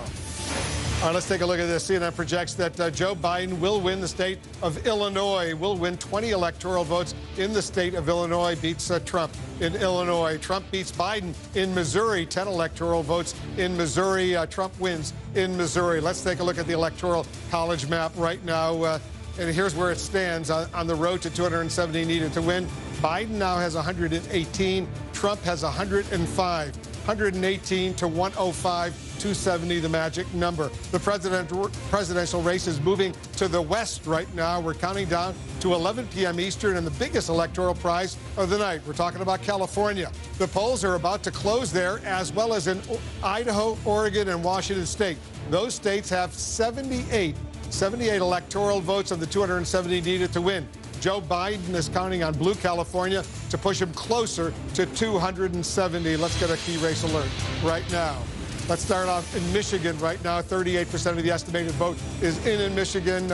Trump still maintains his 240,000 vote lead over Biden, 54.7% to 43.4%. Lots of votes outstanding, though, in Michigan. In Pennsylvania, 37% of the estimated vote is in. Trump has 344,000 vote lead over Biden, 55.9% to 42.7%. In Wisconsin, 40% of the estimated vote is in. Trump has a narrow lead, 21,000 vote lead over Biden, 49.9% to 48.4%. In Georgia, 59% of the estimated vote is in. Trump seems to have a pretty comfortable 372,000 vote lead over Biden, 55.4% to 43.4%. Let's take a look at some more states. We're getting some more key race alerts in Arizona right now. 75% of the vote is in, and Biden has a 208,000 vote lead over Trump in Arizona, 53.7% to 45%. In Minnesota, 38% of the vote is in. Biden seems to have a pretty comfortable 290, almost 291,000 vote lead over Trump in Minnesota. In Iowa right now, 42% of the estimated vote is in. Biden has a 112,000 vote lead over Trump, 56.4% to 41.8%. Let's walk over, as we like to do, John King at the Magic Wall. We're watching these states. You're looking at counties over there, and you see what's going on. But go ahead, tell us what's on your mind. I was just doing some matching up to try to see where the president's overperforming, where he's underperforming, looking at different places. It's early, Michigan, Pennsylvania, Wisconsin, but just trying to get deep in to study a little bit. That's what I do when I get a little chance, just study, go into some states and take a look around and study. So where are we right now? If you look right here, so you got Illinois. You're adding, as I said, it's a reliably Democratic state, has been for a long time. But when you're doing your building blocks, you like the big ones, right? So you like to take those out. New York, Illinois, in the Joe Biden's column gets them up to 118. The president's at 105. But just in the idea of just you think about the bigs, right? We're not here. We have not called these states. But I just want to say, early on in the night, the Democrats are thinking, can we get Florida? Can we get Texas? Well, those are the two bigs and two normally reliably red bigs. We've not called these states. I'm just walking through. The president leads there right now. The president leads there right now. So that you just see what happens when you win the big ones. You see how quickly the math changes. So that's what's important from the perspective. And if the president holds that one as well, that gets you up. And if the president holds North Carolina, you start moving up, right? The bigger states, the double digits, if you will, big double digits here, 30 plus, 20 plus, 15, you move it, then you're just moving up the math when you do the big ones. So that's what they're looking at in the Trump campaign right now. If we hold Texas, and they think they will, we hold Florida, they think they will. We're not done. We're not done. That's just what they think. North Carolina, they've pulled ahead. It's close. We have to count them still. Same with Ohio. We're still counting votes. But as you see that happen, you see the election day surge pull you ahead, you think it's going to continue. It's not guaranteed. But that's what they think. And you know what? You wouldn't get a lot of pushback in the Biden campaign. They're still hoping the votes come back. But as you start looking at the map now, you start thinking, OK, this is a more traditional map, which, again, gets us back to where we began or where we ended 4 years ago. Whoa, how'd I do that? That was good. You do the double sometimes. It gets you. There you go. Pennsylvania, Michigan, and Wisconsin. This is where this night now looks like a lot of us thought this would come down to this, and it certainly looks like it's going to again. Again, we're not done. You see Joe Biden with I think I'm going to glance over my shoulder. Yeah, still leading a little bit in Iowa. You see a lead in Montana. We don't expect these to hold up, but we'll see, right? You get surprised sometimes. But so right now on the map, you're looking at this would be the only flip right now. That's the only flip we see for Joe Biden to get him up. But, it's easier to do it more quickly if you switch over here to the president's map. And so the flip we think so far, we're not done, is this. We believe so far the president's holding down here, which gets you back. Again, Arizona would get Joe Biden, plus the Clinton states. Arizona gets Joe Biden to 243. Well, then how do you get to 270, right? Could get one here if you carry Maine, but then you need more. So if that gets you to 244, let's just say for the sake of argument, you get one of these. We're still waiting on two of those districts there. Let's just say you get one of them, right? So then you're looking here at 245. So what do you need, right? Do the math. You need 25. That would get you knocking on the door because that's 20, right? This is the state of these three states in the blue wall. That's the one the Trump campaign feels more confident about. That would be enough. Michigan and Wisconsin would get Joe Biden to 271 if he got these two congressional districts plus Arizona. The math gets interesting if the president can hold. Bring it out here. Sorry, I got to fill them all in, but that's okay. Just fill them all in and come back. The president does that. You think one congressional district could decide an American presidential election? Doesn't happen that often, but it is possible. This is where, again, if the possibilities, the menu at the beginning of the night, maybe we get Florida. In a dream world, we get Texas. Maybe Ohio's competitive. We think we can get North Carolina. At the moment, none of that is there. We're not done. It's possible it comes back. At the moment, none of that is there. So now your numbers crunchers are getting into the tougher math, the more difficult math, and the different scenarios. And trust me, they're calling into that congressional district. They're calling into that congressional district. And they're calling in a fury into these because now we're into tense time in both campaigns. And in those three states, those so-called blue wall states, right. Pennsylvania, Michigan, and Wisconsin, there's still plenty of outstanding votes there. Plenty of votes. And again, we're going to say this repeatedly, and some people at home might not like that we say it repeatedly. And a lot of the early vote is outstanding, too, where Democrats will do well. It is, which is why, as I come back over here, as you're watching the map throughout the night, in any election, again, we are 10:55. In any presidential election that's close, we're just getting started. We are just getting started. That would be the case 4 years ago, 2004, pick your close election, that's the case. This year's even more different because of the 3 different ways of voting and the different ways each state is handling that, right? The mail-in vote, the in-person early vote. And so here you go. We're going to look at it. 40% in. You see that big lead for Donald Trump. If you're a Republican, you have every reason to be happy about that, but you also need to have the context. You have to have the context. You come down here. This is Montgomery County, one of the big suburbs around Philadelphia, 29%. You go into Philadelphia, which is the biggest basket of votes, predominantly Democratic. Turnout here is absolutely key. We'll see if Democrats can deliver, but you're only 20% of the vote roughly there. You move up here, Bucks County. This is a more competitive suburban area, but you're still at 12% of the vote.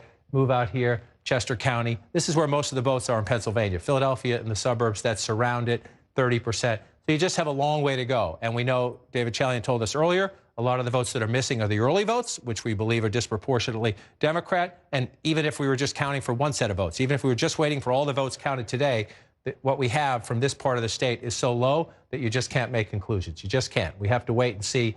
And it looks good. The map looks at first glance to Republicans, but we're just nowhere near the finish line. Nor are we in Michigan. 39% of the estimate, 54 to 43. You think that's a big number. If you remember how close this was 4 years ago, 10,000 votes, right? 10,000 votes decided this state 4 years ago.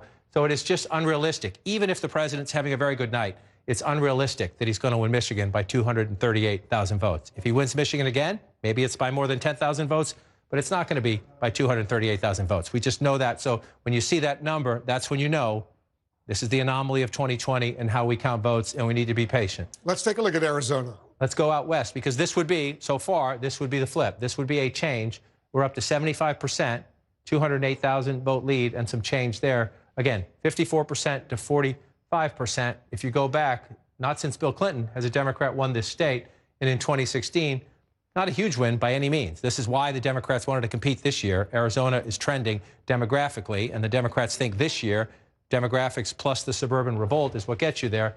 1.2 million votes won it 4 years ago.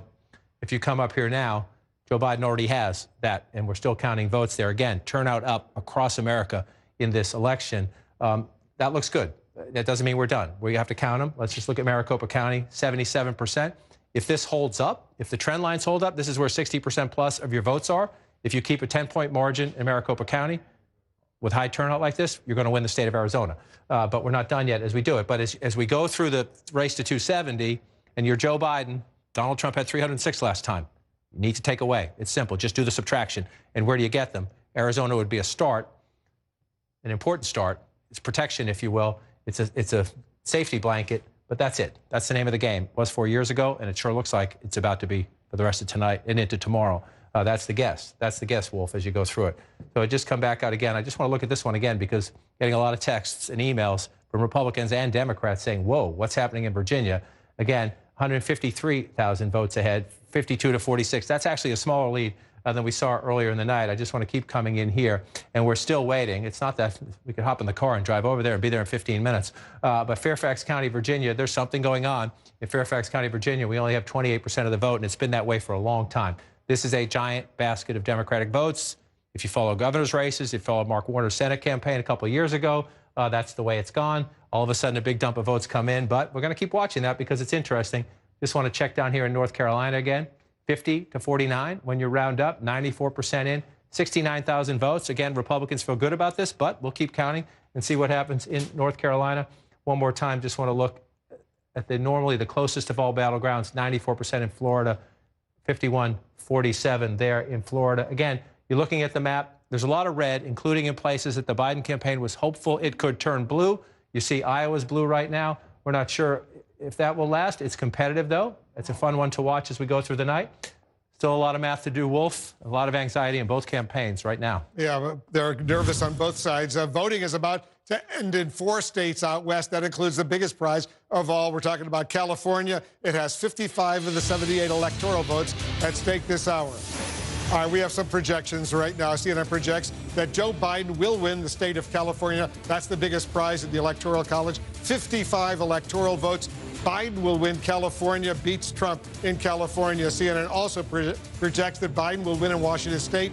12 electoral votes. He beats Trump in Washington state. CNN also projects Biden will win in the state of Oregon, 7 electoral votes there. Biden wins in Oregon right now. One projection for Donald Trump right now, CNN projects that Donald Trump will win the state of Wyoming. That's 3 electoral votes. In Idaho, too early to call, 4 electoral votes in Idaho. We cannot make a projection there. Let's take a look at the Electoral College map, see where it stands right now. Right now, Biden has a wide lead. He has 192 Electoral College votes. Trump has 108.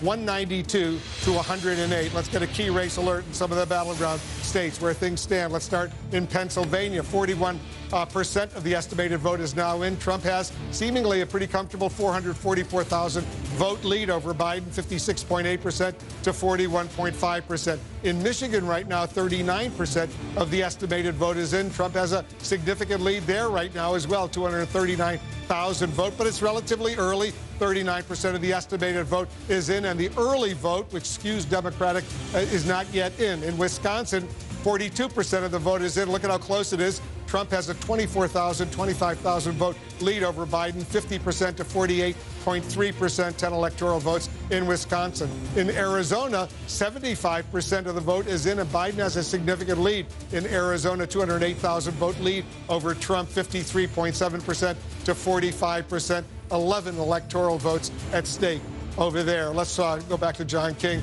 All right, so right now, Biden has a significant 192 to 108 lead in the all-important Electoral College battle. And the West Coast, which, again, when I started doing this many years ago, this was competitive territory. Not anymore. Washington, Oregon, California, locks for the Democrats in presidential politics, and that's those are great building blocks, right? They're not competitive anymore. The only reasons Republicans go out to California now is to raise money. 192 to 108. So now the question is, you need to get to 270. This is the hard part. I hate to say it this way, but it's easy for a Democrat to get to 192. It's just easy given you know Illinois, you know New York, you know California, you know Washington and Oregon are going to be on your side. So the question is, working off this map, let's work. Since you're now at 192, you try to get there. How do you get there working off this map? Well, that's a Clinton state, all right? Trump campaign's trying to flip it, but let's, for the sake of argument, assume it stays Democratic. We'll watch and we'll count as we go. That was a Trump state. Joe Biden is leading right now there. If it holds that way, out here, look at this, Colorado, New Mexico, the West Coast will be good to the Democrats in the Southwest if this happens. So that would get you to 209. So then you come this way, you're looking at the map, right? Where are the Clinton states? That was a Clinton state. All right, so you think that's going to happen for you. And you keep looking at the map here. Virginia, which is really interesting right now, it is still red. You just assume, and we'll see if it's a change. If it's that kind of a night, it's that kind of a night. But you assume that one's going to come back into the fold, and they're just waiting for Democratic votes to come in. They're having a problem in a county or something. That gets you there. Then you come up to Maine, and you assume if you're the Biden campaign, you're going to win the whole thing. We need to see this. Maine does it by congressional district. There's one of them that President Trump carried 4 years ago. The Democrats believe they're going to carry that state. They believed a few other things about tonight, so we'll see what happens as we go through. But let's, for the sake of argument, give it to them. So then you're up to 236, right? Maybe they get one in Nebraska. Let's just leave that off the table right now. Let's just wait and see how you play. So you're at 236, right? There's 246. That's 262. That's 262. So you're looking at this map. And where do I get it, right? Where do I get it? Well, that's the easiest one, and we still don't have, I didn't get Rhode Island on this map, so let me come in here. There we go. So you get Rhode Island. That would get you 286, but that's with Pennsylvania. That's with Pennsylvania. You bring Pennsylvania back off the map, you're at 266. This is where you get close here, right? This is where you get close here. We're going to keep going out to the west, and we do that. That gets you to 270. So could it be, in a race against Donald Trump, wouldn't it be something if Barack Obama's birth state is the one that puts you over the top? That would be interesting if you go that way there. But so you have Hawaii, you have Nevada and Colorado. We're going to watch. So this is interesting. So you don't need Pennsylvania if you're Joe Biden now, but now you're in this different mood in Biden headquarters. You came into the night thinking you had all this great opportunity.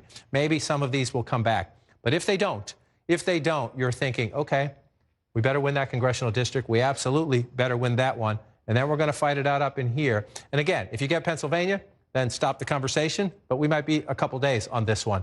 If you don't get Pennsylvania, you're in a scratch and claw mode now, as opposed to early in the night where you thought you might have had a buffet of opportunity. Let's take a closer look at Arizona and Pennsylvania. Let me do that and cross over again. We come back in here. And let's start in Arizona. We'll go west to east this time. And again, this one has held up pretty consistently, but we've also been waiting for a little bit. Sometimes you get votes in spurts. Sometimes you have long pauses. We're at 75% right now. That's 8 points, 9 points if you round up right there. That's a pretty healthy lead. Most of it's coming from here in terms of the vote count. You see, just in Maricopa County, Joe Biden approaching 800,000 votes, 10-point, almost a 10, just shy of a 10-point race in Maricopa County. That's 60% of the vote in the state. Then you come down to Pima County, that's another 15% of it. And again, that's not even close. And so every indication here is, we still have votes to count, but every indication here is that Arizona is going to flip to blue, and that makes you happy in the Biden campaign. So then you come back this way a little bit. I just want to check in on Virginia again just to see. We're up to 58%. It is getting closer, but still, we're waiting. And here's your anomaly. Fairfax has been at 28% for a long time. I'll check in with our decision team and our desk team in a little bit to see where that is. Some of these other places, Loudoun County, Joe Biden holding that there. You come over Fairfax County, we're waiting. Northern Virginia, Arlington. So it's Fairfax. Fairfax is the biggest basket of Democratic votes we're missing. I just want to check down here in Southeast Virginia. See Chesapeake area here. 60% of the vote in there. So we're missing some votes in Democratic areas that could flip that. But if you're in the Biden campaign, you're getting a little bit nervous about that, even though your data and your math tell you should be okay. But at this point of the night, you'd like it to change. And again, we're just waiting on these three, and this is the patience. It'll take some time, and all three of those are. We got a key race alert right now. I want to go to Nebraska right now, the 2nd congressional district. There, 57% of the vote is in. Biden is ahead by some 16,000 votes, 53.4% to 44.8% for Trump. John, this is one electoral vote potentially in Nebraska if Biden can hold on. So let me come back over here if Biden can hold on. So we're waiting. Nebraska and Maine do their congressional votes by. Let me pull it out like this. Nebraska and Maine do their votes by congressional district, their electoral college votes. So again, especially now, if you're in the Biden campaign and you're thinking, we might not get Florida, we might not get Georgia, we might not get North Carolina. Looks like our dreams of Texas are not going to happen this year. Closer, but close doesn't count. It doesn't get you the electoral votes. If you're at this point in the campaign where normally you think, well, what's one? Guess what? One can matter. And so, again, in this scenario, this is a scenario on the board here, so let me just take these away, right? You know, if you can hold this, you're moving closer, right? You're moving closer. That's assuming Virginia flips back, and that's assuming you hold Arizona and Nevada stays. So these are just, that would be a change. Donald Trump carried that, and that would be a change. Trump carried that. So that's what you're looking to do. Trump had 306 last time. If you're Biden, you have to subtract from that to get him down below 270. That's one, and that's progress, but these are the big ones. These are the big ones. Again, when you're in the tight part of the campaign, if you think you're going to have that close of a race, and it sure looks like we are, then every one counts. And so this includes the main one up here. So the math gets really interesting. And again, if you can do this, just forget about it. Because if you're doing this, you're most likely doing that, and you're probably doing that. We always knew. Joe Biden said, a lot of Democrats said, focus on the Sun Belt. Joe Biden said, no, I'm going to start here, and then maybe I'll expand. If he can do this, we're going to spend a lot of time, and these ones may take, some of them, again, we may be into tomorrow and beyond. At the moment, we don't know that, though. At the moment, these are to be decided, and that would push, and again, if you come at this from a Republican perspective, I did Joe Biden's math to get him up. Donald Trump's leading here. He's leading here. He's leading here. We expect him to win here. That's his. This one's interesting. We expect him to get this, and these normally would be Trump states out here. Alaska. So again, we're open to being surprised, but if it plays out in a traditional map, that's where we're going to be. That's where we'll be as we go to the West Coast, somewhere in that ballpark. This is not an exact science, but somewhere in that ballpark, looking at Pennsylvania, Michigan, Wisconsin, and maybe Iowa, and the one more congressional district there. That's the way the map looks right now, that we're going to have that tense. And we'll see. Sometime, again, we've had some surprises so far, but we haven't had many flips. We've had some tension. We've had back and forth. And we'll see how it goes. Right now, the only flip on the board is Arizona, maybe that congressional district. We're going to count votes. And again, it's fun for us. It's tense. If you're in the campaign headquarters right now, it is really tense. Both campaigns, they're very, very nervous right now. But this election is basically different because there's so much early voting that occurred, especially in those blue wall 3 states. And that apparently that early vote, which skews Democratic, has not really been counted yet. No, and so that's the issue. And I will switch over. And I switch this back. We go through these hypotheticals. It's not to alarm you at home. We go through them. I like to switch it back at the end. So just if you do see it again, you understand where we are, not where we might be. This is where we are in terms of votes. And everything here, this is all real. It's just some of it's not contextual yet. because we're waiting. We have pieces of votes, but we're missing pieces of vote.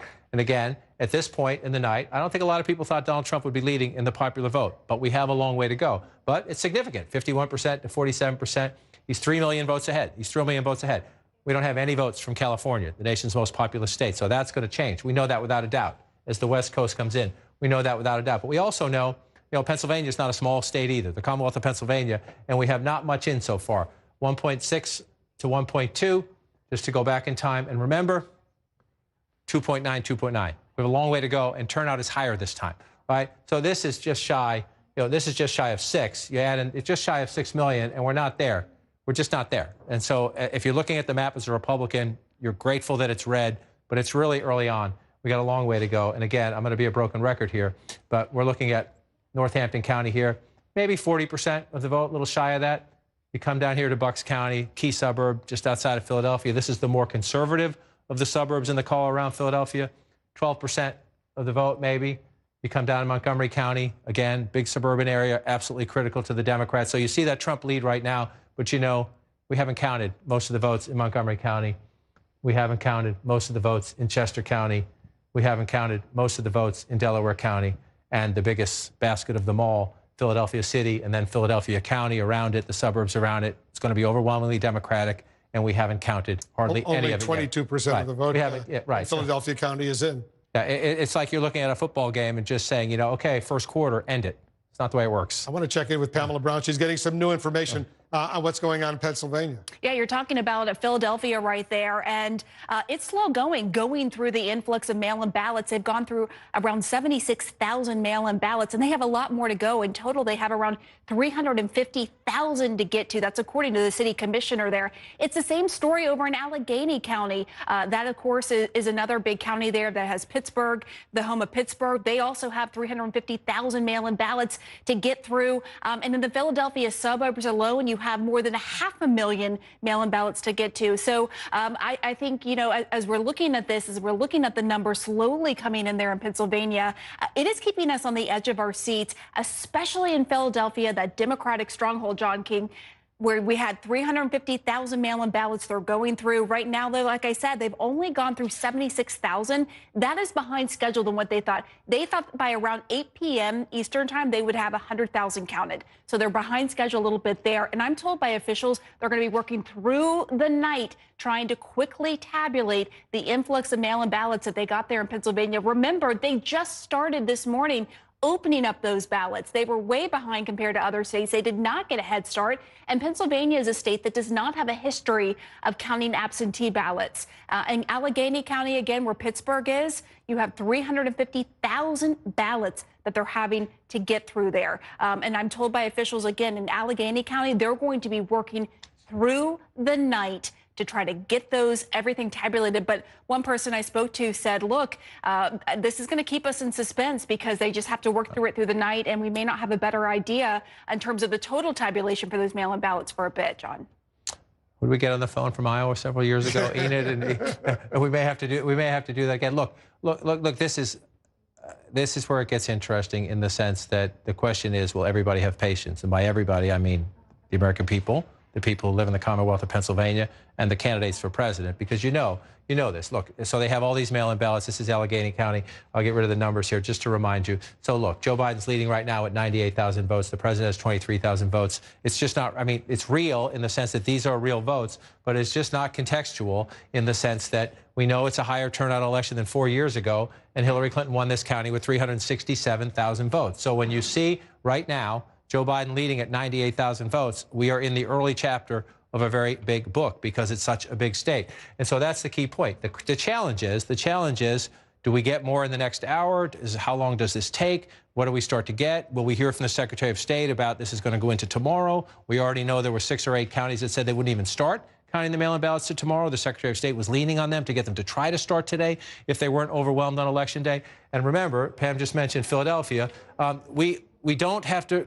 This is not conjecture because we have the words of the President of the United States, who has spent the last couple of days saying he believes there's cheating and there's fraud in Philadelphia. The question is, many of his advisors have been urging him, stay off Twitter, stop talking about this, let this play out. But does the president lose patience as this night goes on? We're told that in Pennsylvania, John, more than 1 million mail-in ballots. Pamela Brown was telling us more than 1 million have not yet been counted. Right, so more than 1 million. So you come back again, you come back out and you see 1.7 to 1.3, 370,000 vote lead, 373,000 vote lead, but you know more than 1 million. Again, more than 1 million have not been counted. So this is real, but it's just now. Again, if it's a baseball game, we're in the second or the third inning at best. Right? If it's a football game, we're in an early quarter. Pick your sport. We're early in the game. You always want to build a lead. You'd rather be leading than behind, but it's not contextual. I keep wanting to say it's not real. It is real. These are real votes. They're actual votes. So if I say that, I don't mean it that way. I mean, these are real, but they're not. We just don't have the full picture. Again, I just want to show you these counties. This is look. Think about the places where we are close to the finish line. In every one of those states, we're showing you turnout is higher now than it was 4 years ago. Turnout is higher now than it was 4 years ago. Well, look at this: 25,000 votes. 167,000 votes to win the county 4 years ago, and it was higher turnout now. So you're at 25,000 votes. We're nowhere near done. We're just getting started. Move over here to Montgomery County. 4 years ago, this is Joe Biden right now at 110.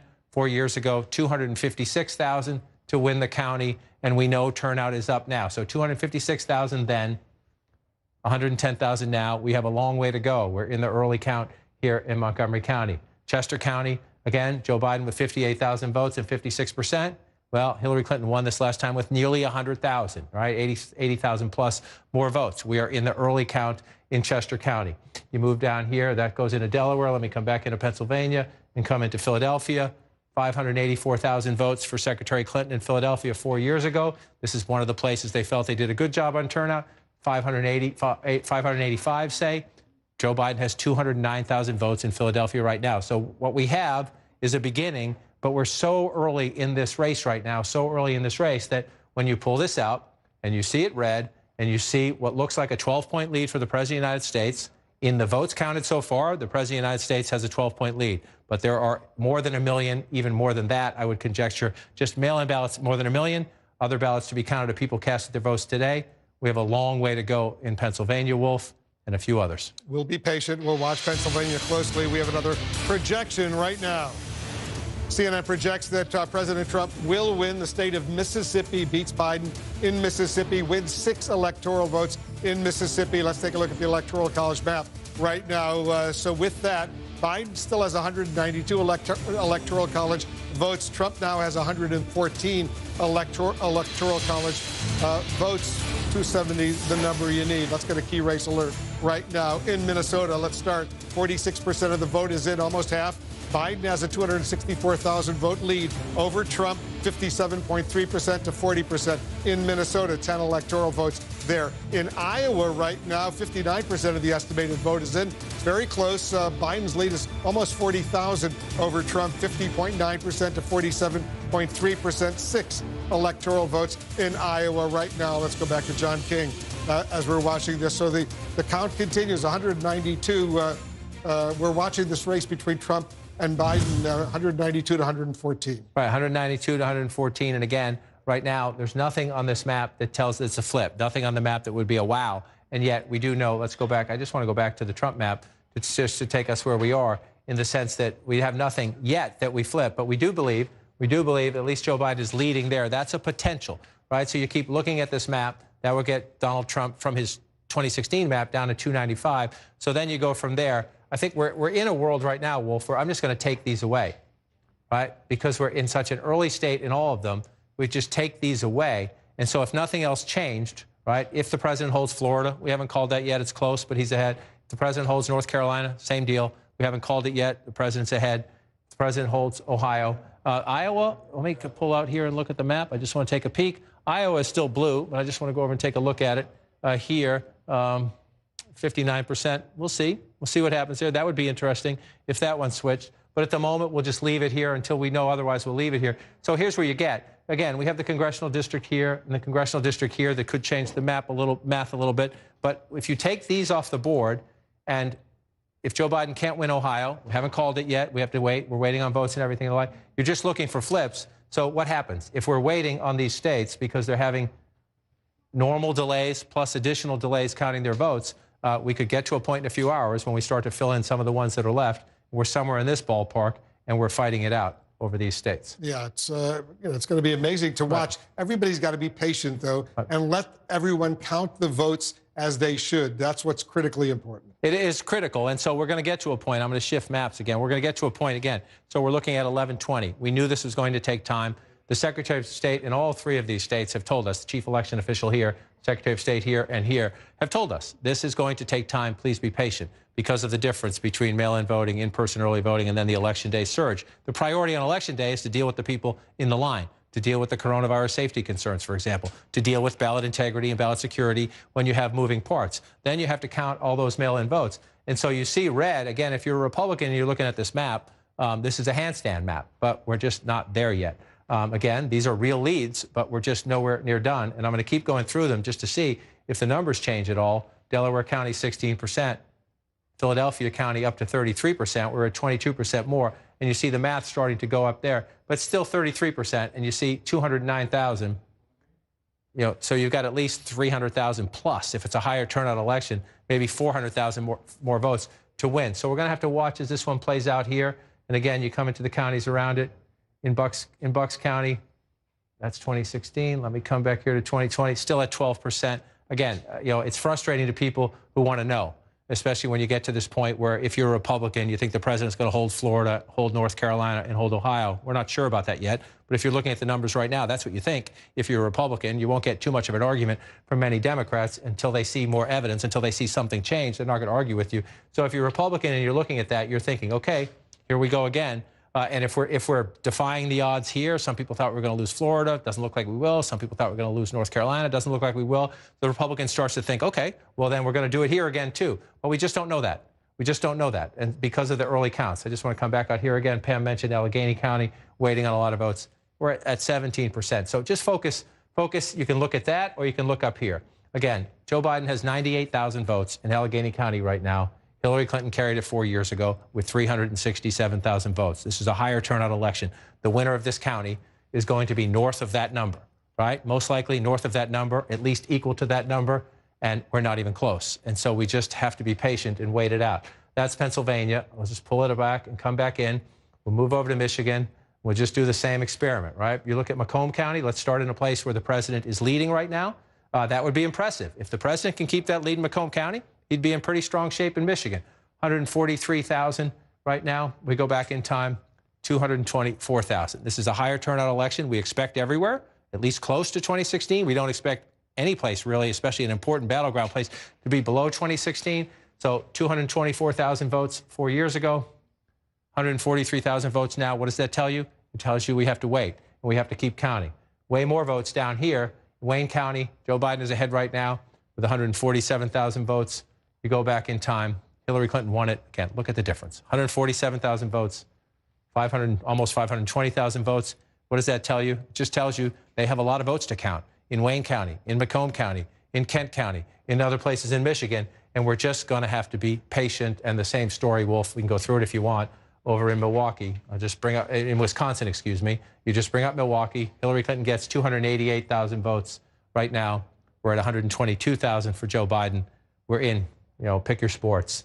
We're in the early innings, and so we're just going to have to wait. Basically, it looks like those three states are going to decide who's going to be the next president of the United States. Unless we get a dramatic shift, yes. I mean, we sort of knew that coming in.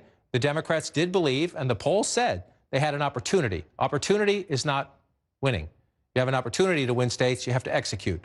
I think one of the things we're seeing so far, and you have to tip your hat to the president worked hard in the final days of the campaign. The president staged rallies all around the country, and it seems that his rallies actually generated a high Election Day turnout, which is what they absolutely needed. Is it high enough? We're not there yet. But you do know that some of these states have moved in the president's direction. Again, we're up to 94% in Florida. Can you overcome 381,000 votes when you're this far up? Unlikely, not impossible. We're waiting to see. And again, because of the differences of this year and the different mix of votes, our people are working extra hard, and so are all these election officials. Florida, they were quick, right? The early count was very quick in Florida. We're going to get to the finish line. Just to pop in and look at a place, you're at 95%, right? In a place that's voting Democratic. So if you're Joe Biden, where can you get more votes? Again, the disappointment in the Democratic Party tonight is right here. Not only at the presidential level, but at the House level as well. Some pain in Miami-Dade County. It looks like we're not at the finish line yet, but you see 53% right there. You see 63% right there. That tells you all you need to know about that. So you just come back out on the map. And again, one more real quick, North Carolina, 74,000 votes at 95%, 50 to 49. It's very close. But again, a state the president barnstormed at the end of the campaign. Looks like he generated a lot of election day turnout. Is it enough? We're not quite there yet. But if you're looking at the map right now, again, we'll get to the finish line soon enough. Some places, maybe not soon enough for the people watching at home. You have to tip your hat to the president for moving the needle in some of these states, see if it's enough to get him to the finish line. And yes, Pennsylvania, Michigan, Wisconsin, the three most spoken words in presidential politics in the last 4 years, and again tonight. We'll be patient. Let's check in with Dana Bash. She's got an update on the balance of power in the U.S. Senate. What are you learning, Dana? We have some projections to make, Wolf, and that starts with Alabama. CNN can project that Republicans pick up a seat there. Tommy Tuberville will go on to be the first term in the Senate there, beating Doug Jones, a Democrat. And in South Carolina, this is one of the most watched races in the country. Senator Lindsey Graham, CNN can project, is going on to win re-election, defeating an incredibly well-funded Democratic challenger. And in Georgia, this is one of two races we're watching tonight. This is the special election. CNN can project that this will go to a runoff. In the state of Georgia, a candidate needs 50% in order to win outright. That has not happened. So Democrat Raphael Warnock and Kelly Loeffler, who is the incumbent appointed Republican, will go on to that runoff in January. Now let's look at some of the tight races we are watching in the battlegrounds for the balance of power. Arizona. The Democratic challenger, Mark Kelly, is ahead by more than 200,000 votes at 55.1%. The incumbent Republican, Martha McSally, is at 44.9%. 75% of the estimated vote is in Arizona. Now let's go on to Iowa. The Democratic challenger is ahead there as well. Teresa Greenfield, it's very, very tight, 599 votes only. She's at 48.6%. The incumbent Republican, Joni Ernst, at 48.5%. And in Montana, the Democratic challenger is ahead. They're very early. Steve Bullock, the former, the governor, I should say, is ahead by about 12,000 votes. So let's look at what this all means right now. 3 Democrats are leading in Republican Senate seats. Democrats are back to needing 4 seats to pick up in order to flip the Senate. And Democrats have 42 seats. Republicans have 42 seats, and 16 seats remain to be called tonight. Wolf. So important what's happening in the Senate. All right, thanks very much, Dana. Let's get a key race alert right now. Let's see where things stand. Let's start off in the battleground state of Pennsylvania. 46% of the vote is in. Trump has a 436,000 vote lead over Biden, 56% to 42%. In Wisconsin, more than half of the vote is in, 53%. Trump has an 81,000 vote lead over Biden. It's relatively close, 51.3% to 47%. In Michigan right now, 44% of the vote is in. Trump still has a lead of about 274,000 votes over Biden, 54.5% to 43.6%. Let's go back to Jake. Jake, these 3 states potentially could hold the key to who's going to be the next president. That's right. We're all looking at the blue wall. It was a blue wall until 2016 when Donald Trump smashed it. Now, of course, Joe Biden hoping to rebuild it. So let's go check in with our correspondents who are in those 3 states. Let's start with Miguel Marquez, who is in Detroit, Michigan, where we're told a turnout is higher than it has ever been. Miguel, what can you tell us about the votes that are outstanding? We are waiting to hear how Michigan voted this election season. Yeah, we know a couple of things. We know that the vote in Detroit, the biggest sort of Democratic stronghold, they are expecting between 53 and 55% of voters to turn out in this election.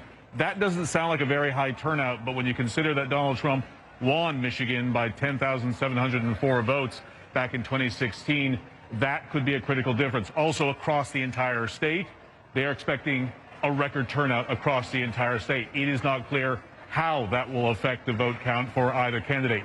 We also know that they are still counting. This is a receiving board where the Detroit Lions play, Ford Field, where they are going to receive votes, day of votes all day long. Those absentee ballots, they are still being counted as well. The city of Detroit getting through a huge tranche of those. We should be seeing some of those votes coming in very soon as well. So votes being counted in Michigan. In the hours ahead, we expect to see much more vote come in. And rather than taking 3 days for the vote to be finalized here, or at least an unofficial result, they believe that in the next 24 hours or so, we will have an unofficial result of who will win Michigan. All right, Miguel Marquez in Michigan, thank you so much. Let us turn a little bit east to Harrisburg, Pennsylvania, where we find Sarah Murray. Sarah, there are millions of votes that were cast early in Pennsylvania. With the vote right now in Pennsylvania has Donald Trump 1.8 million, Joe Biden 1.4 million, but there's still more than half the ballots waiting to be counted. What can you tell us? Yeah, I mean, Jake, look, there is a lot of outstanding vote here in the Keystone State, and this is not going to be a process that moves particularly fast. That's what election officials have been warning us about. We know there are a lot of these big counties, Philadelphia County, Bucks County, Chester County. They are going to be counting all night long, and these are not places that have really experienced any issues. They're not having any problems. It just takes a while. And the Secretary of State just wrapped up a press conference here. She said, essentially, we need to stay patient. You also need to be prepared for these vote totals to kind of come through overnight in fits and starts, right? They've been reporting day of totals, then they've been going through, opening more ballots, removing those from the inner envelope, putting them through the scanner, and then uploading bunches at a time. So just as you pointed out, this is going to come in fits and starts throughout the night. We may know by tomorrow morning a little bit something more. It may take a while. You know, the Secretary of State was saying these counties are working as fast as they can and as hard as they can. We know, like I said, a lot of these places are working overnight. It is just going to take a while, and it is the first time that Pennsylvania has had mail-in ballots to this capacity. And remember, they couldn't start opening them until 7 a.m. this morning. All right, Sarah Murray in Harrisburg, Pennsylvania. Let's go to Bill Weir, one of Wisconsin's favorite sons, who is in Madison. Bill, tell us about turnout in Wisconsin. We're waiting to hear who the Badger State picked to be their president. Well, it looks like it's going to be a record turnout like most of the rest of the country, Jake, but it is still very early. In fact, some of the election officials in Milwaukee say they won't have their final numbers in until 5 a.m. And that, of course, will be is expected to be a huge blue boost for President or Vice President Biden when those numbers come in. Just looking at the wow counties around Milwaukee, Waukesha, Ozaukee, Washington County, a little bit better than they were 4 years ago for the Democrats. Trump is still leading in those. He won Fond du Lac County a little bit better than he did 4 years ago. But I've been texting with the head of the Milwaukee Democrats, who said he thinks feels like stronger than expected in the Milwaukee suburbs for them, even though Trump is winning those right now. Possibly softer turnout in Milwaukee, they think. Blowout in Madison, likely a red mirage, blue shift kind of night. They think they're shaving those margins around Milwaukee, that they aren't as wide as they were for Hillary Clinton. But as right behind me, we're waiting as all of the wards here in Madison expect to deliver all their ballots here to the election supervisor here. So it's going to be a long night in America's Dairyland, Jake. All right, Bill Weir, thank you so much. We'll check in with you in a little bit, and let's talk about this. I do feel like we've been saying for a long time that, A, anything could happen. This is a very competitive race, and B, that it's really going to come down to these 3 states, Pennsylvania, Wisconsin, and Michigan, and C, that we're not going to probably know who won those states because of all the early vote the night of election night. And all of that is happening, and yet it still feels like people out there didn't hear us when we were telling them that in the previous week. And well, I think people hear what they want to hear or need to hear at any given moment, understandably, given how tense the country is. I'll add one state to what you just said, which is Arizona, which also could be a tipping state, depending on how it goes, given what we're seeing so far. The thing to keep in mind is, and some of our reporters mentioned this, is that what we're seeing now is not including the early vote. And the early vote is the one that Democrats feel the most confident about because they encourage their voters to go and vote early. And so that is the missing piece of these vote totals that we just haven't seen yet, which is a really, really key piece because it could change the dynamic abruptly. And I'm talking about early vote in Michigan, Wisconsin, and Pennsylvania, those 3 blue wall states. We just can't draw any conclusions right now about what's going on up there. And even Arizona is still unknown. But even if we did know Arizona, we would still need to wait on those states to count all of their votes to really get a clear sense of what is going on. So, yeah, we're asking for patience, but I also think that it's important for people to recognize that this is kind of the opposite of what we were seeing earlier in the night, when we were getting a lot of mail votes from states like Florida, and it was looking okay for Biden. Now we're getting a lot of Election Day votes from those states, and those are going to benefit Trump. We just have to wait and see. We can't even say really what is happening in some of these counties because the percentage of the vote is so low, you can't draw any real conclusion. And just to underscore what we're all saying is the early votes in Michigan, Wisconsin, and especially Pennsylvania are the votes that we expected to be counted last. Right. Particularly in Pennsylvania, because that's the law for some reason in Pennsylvania. And so, well, the Democrats tried to change it. They did. And the Republicans in the legislature wouldn't let them for whatever reason. Well, I think we know the reason. Well, whatever it is, that's the reason. They're counting now. It takes a long time. I don't know if this feels like 2016 when Donald Trump pulled this huge upset and surprised everybody, or it feels like 2018. Where Democrats actually had a really good night. It just took longer than a night. But Jake, I want to go back to something that you said at the beginning of the night, and you keep saying, which is, it feels like 2020 because, meaning it's not unlike any other year, because going into tonight, in most of these battleground states, the candidates were within the margin of error. Right. Yeah. That, by definition, means it is a close race in all of these states, and that is what we are seeing play out right now. Yeah. And it's a divided country. It's a divided country. It's a close election. One thing that we can say based on how close the race is in some of the places that Donald Trump was really at risk of losing is that the Republicans really delivered in the sense that they were able to keep those races close and in their direction as we speak right now. We're looking at a map in which a lot of states are red because they're trending red, and they need to stay that way. And for President Trump, that is a really important thing because we would be having a completely different conversation tonight if we were talking about Joe Biden actually expanding the map in a serious way early on in the night. Yeah. Wolf, back to you. All right, guys, thank you. Let's get a key race alert right now.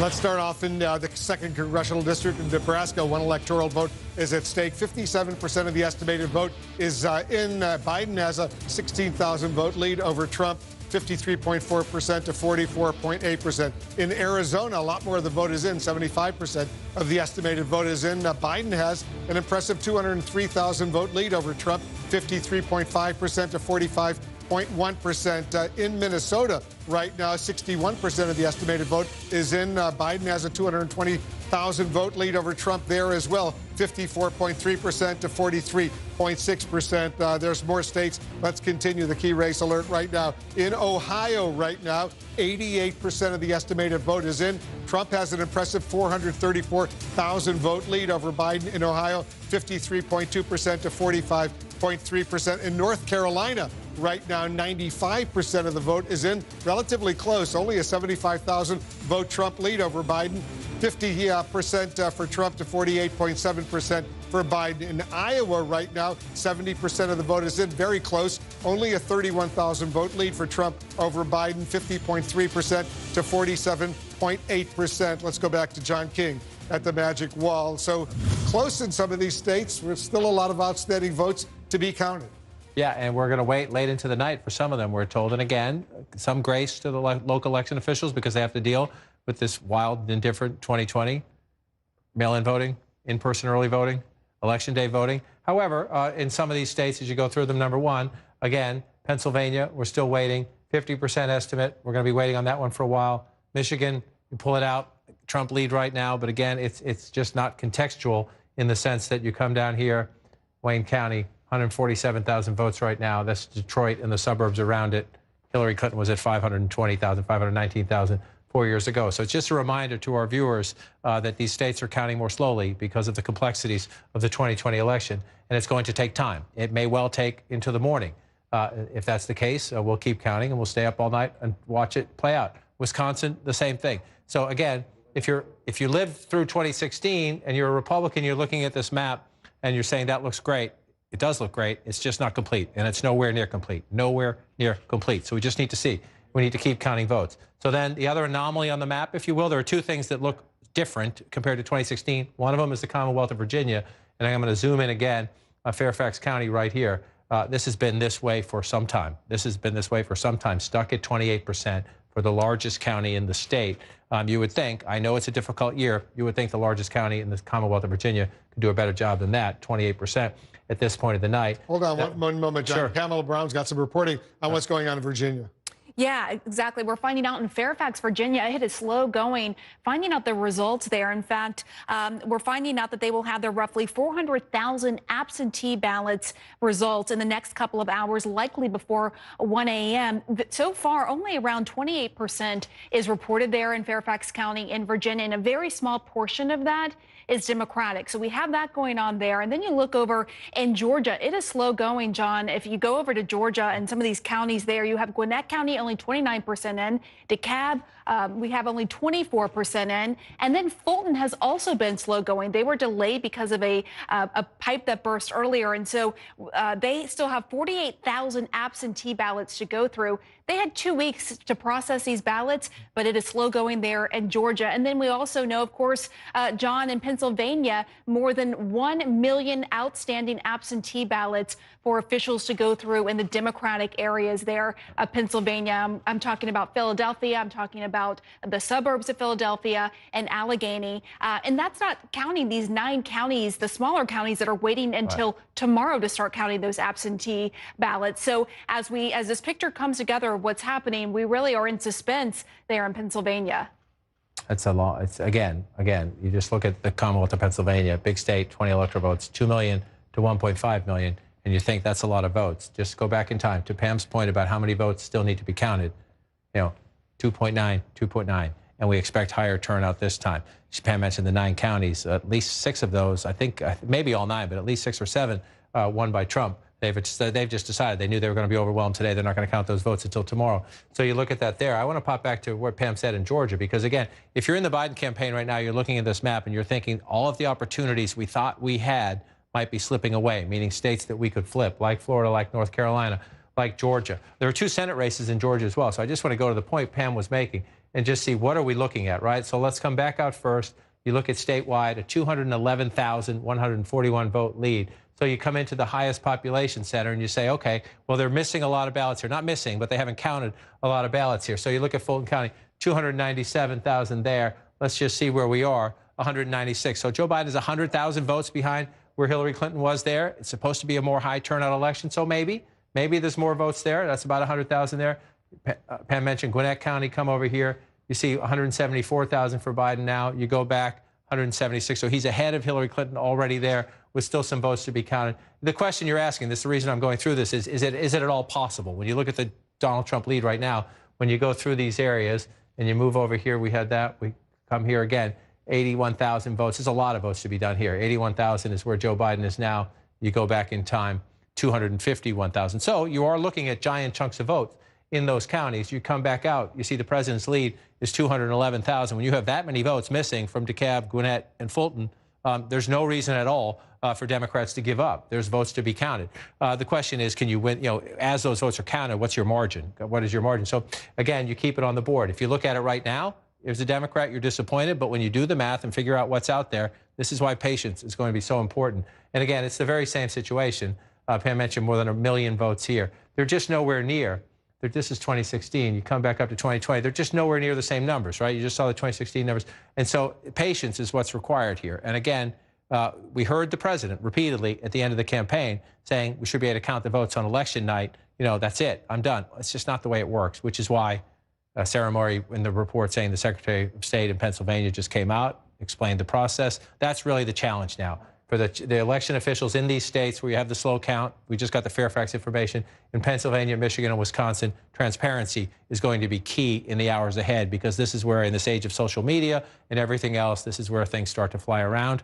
The important thing is stay with the sources you trust, be patient. We're going to count them. We have eyes on them. It's all fine. No rush. We'll take it easy. Right. We'll do it right. We have a key race alert. Some of the contests we haven't paid that much attention to, but take a look at this in Maine right now. 37% of the estimated vote is in. Joe Biden has an 18,000 vote lead over Donald Trump, 51.3% to 45.5%. The second congressional district in Maine with one electoral vote, 33% of the vote is in. Trump is slightly ahead, 8,841 votes, 50.6% to 45%. Only a third of the vote is in Maine. The second congressional district in Montana right now, Biden is ahead but it's close, by about 1,300 votes, 49.2% to 48.1%. 20% of the vote in Montana is in. So we're watching those contests as well. And so, again, very rarely does it happen, but every now and then, those one matter. You mentioned the Maine 2nd Congressional District. Democrats all along have thought that Maine was a state that they were going to win and win quite comfortably. As you can see, we're very early in the count right here. But you see the red up in the northern part of the state. Donald Trump carried this congressional district 4 years ago. Maine and Nebraska do it by congressional district. It is very rare that it comes down to, 269, 269 or 271. It's very rare that that happens. But on a night like this, we'll keep track of that count there because Democrats thought they had that one in their back pocket. But Democrats have been surprised in some other places tonight, or at least appear to be on the verge of being surprised. So we'll watch as it plays out. And so, again, you're going to go across this map, and you're looking at this map. And if you're watching at home, this is important. Throughout the night, Donald Trump had been leading in the popular vote. As we get the West Coast results, Joe Biden is now 1.6 million votes ahead there. That's important from a symbolic and a moral victory, but it's not how we pick presidents. John, we got another key race alert, an important one right now. The Commonwealth of Virginia, look at this, 73% of the vote is in. Biden is now ahead by some 219,000 votes, 52.3% to 46% for Trump. All of a sudden, Biden takes the lead in Virginia, 13 electoral votes at stake in Virginia. That's significant, John. We were looking closely at those suburban Washington, D.C., Northern Virginia counties. And so let's see what happened there, because, again, we've seen this play out in Virginia before where the Republican takes an early lead, but not all, and the Northern Virginia counties come in. And you see Fairfax County was at 28% moments ago. Now it's up to 86. If you need something fixed at home, you just need Pam Brown to talk about it on television. And then apparently it just happens right away. Pam talks about it and in come the votes. So that's good. It's a good thing. I'll give you Pam's phone number later in the program. As you go through this, look, on a night like this, when people are nervous, when we do have counting, it is important for people. So we give them credit for counting the votes when they did. And when you pull that back out, then all of a sudden, a state that you're watching all night long, you're wondering, why is that red? We talked about this all night long, and we're going to talk about it apparently through the night and into tomorrow when it comes to Pennsylvania, Michigan, and Wisconsin. We need to be patient. It's a very different year. These are good people who count votes. We beat them up sometimes. We ask, why aren't you doing this more quickly? They're good people, and they're counting the votes. We want them as quickly as possible. So now you see this, and that puts Virginia back again. So you come back out, and you look at this map where we are right now, right? So now we're at 1147. This is where normally we're thinking, are we close? Are we close to making a call? We are not. We are not. Why? We are not. Why? Because we're waiting for so much. Number one, you see those, they're red right now, but it's just not contextual. It's real. The president leads in Pennsylvania, Michigan, and Wisconsin, but we're missing a ton of votes. We're missing a ton of votes. And so you look at this part of the country, has anything changed? Right? Let me take this out. Has anything changed from 2016? No. Has anything changed from 2016? No, not yet. We're not done. We haven't called some of these states, but in terms of who's leading right now. And so the only thing on this map right now that's different is that, Arizona. And that's not called yet either, but it seems to be trending Joe Biden's way. So that was a key target for the Democrats. There's a Senate race out there as well, too. That was one. The Democrats came into the night thinking and hoping there would be more than one. We're not done yet. There may well yet be. Georgia, as we just noted, they have a lot of votes to count in Georgia. It's still close enough for those votes to make a difference. But the Democrats who spent this week saying it's going to be a blowout are reconsidering that right now. Again, we haven't finished with these states. But if you were going to have a blowout, even when you're waiting for some votes to be counted, in a blowout year, you're leading. You tend to lead. So it doesn't mean one or two of these won't flip back, but you don't see any evidence right now of a huge wave. And that's going to matter, not just for the presidency, as we get later in the night in the Senate, as we start doing the House tally, as tomorrow we think about governor's races and state legislatures. The fact that there's a lot of red here is better news for Republicans. How good? We don't know yet. It takes a few days to sort through that. And so you come back to this map here right now. Again, Joe Biden now ahead in the popular vote. That's just a moral victory. It's a symbolic victory. If you start to stretch it out, then it does affect the Electoral College map. But if it's pretty close, as it is right now, then you're doing state by state, hand-to-hand combat of presidential politics. and that comes down. I just want to check this one again. We kept waiting. Was Ohio going to change? 88, again, we're still waiting. I was just communicating with a very good, solid Republican vote counter in Ohio. Very confident that's going to stay for Trump. Not a Trump person, just a very smart Republican vote counter. We'll see. We'll see if she's right. But, you know, it sure looks that way. You come back here again.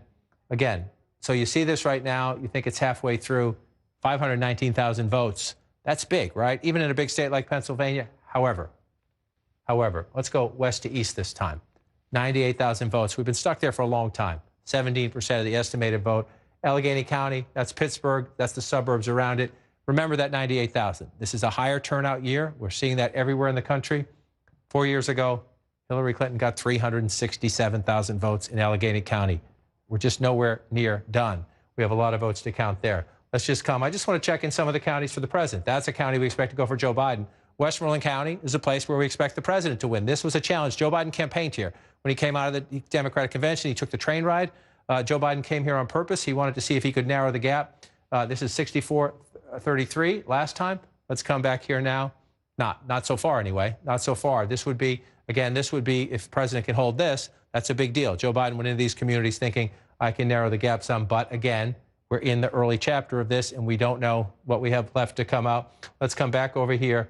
Again, in the Commonwealth of Pennsylvania, this is what matters most in terms of the vote count. Democrats need to run it up big in Philadelphia. Joe Biden at 248,000, so just shy of 250,000 votes. You think that's a big lead. You see 75%. But to emphasize the point, we have a long way to go. Hillary Clinton got 584,000 votes in this county 4 years ago. We got a ton way to go. Wolf, back to you. We'll be patient. We got another projection right now. Take a look at this. CNN projects that Joe Biden is the winner in Virginia. Virginia goes for Biden. Biden beats Trump in the Commonwealth of Virginia. 13 electoral votes go to Biden. Take a look at the electoral college map count. Right now, Biden has crossed 200. He has 205 electoral college votes. Right now, Trump has 114, 270 needed to win the presidency. Let's take a look at some of the key race alerts right now. Arizona right now, look at this. 76% of the estimated vote in Arizona is in. Biden is ahead in Arizona by more than 207,000 votes, 53.6% to 45% for Trump. So let's go back to John King right now. Arizona, 200,000 vote lead right now with that number, that percentage of vote in. That's pretty significant, John. It is indeed. And so again, that's 2016. Let me come back to 2020, come through my time warp here and pull out Arizona. It is significant. Now, again, it's a flip, right? It would be a flip. It's a traditionally red state, so you're going to always be a little bit more cautious before you call it. And so we want to wait and see. But you're up to 76%. You're up to a 207,000 vote lead, 1.2 to 1. And again, this is the bread and butter of Arizona, 60% of the vote, Maricopa County. You see Joe Biden just shy of 800,000 votes right there, 54%. Let's just go back and take a look. Hillary Clinton, 700,000 votes, 702. 702, the Democrat this time, 798. So 96,000 more votes, and we're not quite complete yet here. Again, what does this tell you? Number one, it tells you the Biden campaign did a good job. But number two, it just tells you more about the suburban revolt. And again, we're seeing other places that are closer than they were 4 years ago. This would be a very important pickup for the Democrats if it continues to trend this way. And again, 54 if you round up to 45, so a 9-point race there. If you go back 4 years ago, it was close, but it was a 4.5-point race in favor of the Republicans. The demographic shifts in Arizona, the suburban revolt against President Trump, and this could be very, very important on a night where the other opportunities for the Democrats, at least as of now, do not seem to be bearing fruit. Florida's still red, Georgia's still red, North Carolina's still red, Ohio's still red. So if you're the Democrats and you're thinking, how do we take away, and I can walk over here and show you, how do we take away from Donald Trump's math? This is where we are right now with the states that have been projected. So this part is done. Nothing here is a surprise. So the question is, if you're Joe Biden, how do you get to 270? Well, that would help, right? 205 gets you up to 216. That would help. Doesn't get you all the way, but it helps. Not only does it help you go up, it takes it away from Donald Trump's 306. And so then you're looking at this map. If you're a Democrat and you're looking at this map, you assume this one's going to come your way. We're not done there yet, Minnesota. And you're looking around here, you assume most of Maine is going to come your way. Right now, President Trump was leading in that congressional district, so let's just take that away. I'm going to make the second congressional district a toss-up for now. The president is leading. The Democrats think they're going to get that, but again, they thought they were going to get some other places too. We'll watch. I'll take it off as a toss-up. So you're at 229, and you're the Democrats. How do you get there if you're Joe Biden, right? Well, you can't count on Texas right now. You're still leading in Iowa? No, you're not. You're not leading in Iowa anymore. You're going to get Hawaii when we go a little deeper into the night. That gets you up to 233. And so then, again, it sounds redundant, but you come here and here, and even those two, not enough. So you're looking at that. Do you do that there? Or the other Clinton state, Nevada, we haven't done on the West Coast yet. You get that there. So that's 285. Can you afford to lose that? You come to that. You can't afford to lose that. So we're going to walk through the math as we go through this for the rest of the night. Let's take a quick break. A lot more coming up. We're waiting to see what happens in Arizona. Can Joe Biden pull off a win in that state? We'll find out. Election night in America continues in 2 minutes.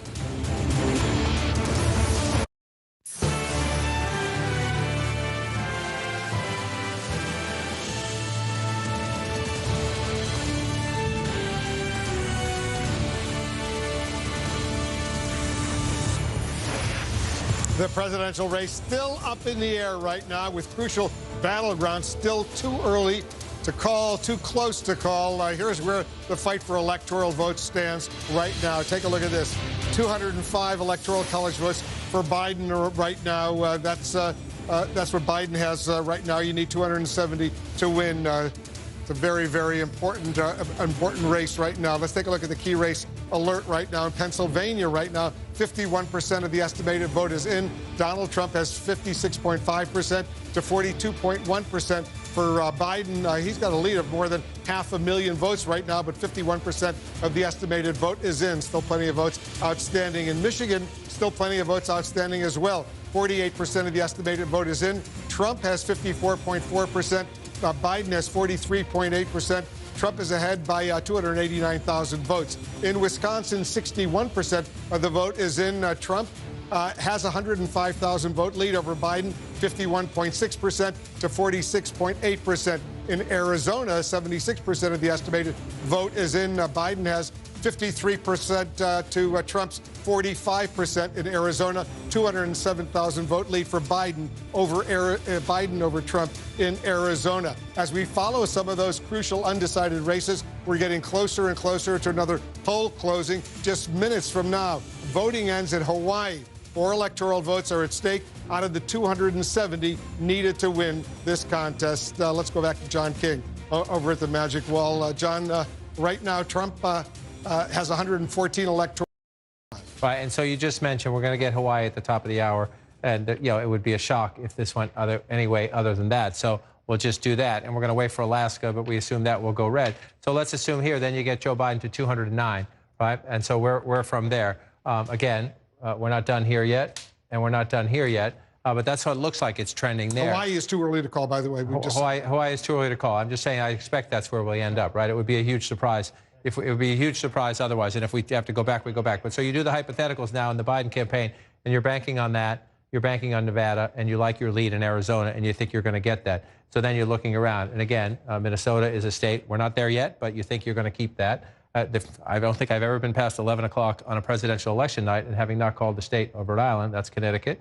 We'll come back in there. It's a little small. My fingers don't quite get in there. I started my career in Rhode Island, and I never thought we'd get past 11 o'clock before we call it. It's just that's the year we're in, right? But we expect that goes Democratic. So then you're looking at the map, right? Virginia's now back in the Democratic fold. You're in the Biden campaign. You can't count on this anymore. You weren't counting on it, but your hope has gone away. Your hope is fading. You're not sure about Georgia. There's a lot of votes out in metro Atlanta. So let's play this one out. We'll just wait a little bit and be patient. But again, you're back in this place here, right, where you expect that if you're the Democrats, you think you're going to get most of Maine, but I'm going to take away this congressional district and just put it back in the toss-up. Maine, one of those states that does it. Just let's take this away. Let's be cautious and see what happens. And again, I'm looking at the Biden math, right? Because the president starts at 270. Joe Biden has to starts at 306. Joe Biden has to subtract to take it away. And so you're looking at the map now. Where else do you go? It gets you back right here again. Now, again, we assume, we haven't called this yet, we assume that's going to go there, right? And let's just see. We're waiting on Iowa, but the expectation is that that goes there. So if these all stay, right, and this is the wild card. I'm going to do this last because, again, we're a lot of votes waiting. So any Democrat in Georgia is going to get mad at me right now. It's just a hypothetical. We're having a hypothetical right here. We expect the president will end up with Alaska, Idaho. Montana's interesting right now, but again, the expectation is it's going to go there. We got some congressional districts here we're waiting on. And so then where do you get, right? You've got 1, 2, and 3 in the congressional districts. So we're going to wait those out. Just remember that you sort of have 3 three off to the side as you go through these big three states right here. At 243 and 246, essentially, you know, if you get this, you're knocking at the door, right? You get this, then you need one of these, right? If this one, let's just leave this one off the board. We think it's going to be the slowest to count, right? If we're waiting on that, bang, bang, 269, then we're into the congressional districts, right? So then do you get that one? Do you get one of those? That would get Joe Biden there without Pennsylvania. If you flip it around and you're the President of the United States, you're the President of the United States, you think, you know, can you get this back? The polls looked iffy, but again, 259, 56, that's where we're in, okay? These are hypotheticals, but that's where we are. That's where it looks like we're going into the night with those 2 or 3 states out there, a couple of congressional districts in hand-to-hand combat. We got a projection right now. CNN projects that President Trump will win the state of Ohio. Beats Biden in Ohio, 18 electoral votes in Ohio. That's a big win for Donald Trump in the state of Ohio. Let's take a look at the Electoral College map where it stands right now.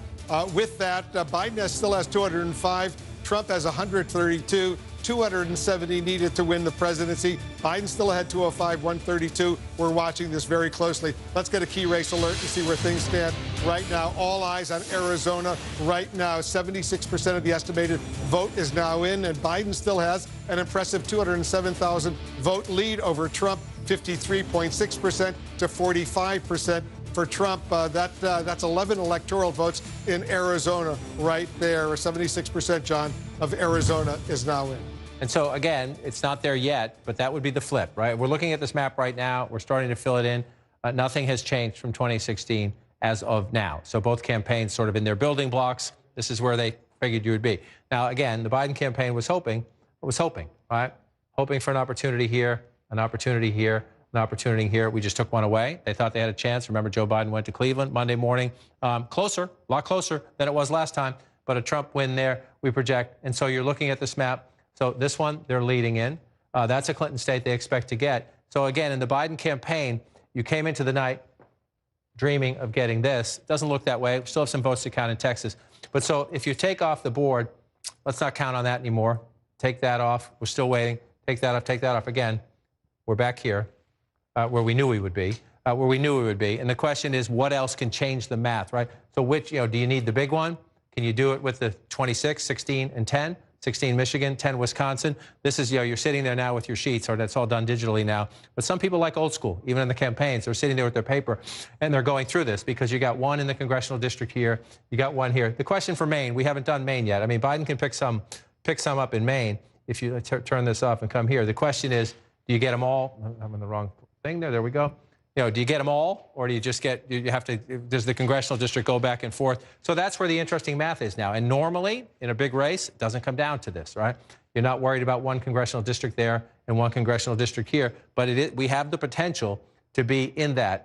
For challenge for Biden now is make sure you hold Nevada, clinch Arizona, and flip it, and then you get into the, then we get into the math as we go later through the night. And the issue is going to be, keep checking in on Pennsylvania, Michigan, and Wisconsin to find out how much more are we going to get tonight, how much more will we get in the middle of the night. I think in all 3 states, we're likely to be having a tomorrow conversation. And the question is, what else do we get? Do we get everything else? And then, so where's the math when we go into the weight on these? And that's the calculation back and forth. And guess what? If you go into tomorrow, just without a doubt, then you're talking about lawyers, contested fights, some of them perfectly normal, some of them perhaps outside of normal, because we've heard the President of the United States say repeatedly he thinks you should be able to finish counting an election tonight. It's not the way it works. It's just not the way it works. It never works that way. It was not going to work this way from the beginning this year because of the complexities of the pandemic voting. But it is one thing to watch. The President signaled he was going to do it. We're now at 12:06 a.m. on Wednesday. He has not done it. That's good. That's good. We should let the process play out. But as we get through this later, let's just see. And in all 3 of those battleground states, the so-called blue wall, so much of the outstanding vote are the early votes, right, which were skewing Democratic. Right, they were. And again, I didn't have, Rhode Island still has not been called on that map too, which would be a couple of votes for Biden. Let's bring it over here. And just to look, and again, this at this point, to people at home who've been watching all night long, this is getting a bit redundant. But as people tune in later in the night, it's just important to keep saying this. If you look at this map, and you think it's after midnight, 56 to 42 in the Commonwealth of Pennsylvania, at first glance, you think, wow. But then think about it. Pennsylvania, no matter who wins Pennsylvania, it is not going to be a 14-point race in the Commonwealth of Pennsylvania. That's just not going to happen. So what does that tell you? That this is an incomplete picture. Every vote in here is a real vote, but it's an incomplete picture. And so you look at places where the president is doing well, 72% of the vote is in here in Lancaster County. Very important to the president. You move up here to Lebanon County. It's a smaller county, but this is where the president, this is where the Trump magic is, running it up in these smaller counties, building 20,000 votes here, 10,000 votes there, but 95% of it is in. So if you're looking at this map right now and you're thinking, if you're a Democrat, okay, a lot of these Trump counties, a high percentage of the vote seems to be in, but come over here to this part of the state. Bucks County, 53%, so we're making some progress there. Biden holding the lead. Philadelphia, the city of Philadelphia, up to 40%. We were in the 20s last time we checked, so we're getting some more votes. But again, look at 248,931, so just shy 249,000 for Joe Biden. He's leading Philadelphia County. Go back 4 years ago, Hillary Clinton gets 584,000 votes. So we just have to, that's simple math, right? Turnout is higher this year. Hillary Clinton got 584,000 votes in Philadelphia County. Joe Biden right now is at 248,000. The president's numbers are much lower, too. We just haven't counted many of the votes in Philadelphia County. And that includes when you move beyond out to Montgomery County. Again, might be 50% here. Look at the numbers there. 168,000 for Joe Biden now. Hillary Clinton won this county with 256. So there's just a lot of math to be done, right? You move down here, Chester County. Hillary Clinton had 141,000. You come up here now, we're at 73,000. That's about half, a little less than half, a little more than half, I'm sorry. So if you just bring it out, this is why we just need to be patient. And again, the key thing, if you're a Democrat and you're sweating this a little bit, number one, most of your votes here have not yet been counted. This is your other big basket here. You're still at 17%. Allegheny County, Pittsburgh, and the suburbs around it. Joe Biden leading healthily, 98,000 votes. That's a healthy lead. You go back in time, Hillary Clinton got 367,000 votes in Allegheny County. Joe Biden hopes to do better than her 4 years ago. We'll see if that turns out to be true, but we just simply know 260, just shy of 260, just shy of 370. You come here now, we just haven't counted a lot of votes. There's just a ton of votes yet to be counted, which means we're not done. So you pull it out and you wait, the Commonwealth of Pennsylvania. So it's just deceptive. It's all real. These are all votes, but that's just deceptive because it's not a contextual lead because we're missing so many votes. And it's the very same story when you move over to Michigan. The challenge now is for the election officials in these states to be transparent, to do the best they can, count as quickly as they can and be transparent about what is missing. But you just want to come down here and look again. This hasn't budged. This simply hasn't budged. Wayne County is Detroit and the suburbs around it. This is the building block for Democrats in the state of Michigan. Nearly 20%, 18% or more, depending on turnout of the statewide vote. You see Joe Biden at 147,000. You go back in time. This was a place where Hillary Clinton underperformed. Democrats wish turnout was higher, but still, she got 519,000 plus votes 4 years ago. The leader right there, right now, Joe Biden, 147,000 votes. So it just tells you, that's just one county. It just tells you we have a boatload of votes to count. And you come out here, let's move out to Kent, move out to the western part of the state. You're up to 60 here, right? 60% of the estimated vote. But 119,000, Donald Trump leading in Kent County. This is Grand Rapids and the suburbs around it. Democrats had hoped to make inroads here. Let's see if it stays red. But 119 at 54%. You come back 4 years ago, 148. So even in a place where they say they're up to 60, we just know it's under the 2016 vote total. We know that turnout is up just about everywhere in this election. So it tells you it's real. It's a Trump lead, but it's an incomplete picture. Let's come to 2020 as we do that. It's a Trump lead, and it's a healthy lead, it looks like, but it's just incomplete, and it's significantly incomplete. And, Wolf, it's the very same thing over in Wisconsin. You look at this as a Republican, it's closer here, but it's still 5 points when you look at it, 108,000 votes. But you come down here to Milwaukee, 128,000 votes right there. You go back in time. Hillary Clinton had 208,000 votes. Turnout was down in Milwaukee 4 years ago. I heard Bill Ware say earlier Democrats are worried about it this time, but it's not going to be this much down. You're not going to have 288,000. Look at the president. He was at 126,000 here. And you come back, you come up to 2020 here. He's at 80,000 and 128. It's just not a complete picture. There are a lot of votes to be counted. And so you want to, you want to know. It's past midnight. You want to know. We just have a long way to go. We have to count votes. Let's be patient and we'll count the votes. We have a projection right now. CNN projects that President Trump will win the state of Idaho.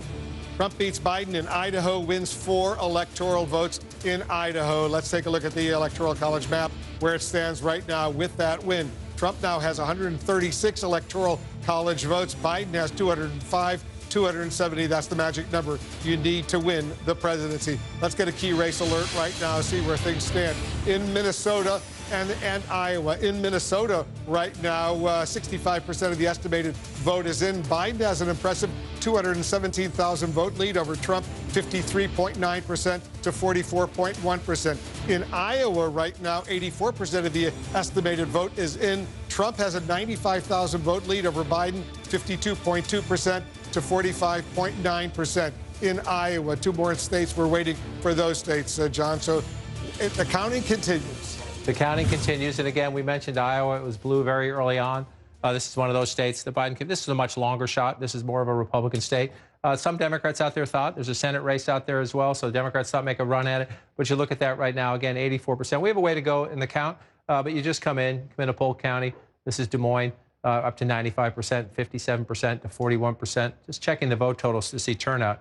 146,000 leading there, 119. So you see, even there, Joe Biden's numbers higher, turnout is up everywhere, but it doesn't appear to be enough as you walk it through. We'll just come through here and come out and look. You come over to the eastern part of the state, Cedar Rapids, Lynn County. Democrats need a big turnout here. 70,000 votes, 92%. Just want to go back in time again to compare it. Hillary Clinton gets 58,000 votes. So Joe Biden is, in the places where the Democrats need to do well, Joe Biden is getting more votes, more because of higher turnout than Hillary Clinton. But just look, There's an interesting thing to look at this here, the so-called pivot counties. Just watch this map. This is Trump 2016, right? Trump 2016, Trump 2020, Trump 2020, still a lot of red. If you go back in time, watch all the blue. This is Obama 2012. Obama 2008. Iowa has more of the so-called pivot counties than any state in the country. There are 31 counties in this state that voted twice for Barack Obama and Joe Biden. 31 counties, 31 of the 99 Iowa counties. Look at that. It changed in 2016, and it looks like if you do it here, we're not quite done with the 2020 count. It does look like Joe Biden maybe took a few of them back, but nowhere near. The bulk of them are right up in here. Nowhere near. Again, we're not done with the count here, but we're up to 84% there and a 98,000 vote lead. In Iowa, you pull it back out. There's a lot of red, but remember, this red is incomplete. Certainly is. We got a key race alert right now. In Arizona, look at this, 76% of the estimated vote in Arizona is in. Biden has an impressive 207,000 vote lead over Trump, 53.6% to 45%, 11 electoral votes in Arizona. In Nevada right now, still very, very early. Only a few votes have been counted. Trump has a lead of about 2,700 votes, 78.7% to 18%. Less than 1% of the vote in Nevada is in. 6 electoral votes in Nevada. We'll watch Nevada closely. Arizona is a key battleground state, and Biden's doing well there, John. That would be the first flip. It would be the first flip of a Trump 2016 state to a Biden state, and you pull it out again. 207,000 votes when you're up to 76%. Not impossible to overcome, but it gets hard at this point, especially when most of your votes are here. More than 60% of the vote will come out of Maricopa County, and it's a 10-point lead, just shy of a 10-point lead for Joe Biden. 805,000 votes in Maricopa County. Again, higher turnout this time. Number one, demographics favor the Democrats every day. Arizona gets more diverse, but also the suburban revolt. When you add all those up, 2016, Hillary Clinton gets 702,000 votes in Maricopa County, and the president wins it 4 years later. 100,000 more votes, 103,000 more votes for Joe Biden to carry Maricopa County. So you pull out and look at the rest of the state. You move up here. You look at Flagstaff. Look at 66% there, up to 73%. You go back in time, 56%, so 10 points better. We're just getting word, by the way, that Joe Biden is about to make a statement shortly from Wilmington, Delaware. We'll, of course, have live coverage of that, but go ahead. All right, and so that's the challenge for these candidates tonight. We're waiting to see if the candidates would speak. Nobody can declare victory tonight because we don't know. It's just we just don't know. And so the question is, what tone do you set? Again, there was some reporting during the week that perhaps the president would come out if he saw this and say, it's past midnight, election day's over, I'm ahead. He hasn't done that, and that's good. That's good because that's not the way it works. So I assume Joe Biden's going to say we're counting votes. Let's continue. Let's respect the process, and we go forward here. And you come up, you just say, you think, you just got to count the votes because this is all incomplete right here. And again, you walk through it, 66%, but a lot of Democratic votes missing, 50%, a lot of Democratic votes missing. You just walk through it as you go through here, 57%, almost nothing, or at least up to 40% now in Philadelphia. but a ton to count. 53% here, 55% here. So more votes starting to come in slowly in that area here in Pennsylvania. But if you're Joe Biden, number one, you're nervous. You're nervous. The map is not what you thought it was going to be as you come through. But number two, you also know that we're nowhere close to being done right here. And if those turn around, then you're back in a better place. Yeah, those are three critically important states right now. They're watching closely. It'll be interesting to see what Biden actually has to say at a sensitive moment like this. Right, absolutely. The challenge is to urge people to be patient and to trust the process. The challenge also is to ease some Democratic jitters, because a lot of Democrats came into the night thinking that this would be better. A lot of Democrats just simply thought the animus toward Trump is so deep among the Democrats that they just thought, and the polls, they look at the national polls, and again, we'll see where this ends up. We'll see where this ends up. Joe Biden has pulled ahead in the popular vote, and we'll see where it ends up. But they looked at the national polls, they looked at some of those other polls, and they thought, okay, this will not happen to us again. The flip side is there are a lot of Democrats who said, oh, is this going to happen to us again? So what does Joe Biden have to do? He has to say, let's wait and let's count, which is the right thing to say, whether you're Joe Biden or the president. However, if you're looking at this map now, again, if you come back, this is where we are right now. And Nevada, a Clinton state, we'll see what happens. We're still counting. Arizona, a Trump state. Looks like Biden has a lead there. We haven't finished yet. But if you come back to this map, and again, if you just think about all the places the Democrats thought, we're not done with these counts, but Democrats thought, that would just be game over. That would be game changer, game ended. All right? That one we've projected. That's not going to happen. We haven't finished with that one yet, or finished with this one yet. But those were states where Democrats thought if you get this one or that one, you block Trump's path. You get this one, you absolutely block Trump's path. Didn't happen. We're not done here either. It's a weird night. There's some interesting votes still to be counted. But again, Trump's leads are starting to grow. The election, the whole Republican strategy will get you on Election Day. So far, we're seeing it. Again, we have to get to the finish line in these states counting the votes. So if you're Joe Biden and you're looking now, number one, you do think you're going to change this. It's not enough to get you there. It's not enough to get you there. So the rest of them will come here. Congressional district here, perhaps. Congressional district here, perhaps. But this is the meat and potatoes of presidential politics in the last several years, and it's going to be tonight. And it seems increasingly, it's already Wednesday morning, 12:29. This could go on throughout the day. We have another key race alert.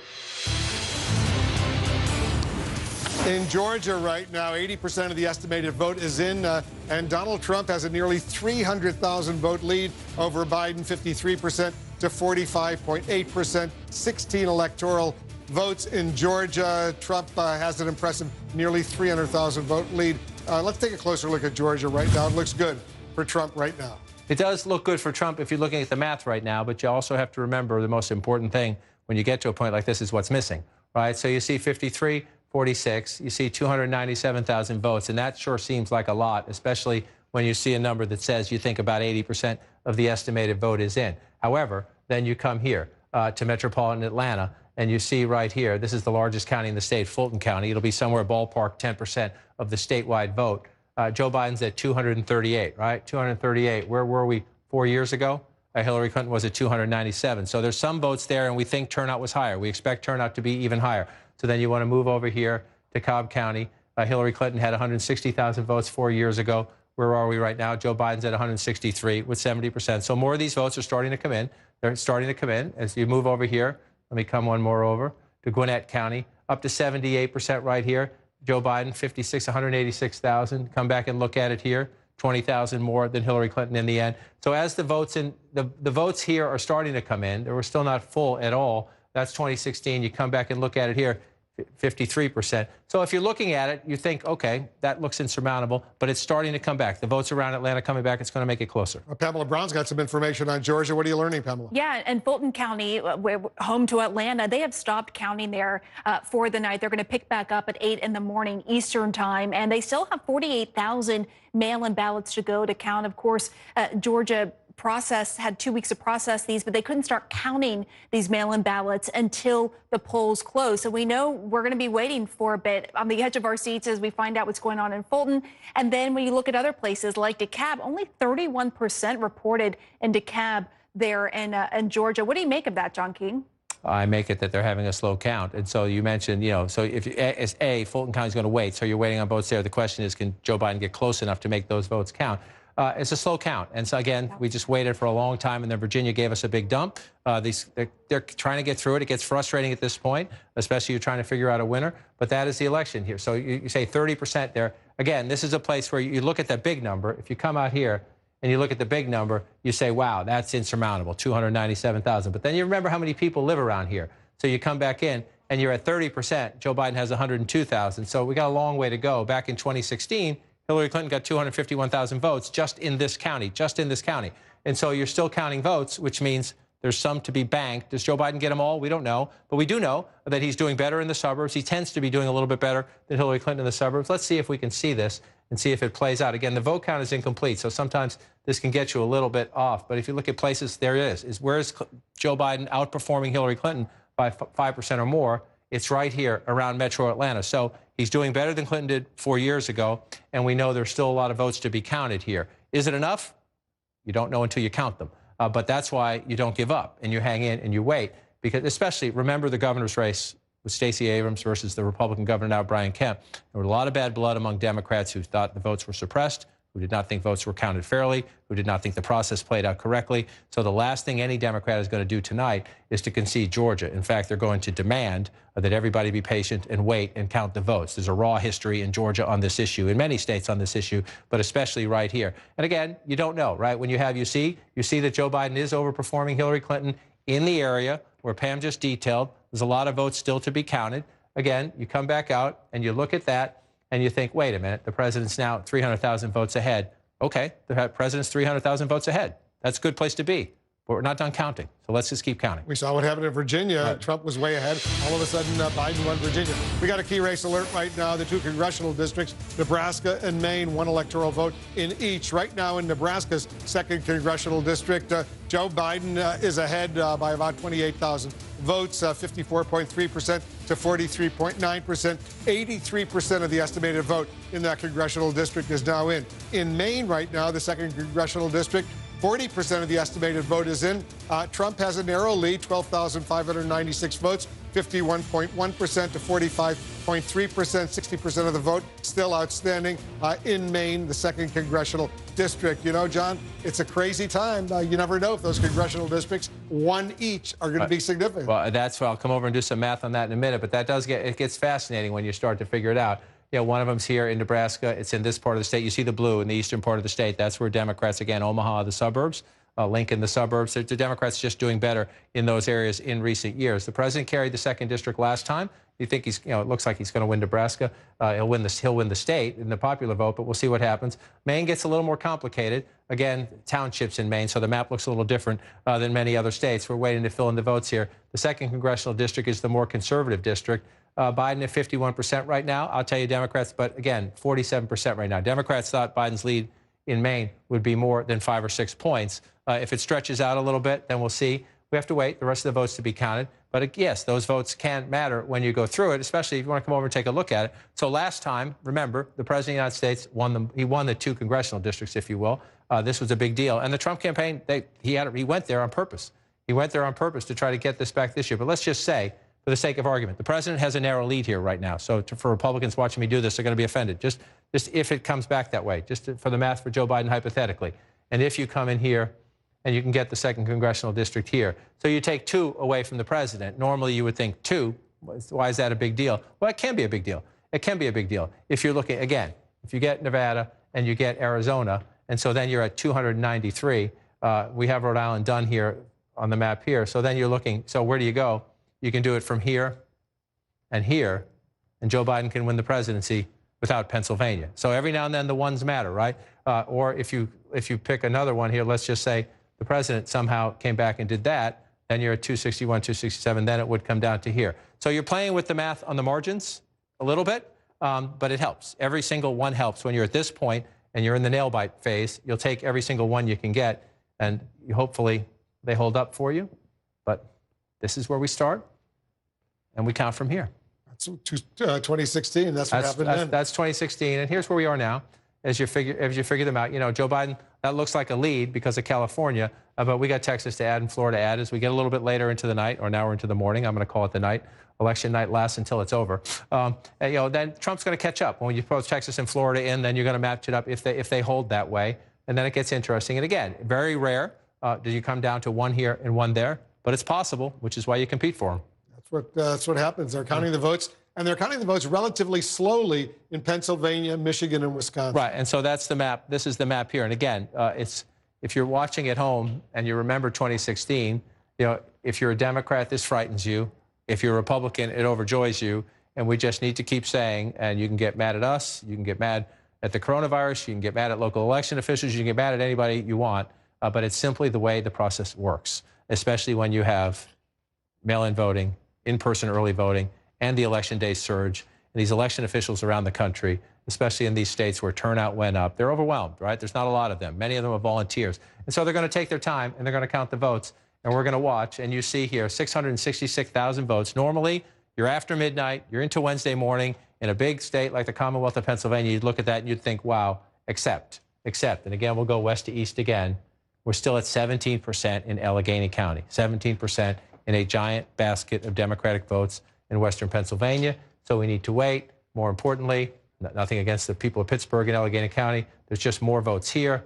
Philadelphia County, we're up to 43%, 264,000. So you think you're starting to count them up here. You are getting more Democratic votes here. But again, Hillary Clinton had 584,000. So if you think about that Trump statewide lead, a giant jump in the vote here, if it stays Democratic, as it is right now, the question is, do the margins change at all the percentages there? But Joe Biden there, then you'll come up to Montgomery County again. Joe Biden at 61% at 196.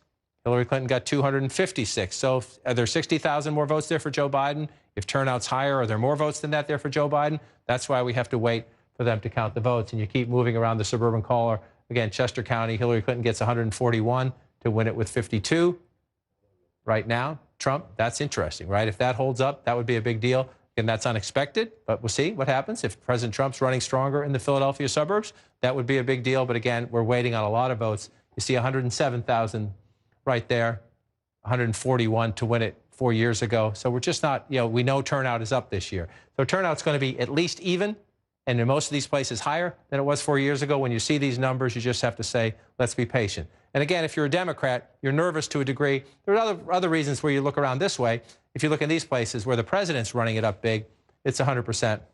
It's 100%. That's 2016. That's 2016. I'm sorry. Thank you for correcting me. It's 95%. I was in here earlier and they were up high. It's 95%. It's 99%. That's going over. Yeah, wait, 99%. And so in the places where the president is running up big, a lot of the votes have been counted. And so that's why if you're a Democrat, look, you don't like this map when you're looking at it, but you do know what we're missing starting right here. The vote that's outstanding, the biggest baskets of votes that are outstanding are Philadelphia, the suburbs, and then out in Pittsburgh. The blue spots, the spots that tend to be blue on the map of Philadelphia, that's where we know we are slow counting the vote. And again, this has been a complaint from the president in the final days of the campaign. He was railing on the governor. He was railing on the city of Philadelphia. He has been quiet tonight, at least to the best of my knowledge, which is a good thing. Let's let them count the votes. There are people from both campaigns watching in all of these key counties. If anything goes on, they will raise their hand, but it's going to take time. Let's get an update on Michigan. Sure. Let's go. Pull out here. Come back in. It is still red. We're up to 53%. Again, you're coming down here. This is just to give you a look at the map. There's 2020. There's 2016. Looks pretty similar. And so you're looking at, why is the difference? Why is the president up by 294,000 votes? And again, you're looking at these states and you're wondering what the issue is. Michigan was 10,700 votes 4 years ago. Okay, we expect it to be close again this time. Joe Biden had a decent lead in the polls, but no matter who wins Michigan in 2020, it's unlikely to be by 300,000 votes or 290,000 votes. So that tells you the picture we have right now is incomplete. And it's incomplete because I'm going to start over here, and you just start coming across 65% in here, 95,000 votes. This is to the southwest of Detroit. You just go back, it was 128,000. That may not seem like a lot, but that's 30,000 votes, right? That's 30,000 vote difference here, 2016 to 2020. Then you move over to the biggest of all, about 20%, 18, 19% of the statewide vote will be here in Wayne County. It's up a little bit from where we were before, 55 to 42, 164,000 votes for Joe Biden. Again, Hillary Clinton had 519,000 votes, and Democrats hoped turnout would be higher there this time. It's just a lot of counting to do. Let's check in with David Chalian. He's got an update on Michigan. What are you finding out, David? Yeah, this is the state of play in Michigan right now. Donald Trump currently in the lead here, and 54% of the estimated vote is in Michigan right now. But here's what we understand about the early vote. Of that 54% of the vote that's in, 20% of the current vote is early vote. And we think that's going to go much, much higher. We think when all the votes are counted, 55%, a majority of the vote in Michigan, we expect to be early vote. And Joe Biden is doing much better than Donald Trump in that early vote. And you see there's much more early vote to come in. So there is the potential, not guaranteed, there is the potential for Joe Biden to narrow that gap with Donald Trump in Michigan as more and more early vote gets counted. Wolf? Thank you. You know, it's very clear. We saw that huge swing in Virginia. Right. Trump was way ahead, and all of a sudden Biden wins Virginia. Right, and so you're thinking Fairfax County in Virginia is not quite the size of Wayne County in Detroit here as you come back in. You know, there's just a lot of votes. And David makes the key point. We saw this in the data all week long. Democrats disproportionately voted early. So if the votes that haven't been counted are early votes, we have to count them to be certain. But everything we know tells us Joe Biden has a very significant advantage, especially in Democratic areas where he's going to have an advantage anyway. The early vote comes in there. So we have to wait. We just simply have to wait. 30% is not enough. Wayne County is the most important. And again, we went through this in 2016. Late in the night in 2016, remember, I kept being asked, is there any possibility? Are there more votes for Hillary Clinton? Are there more votes for Hillary Clinton? We kept talking to people in Wayne County until we got up to the finish line in 2016. She got 519,000 votes, and it was not enough. It was not enough, but it's just implausible. It is implausible. She gets 519,000 votes 4 years ago. We are not anywhere close to done the night with the Democratic with 164,000 votes. We're just not. And so everybody has to be patient and wait it out. You can be frustrated at the count if you want to be. If that's up to you, that's your right, but it just takes time to do this. And again, move over. Oakland County, the suburbs north of Detroit, used to be more Republican, trending Democratic. You see that they say about 70%, 68% of the estimated vote. And again, you're waiting for more votes to be counted. Joe Biden with a 53 to 45, but 284,000 votes. Hillary Clinton had 343,000 votes. So you just do this math at home. There's a lot more votes potential. We have to see them and count them. But there's just a lot more potential for Joe Biden to get more votes out there. You move over here. This is interesting, Macomb County. And this will be interesting if the president holds this. But again, if we're waiting for early votes, that's a question, right? A lot of union workers here. Joe Biden tried hard here. This would be an interesting number if the president can hold it, because when he won Macomb County 4 years ago, it was by a lot more narrow margin, 53 to 42. But again, the president won this county with 224,000 votes and change 4 years ago. He is leading this county now with 152,000 votes. It just tells you, no matter where you look, we know turnout is up this year. I'm just going to move over here. St. Clair here. We know turnout is up this year, Wolf, so we just know there are a lot of votes missing. We need to count them, and we need to be patient. Let's do a key race alert right now. Pennsylvania, Donald Trump is ahead. He's ahead by some 664,000 votes right now. Very impressive. 61% of the estimated vote is in. Trump has 56.9%. Biden has 41.8%. 20 electoral votes at stake in Pennsylvania.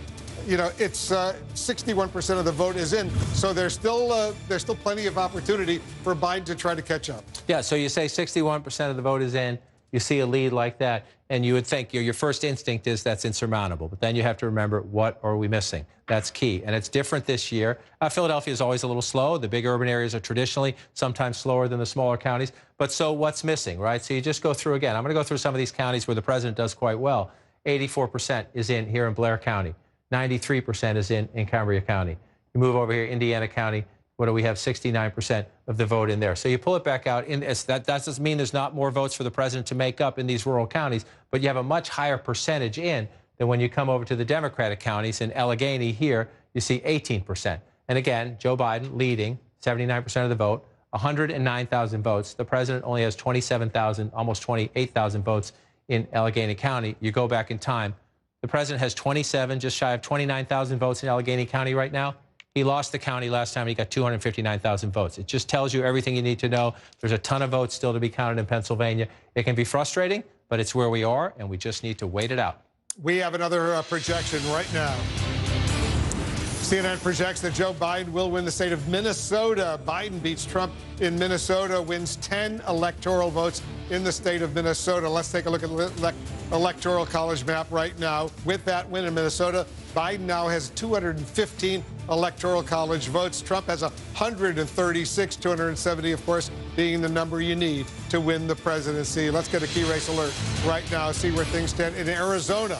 A key battleground state, 76% of the estimated vote is in. Biden has an impressive 207,000 vote lead over Trump in Arizona, 53.6% to 45%, 11 electoral votes in Arizona. In Nevada right now, it's very, very early. Less than 1% of the vote is in, but Trump has a lead of 8,700 votes, 74.6% to 22.2%.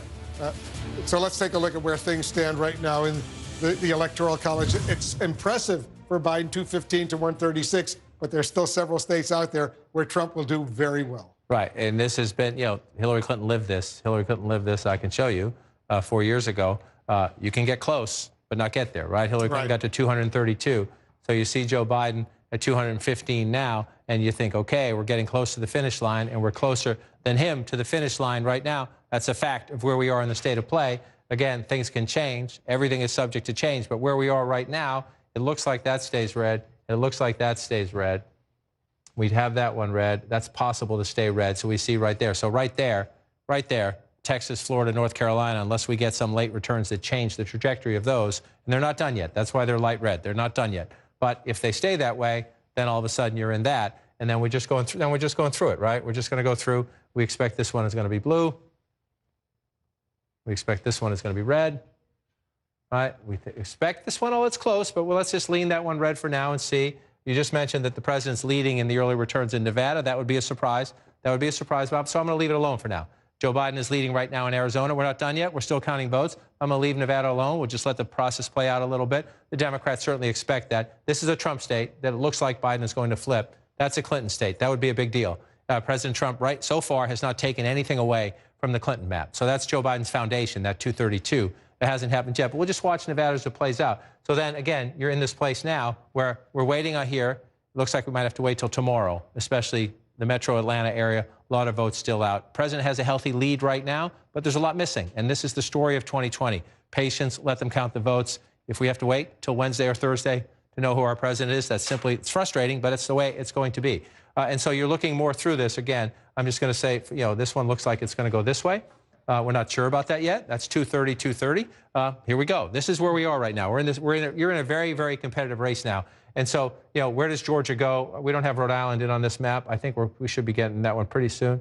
So I'm just going to move Rhode Island in. I'm going to see if I can get my finger in. That gets you to 234, 230. And then you're in a slugfest, essentially. And if, let's assume for the sake of argument here, that Nevada comes back, we're going to watch it. I'm not trying to anger Republicans out there. If the president can pull that off, that would be a big deal if he can switch that back. That would get Joe Biden at 240. The president would be at 230. And so then what are you waiting on? You're waiting on Maine.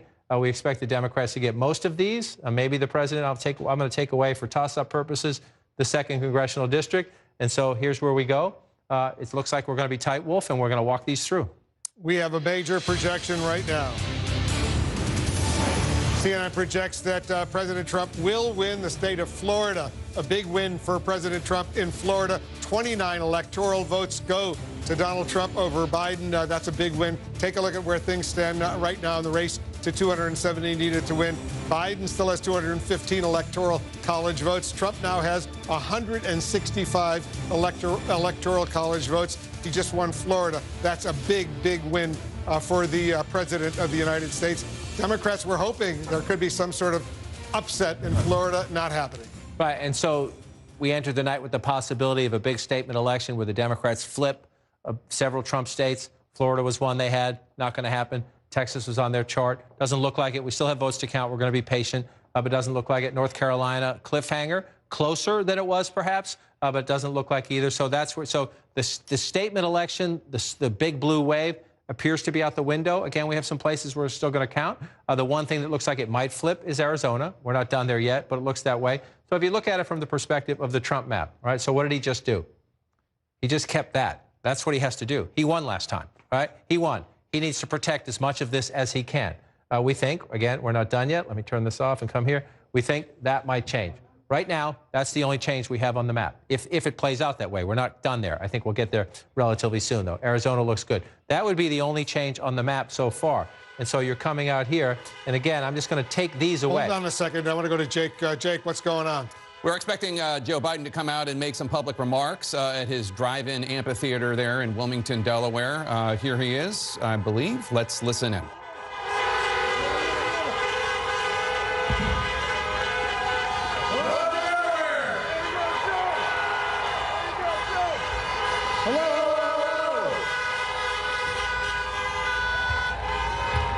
Good evening.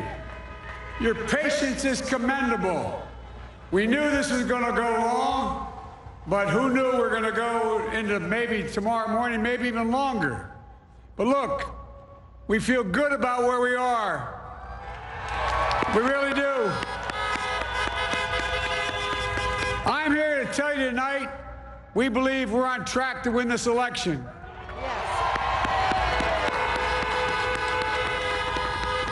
We knew because of the unprecedented early vote and the mail-in vote that it's going to take a while. We're going to have to be patient until the hard work of tallying the votes is finished.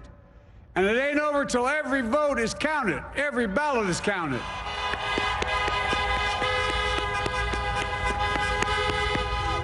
But we're feeling good. We're feeling good about where we are. We believe one of the nets has suggested we've already won Arizona, but we're confident about Arizona. That's a turnaround. We also just called it for Minnesota, and we're still in the game in Georgia, although that's not one we expected.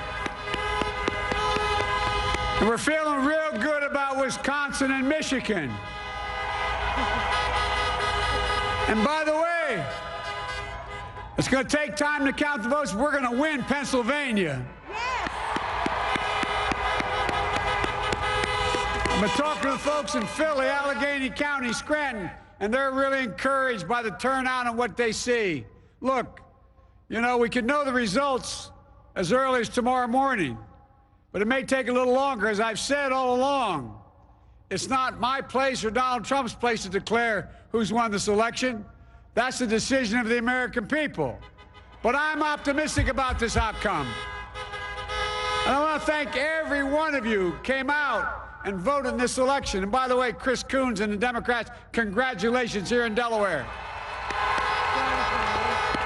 John Carney. Hey, John, the Gov, yeah, the whole team, man.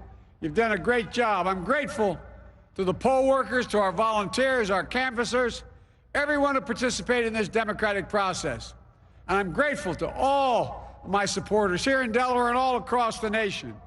Thank you, thank you, thank you.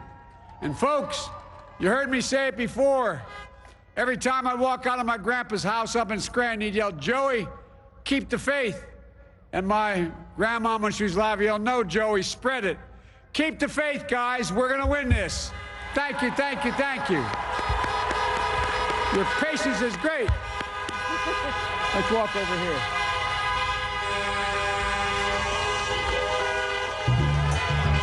All right, former Vice President Joe and former Second Lady Jill Biden thanking supporters for their patience, talking about how they think it's going to take a little while, but they still feel confident about what's going to happen in Wisconsin and Michigan and Pennsylvania. Patience. Former Vice President called for patience, Dana, and he said he's been saying that for a long time, and if that's true, he has been saying that it's going to take a long time to count the votes because of the pandemic and all the vote by mail. It's absolutely true. And he was going through the states saying basically what we have been looking at as the night has gone on. We can leave Georgia out of it right now, but Wisconsin, Michigan, and Pennsylvania. Hold on. Thank you.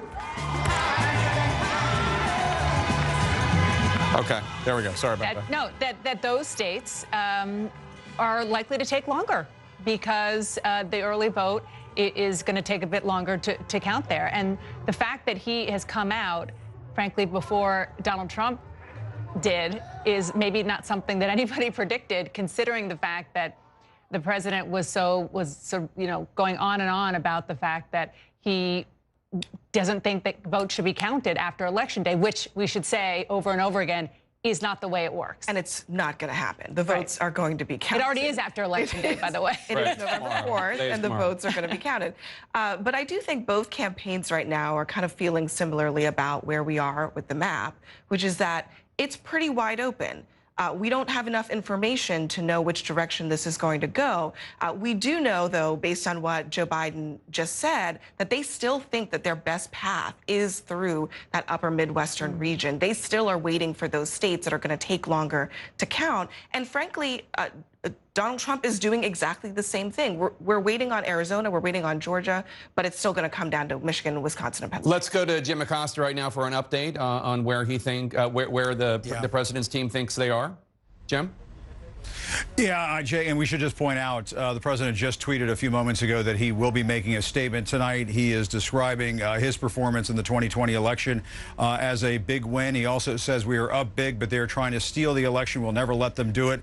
Votes cannot be cast after the polls are closed. Of course, the president there saying, misspelling the word polls, misuse of that word there. But the other thing we should point out, as we were reporting, we were expecting the president to perhaps try to declare victory on election night when he doesn't have victory at hand. And that appears to be what the president is on the verge of doing. I talked to a Trump advisor not too long ago who said now that Joe Biden has gone out and said what he has said, we should expect the president to come out and essentially say the same thing, that they feel like they're going to win this election. So we should be hearing from the president within the next hour or so, essentially saying the same thing, that they believe they have won this election. But I will tell you, there is great distress inside the Trump campaign right now. I talked to a couple advisors just a short time ago. They are very upset that one of the other networks has called Arizona for Joe Biden. They have been trying to convince the other networks to not call Arizona for Joe Biden. They're worried that if Arizona goes to Joe Biden,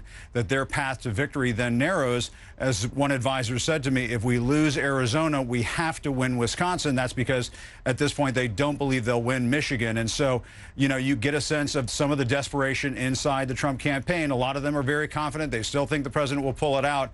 And obviously, the president is tweeting that he's very confident. He thinks he's going to win tonight.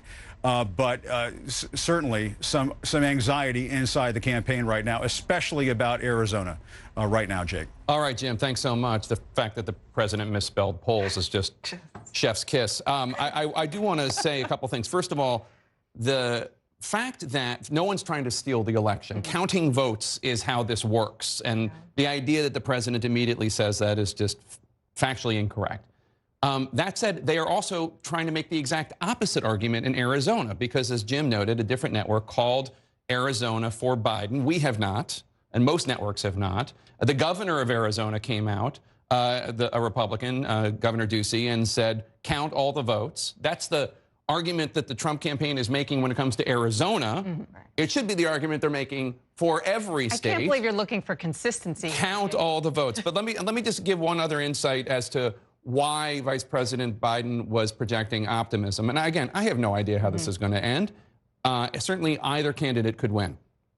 But the perspective of the Biden team is, remember how Virginia stayed open for so long, even though it's a reliably blue state, generally speaking, these days. And it looked like Trump was ahead. And in fact, people were sending me screenshots of it, of people projecting a Biden victory, even though Trump was ahead a lot. And I've heard from Biden campaign people who have said, Virginia is how we see what's going to happen in Pennsylvania, Michigan, Wisconsin, and those three states, in the sense that it looked like Trump was ahead, and then the major population centers, Richmond and Fairfax County in Northern Virginia, they started sending in their votes, and then it wasn't close. And then it became clear that Joe Biden was going to win the Commonwealth of Virginia. That's what the Biden people think is going to happen in Pennsylvania, Michigan, Wisconsin. I don't know that they're right. I will just add Georgia. We don't know what's going to happen in Georgia probably until tomorrow, or I guess it is tomorrow, until later today, because we don't know the votes in the major population centers, namely Atlanta. But one thing I really want to drill down on is the president's tweet saying they are trying to steal the election. That is so patently false and frankly scary. And the reason is because people who love the president believe everything he says. They just do. I mean, I've been on the road and I've talked to Trump supporters, and they parrot everything that he says, and even things that are just not true. Stealing the election is not counting the votes. You must count votes in order to know what the people believe, and that includes votes that aren't counted until Election Day or after Election Day, because the state law doesn't allow that, like in Pennsylvania. It's obscene that he said that. It is, but it's more than obscene. It really is dangerous. Dangerous, absolutely. Because it's going to cause a lot of unnecessary tension in an already unnerved country. Well, we already knew that this is what was going to happen. I mean, this has been telegraphed for days. In fact, earlier tonight, just a few hours ago, they sent a fundraising email to their supporters with almost the exact same language, implying that this race has been decided, which it has not. This is a ploy to muck up the works and make it seem as if things are more definitive than they actually are. We won't know who wins until all the votes are counted. That's the end of the story, no matter what President Trump says. Now, he can come out and say, we feel really good, just like Joe Biden said. We feel really good about the direction this is going in. They can feel however they want. We have to wait for the votes to be counted. But I expect that President Trump will come out and claim that the sort of elusive they, whoever they is trying to do something that nobody's trying to do. We just don't have the votes. Yeah, it's false and it's premature and it is dangerous because it could get people hurt. Wolf Blitzer, back to you. All right, guys, thank you. We have another projection right now. CNN projects President Trump will win the state of Iowa. He beats Biden in Iowa, 6 electoral votes in Iowa. Trump wins Iowa. Let's take a look at where the Electoral College map stands right now. Biden still has 215 Electoral College votes. Trump now has 171, getting closer, 270 needed to win. We have a key race alert right now. All right, let's take a look at Arizona right now. 76% of the vote is in. Biden still maintains an impressive 207,000 vote lead over Trump, 53.1% to 45.6%. The lead just went down to 185,000 in Arizona. In Nevada, only 5% of the vote is in. Trump has a lead of 32,000 or so, 73.4% to 23.9%, 6 electoral votes in Nevada. In Georgia, 82% of the estimated vote is in. Trump still maintains an impressive nearly 300,000 vote lead over Biden in Georgia, 52.9% to 45.8%, 16 electoral votes in Georgia. Let's go back to John King, who's watching all of this oh so closely. So right now, the race to 270, 215 for Biden, 171 for Trump. And so we're waiting. Pennsylvania, Michigan, Wisconsin. You heard Joe Biden say we need to wait. Georgia as well. We're going to wait. I just got a text from somebody in Michigan who says they share Joe Biden's confidence. We'll see. We'll see, right? The Democrats are going to say we're doing fine. We'll hear what the president says momentarily. Here's where we are. Here's where we know we are, 215 to 171. But let's, if you will, refight the last war. You always do the next election based on the last election, especially when you have an incumbent president who ran on this map. Why is the Trump campaign so upset about Arizona? Well, Arizona, right now, we have not called it yet, but Arizona would be the first takeaway, right? Everything else that has happened so far is filling in according to the map of 2016. So if you take this one away and Joe Biden gets that, the president's still above 295, but then think about where we were, right? Think about where we were. Let's, for the sake, just for now, let's take these off and make them toss-ups, right? Because we're waiting for votes to be counted there. That gets you down to 243, 249. The Biden campaign is pretty confident they're going to get Maine's 2nd congressional district. There's still one on the table here, but where are you right there? 244 to 248, right? So it is possible that if Joe Biden can get this and get this, that Joe Biden get to 270 with Wisconsin and Michigan and not even win Pennsylvania. Now, the Biden campaign thinks it has every chance to win the Commonwealth of Pennsylvania, but that is why that is so important. Without that, Joe Biden needs to run the board in the blue wall states. If he has that, he can get there with 2 out of 3. And again, they had a healthy lead in Michigan coming in. We need to count these votes. We need to count these votes. But the Biden campaign thinks had a healthy lead, had a relatively healthy lead. If you come over here and look at where the count is and where the votes are missing in both Wisconsin, both Wisconsin, votes are missing here in Democratic areas.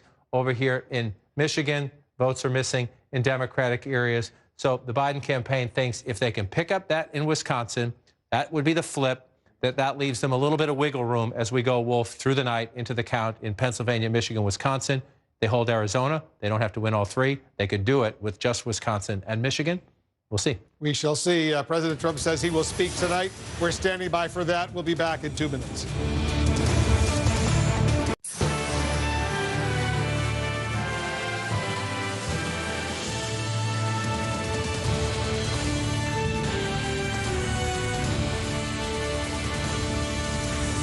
take a look and see where it stands right now. The race to 270 electoral college votes. Biden is at 215. Trump is at 171, 270 once again needed to win the presidency. We have a key race alert right now in two key battleground states. Let's take a look at Michigan right now. 57% of the estimated vote is now in. Trump maintains his lead, 278,000 vote lead over Biden, 53.4% to 44.8%. Once again, 57% of the estimated vote in Michigan is in. In Pennsylvania, 64% of the estimated vote is in. Trump has a very impressive 668,000 vote lead over Biden, 56.6% to 42%, 20 electoral votes in Pennsylvania. Let's go over to David Chalian and take a closer look. So here's the question. You're looking very closely at these numbers. Can the former vice president catch up? Oh, the answer to that is possibly so, and I'm going to show you why. This is the state of play in Michigan right now. You noted Donald Trump's lead in Michigan. 57% of the vote is currently in Michigan, according to our estimate. What do we know about the early vote? 22% of that current vote is early vote at the moment, but we don't expect it to stay that small of a share. We believe in Michigan, the early vote is going to make up a majority of the overall vote, that 55% of the overall vote in Michigan, once every vote is counted, will be early vote. And I just have to stress, right now in Michigan, Joe Biden is winning the early vote 65% to 35%. It's a huge Biden strength. So as the share of early vote goes up in Michigan, Joe Biden could benefit from that and possibly overtake Donald Trump in the state. It's a similar story in Pennsylvania, Wolf. Similar. It is a similar story. Take a look at the state of play in Pennsylvania right now. 64% of the estimated vote is in Pennsylvania, and you noted Donald Trump has this lead, 2.5 million to 1.9 million for Joe Biden, okay? But how much of this is early vote in Pennsylvania? Well, take a look. Of that current vote that's in right now, only 16% of it is early vote. We think the share of the early vote is going to grow quite a bit, all the way up to 45% of the overall vote in Pennsylvania. We expect when all the votes are counted, 45% is going to be early vote. And Joe Biden right now in the early vote that is winning the early vote 80% to 20% against Donald Trump. It's a huge Biden strength, and it is going to grow as the share of the early vote grows in Pennsylvania. And that could potentially allow Joe Biden to overtake Donald Trump in the Commonwealth of Pennsylvania. So the answer is it's doable. We'll see what happens. We'll be patient. We're waiting. Anderson, we're waiting for the president to speak. We heard from Biden. Now we'll hear from the president fairly soon. And let's hear from our team here. David Axelrod, where does this thing stand for you? Exciting, isn't it? Look, this is, as John described it, it's like a chess game. And so far, no one's taken a piece from the other player. The president has held serve. He's held some of the states that he won last time. But it was always going to be about these final states of Michigan, Pennsylvania, and Wisconsin, the so-called blue wall states. If you talk to the Biden campaign and to Democrats, they'd say, you know, these were the states that he needed to win to get to 270. Arizona would be a bonus for them. But I just have to say, you know, the president and his folks said that they were going to bring out this big turnout. They did bring out this big turnout. They deserve credit for knowing what they were doing. The president currently has 60 million votes. There's still more than 20% to be counted. He only got 63 million 4 years ago. So he's going to add to his total in a really significant way. And I think that's going to be surprising to a lot of people. But he has a following. It's in these rural areas. He brought them out, and he is in this game. I would still rather be Joe Biden at this point. You think his path is clearer? Yeah. You know, here's the thing. We knew that this scenario would unfold this way. We knew that the early vote that we saw recorded in these states was going to be the votes that were casted on the day of the election. And we knew that they would favor Donald Trump. We also know that the ballots that are going to be cast after, in Pennsylvania, for example, 3/4 of the ballots early ballots that were mailed in were from Democrats. So That's going to vastly change the picture there. It's likely to do so in Michigan and Wisconsin as well. So there are many pages to be turned on this story. And I think one of the reasons, I think John's quite right, one of the reasons the White House is so vehement about fighting what's going on in Arizona, the count in Arizona, is because that is not good for their narrative. And it's also not good for their path. If he loses Arizona, then he really has to win a couple of those states, not just Pennsylvania. You know, Arizona was really a cushion for Joe Biden. And so the Democrats that I've been texting with are very happy about that. But if you take a step... By the way, we have not called Arizona. That's right. That's right. But they're very happy that it seems to be going their way. And you know, we take a step back and you look at the 4 years. David was just saying the president got 60 million. He's getting 60 million plus this time. The country is divided. The map, so far at least, looks pretty much the same. And if you look at all the exit polls we've had time to study now, it looks like the pandemic is the top issue for the Biden people, and reopening the economy is the top issue for Donald Trump's people. You have 2/3 of the people in this country saying that we are on the wrong track. The Biden people say the economy is going badly, and the Trump people say things are okay and they're going to get better. So we still have this split in this country. That has not changed over the last 4 years, even given everything that we've gone through.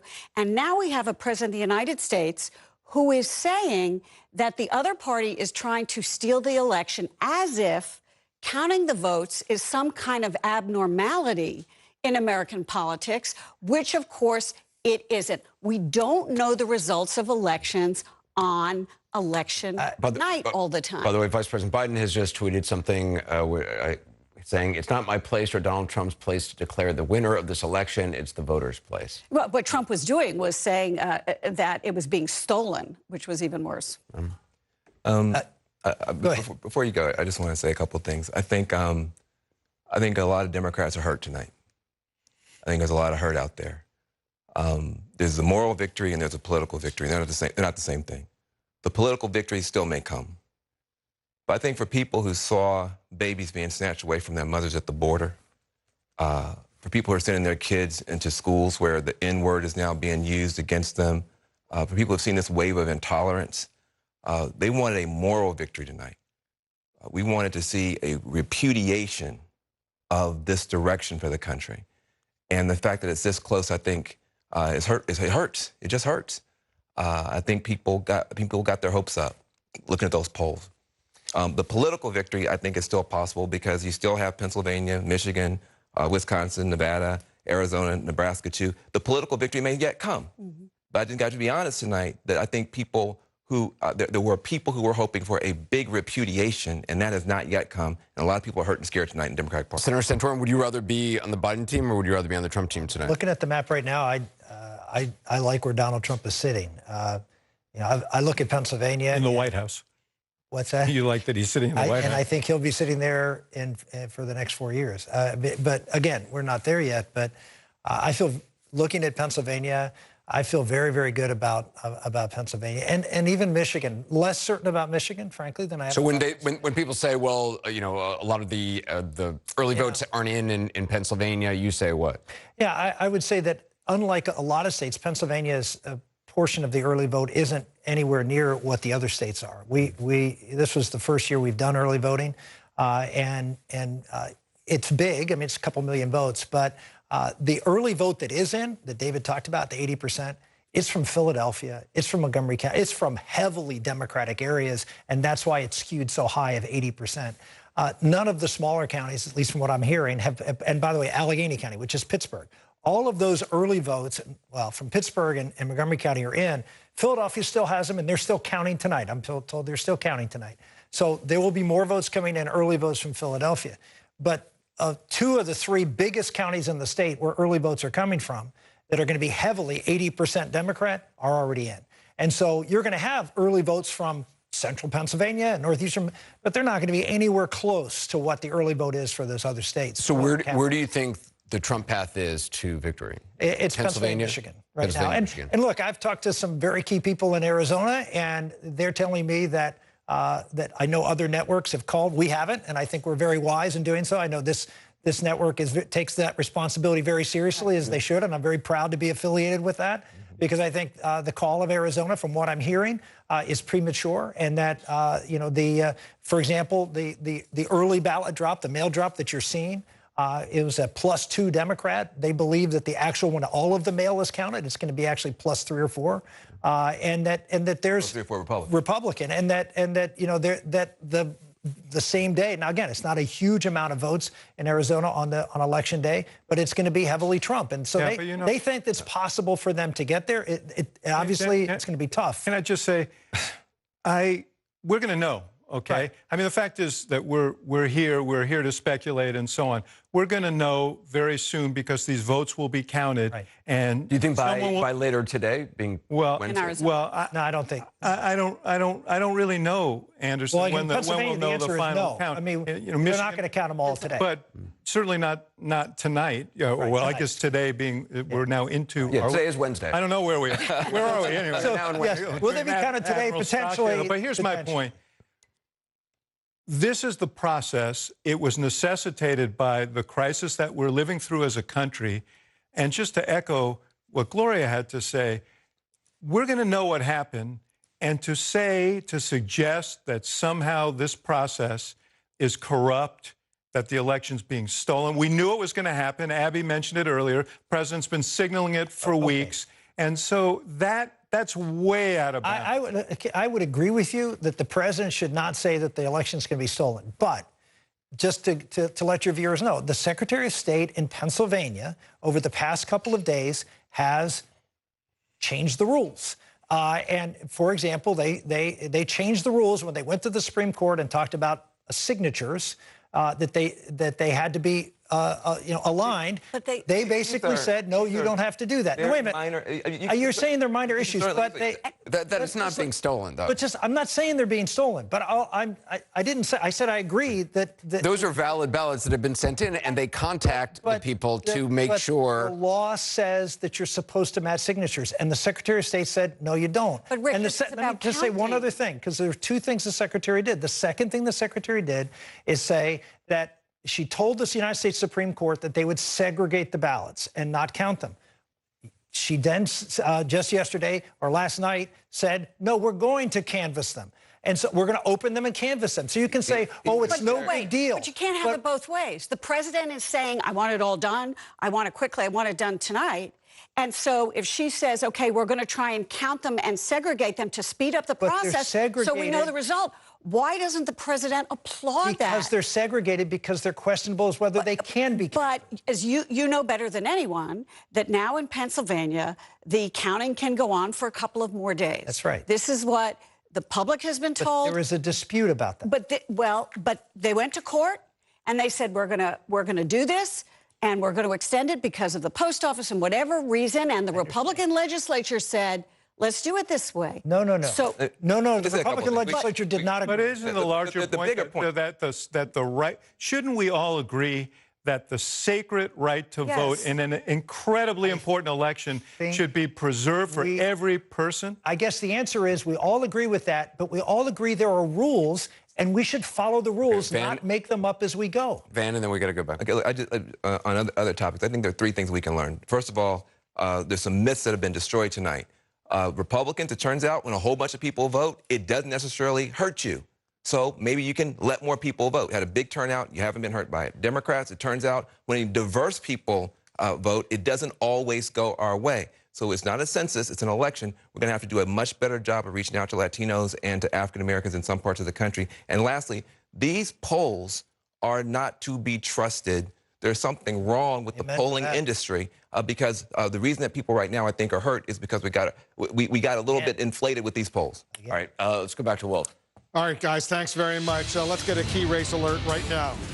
Arizona, a key battleground state, 11 electoral votes. 79% of the estimated vote in Arizona is now in, and Joe Biden maintains his lead, 163,000 vote lead over Donald Trump, 52.6% to 46.1% Biden is still ahead in Arizona with 79% of the vote in, John. We're watching Arizona very, very closely. That would be a switch. That would be a switch. And so let's start from where we are on the map, and it's going to take a minute, but let's build up from here. 215 to 171. That would be a switch. So let's just say, for the sake of argument, we haven't called it yet, but let's just say that that one is a switch. And let's say that Joe Biden holds the Clinton state of Nevada and that Joe Biden holds the Clinton state of Hawaii, right? And so then we're moving through and we look right here, and let's say that Joe Biden wins Maine. I'm going to give him all of the congressional districts here. There's one up there that's in play. President Trump carried Maine 2, the 2nd congressional district. Last time, Maine and Nebraska do by congressional district. So there's one up there that could be in some dispute, but let's stop there for a second. Now let's look at this map here.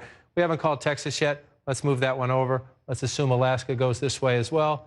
Let's assume Montana John, does. hold Sure. on. I got a projection right now in a state very close to your heart. CNN projects that Joe Biden will win the state of Rhode Island. Rhode Island goes to Biden with 4 electoral votes. Took a while, but Rhode Island wins now on the road to 270 needed to win. Biden now has 219. Trump has 171. With that win in Rhode Island, I believe you went to college someplace in Rhode Island. Indeed. Started my career for the Associated Press in Providence, Rhode Island. It's a great state, the state of Rhode Island. I just made it there. We just finally, this is the latest we've ever waited on Rhode Island, but that's the year we're having. So you move Rhode Island over as well, and you're going through these states right now. Again, we haven't called Texas yet, but I'm going to give it there. We're still waiting on Alaska and Montana, but the light reds means we're leaning them there. It looks like that's the way they're going, right? So let's add North Carolina to that. We have a ways to go here and everything. And so then where are you? You know, Georgia, president's ahead, right? So I'm going to do this for now. And right now, Democrats in Georgia are saying, don't you dare. I get it. A lot of votes to count in Atlanta, the caller counties around. For the sake of argument, what happens if the president holds that? So where are we now? Where are we now? That 11, the Arizona flip is important because Joe Biden had hoped to run the board here. 1, 2, 3. That would make him president. We've got some issues, right? These races are closer than we thought. So let's take this one away. Pennsylvania we're waiting on. Joe Biden can win if he gets this Maine 2nd congressional district, or one of them. He could get it in Nebraska as well. If he gets one of the congressional districts, picks up Arizona, he can win the presidency with Wisconsin and Michigan. Or if he wins Pennsylvania, then you could take away, if you do it this way, let's say you get Pennsylvania and you lose one of these. You could do it that way too. That you can't lose them both. But it makes it, you don't have to run the board in the so-called blue wall with Arizona if you get one of the congressional districts. It's very close as you play it, and we'll see how it plays out. So that's why we're going to have to watch. And again, there are Democrats saying that we think we can get this one back. We'll see how that goes. We got a key race alert right now in those 2 congressional districts in Nebraska and Maine, 1 electoral vote in each. Right now, the 2nd congressional district in Nebraska with 94% of the estimated vote in. Biden has 52.7%. Trump has 45.3%. Biden is leading by some 23,000 votes in that congressional district. In Maine right now, 46% of the vote is in. Trump is ahead. Look at this. Trump is ahead by some 18,000 votes, 52% to 44.5%. 46% of the vote in that congressional district in Maine is in. Those are each, John, one electoral vote. And so let's change the map based on the vote right now. Doesn't mean that's the way it's going to end up, but let's change the math based on the vote right now. And you just said that the president is leading in Maine too, so we'll switch that one over to him. And you said that Joe Biden is leading here. Oh, sorry about that. You got to do this one at a time. I'm sorry. Let me fix it. So you come back here and you say here, and we still have one to call here. He's leading in that one. So you come back there. And so where does that get you? That gets you now. I'm going to take these back, right? Let me take these back for now because we're not done here. Again, this shows you the importance of Arizona if it stays there. This has Florida. We already projected Texas. I'm giving the president these. So let's just say again, come back to the argument, and I go, Democrats are going to get mad about this because we're going to count in the morning. If you give the president Georgia, so then you're looking at 244 to 247. And again, it comes down to here.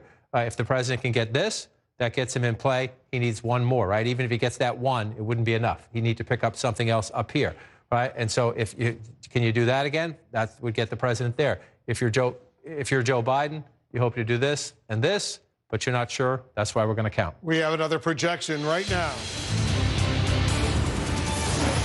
CNN projects that President Trump will win the state of Texas. He beats Biden in Texas. He wins 38. That's a big number. 38 electoral votes. Here's where the electoral map stands right now. Biden now has 219. Trump has 209. You need 270 to be president of the United States. 219 to 209. John, Texas, a big win for President Trump. Texas is a big win. I'm not sure what I'm missing on this map, but I'll figure it out as we get there, as we go through it later. No, I know about Rhode Island. I'm meaning the Trump, for Trump. I'm missing some votes for Trump there. If we come up there, there we go.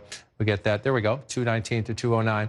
So the question then is, how do you get there from here? So let's do it another way. We're building this way, right? Another way to look at it is to go back to 2016 and start here. And so Texas, that was one of the opportunities. Democrats thought they had the chance to make this a statement election. They thought the Democrats thought they had a chance to take this away and to take this away. The two biggest prizes right here, right? California's the biggest of them all. These are the two big Republican prizes in electoral politics. Democrats thought they had a chance. They are now staying with Trump. Democrats thought they had a chance, another giant electoral prize, staying red for Trump. And so you're looking at the map. We're not sure yet about North Carolina, but again, Democrats thought they could flip it. Right now, the president has a lead. We're not at the finish line there, but it's trending that way. We'll watch and we'll count the final vote. So then you're looking at it this way. Right now, we have no flips at the moment. We do have Joe Biden leading here, and we think that's a possibility. That gets the president down to 295. Gets Joe Biden up to 243. The president's leading there right now, so we'll leave Maine 2 with the president. We'll see if it ends up that way. Let's come in to Nebraska. The president won them all last time. Joe Biden is leading here at the moment in Nebraska's 2nd congressional district. Again, we're not sure how that's going to end, but let's just play it out as we go. So here's where we are based on the 2016 map. And again, right now, president's leading in these places, but we know a lot of early votes are still to be counted. A lot of Democratic votes are still to be counted. We don't know how they're going to end up. So essentially, this is your state of play, 248 to 244. Democrats thought this might be a statement election. That's not going to happen. Doesn't mean Joe Biden can't win the presidency, but a sweeping Democratic win, not going to happen. We'll watch to see how this impacts Senate races, House races, down ballot races. Joe Biden is not getting what he had hoped for. The party's not getting what he had hoped for. If you come over here and look, Joe Biden ahead right now in the popular vote by 1.3 million. They're still doing a lot of counting out on the West Coast, a lot of counting to come. But this is not where Democrats thought we would be at this point of the night. We don't pick presidents this way, but this is part of the statement Democrats had hoped to make. Joe Biden, we'll see what ends up in the end. California's going to take days to count. Washington State, days. This could significantly grow, but Democrats wanted to make that statement tonight. So now you're back over here. And again, if Trump holds that, he's leading. We haven't called it. If Biden holds that, the same thing. And if Biden gets Arizona, we're not done there yet, but he's leading. Then you have a map with one big flip, maybe plus that.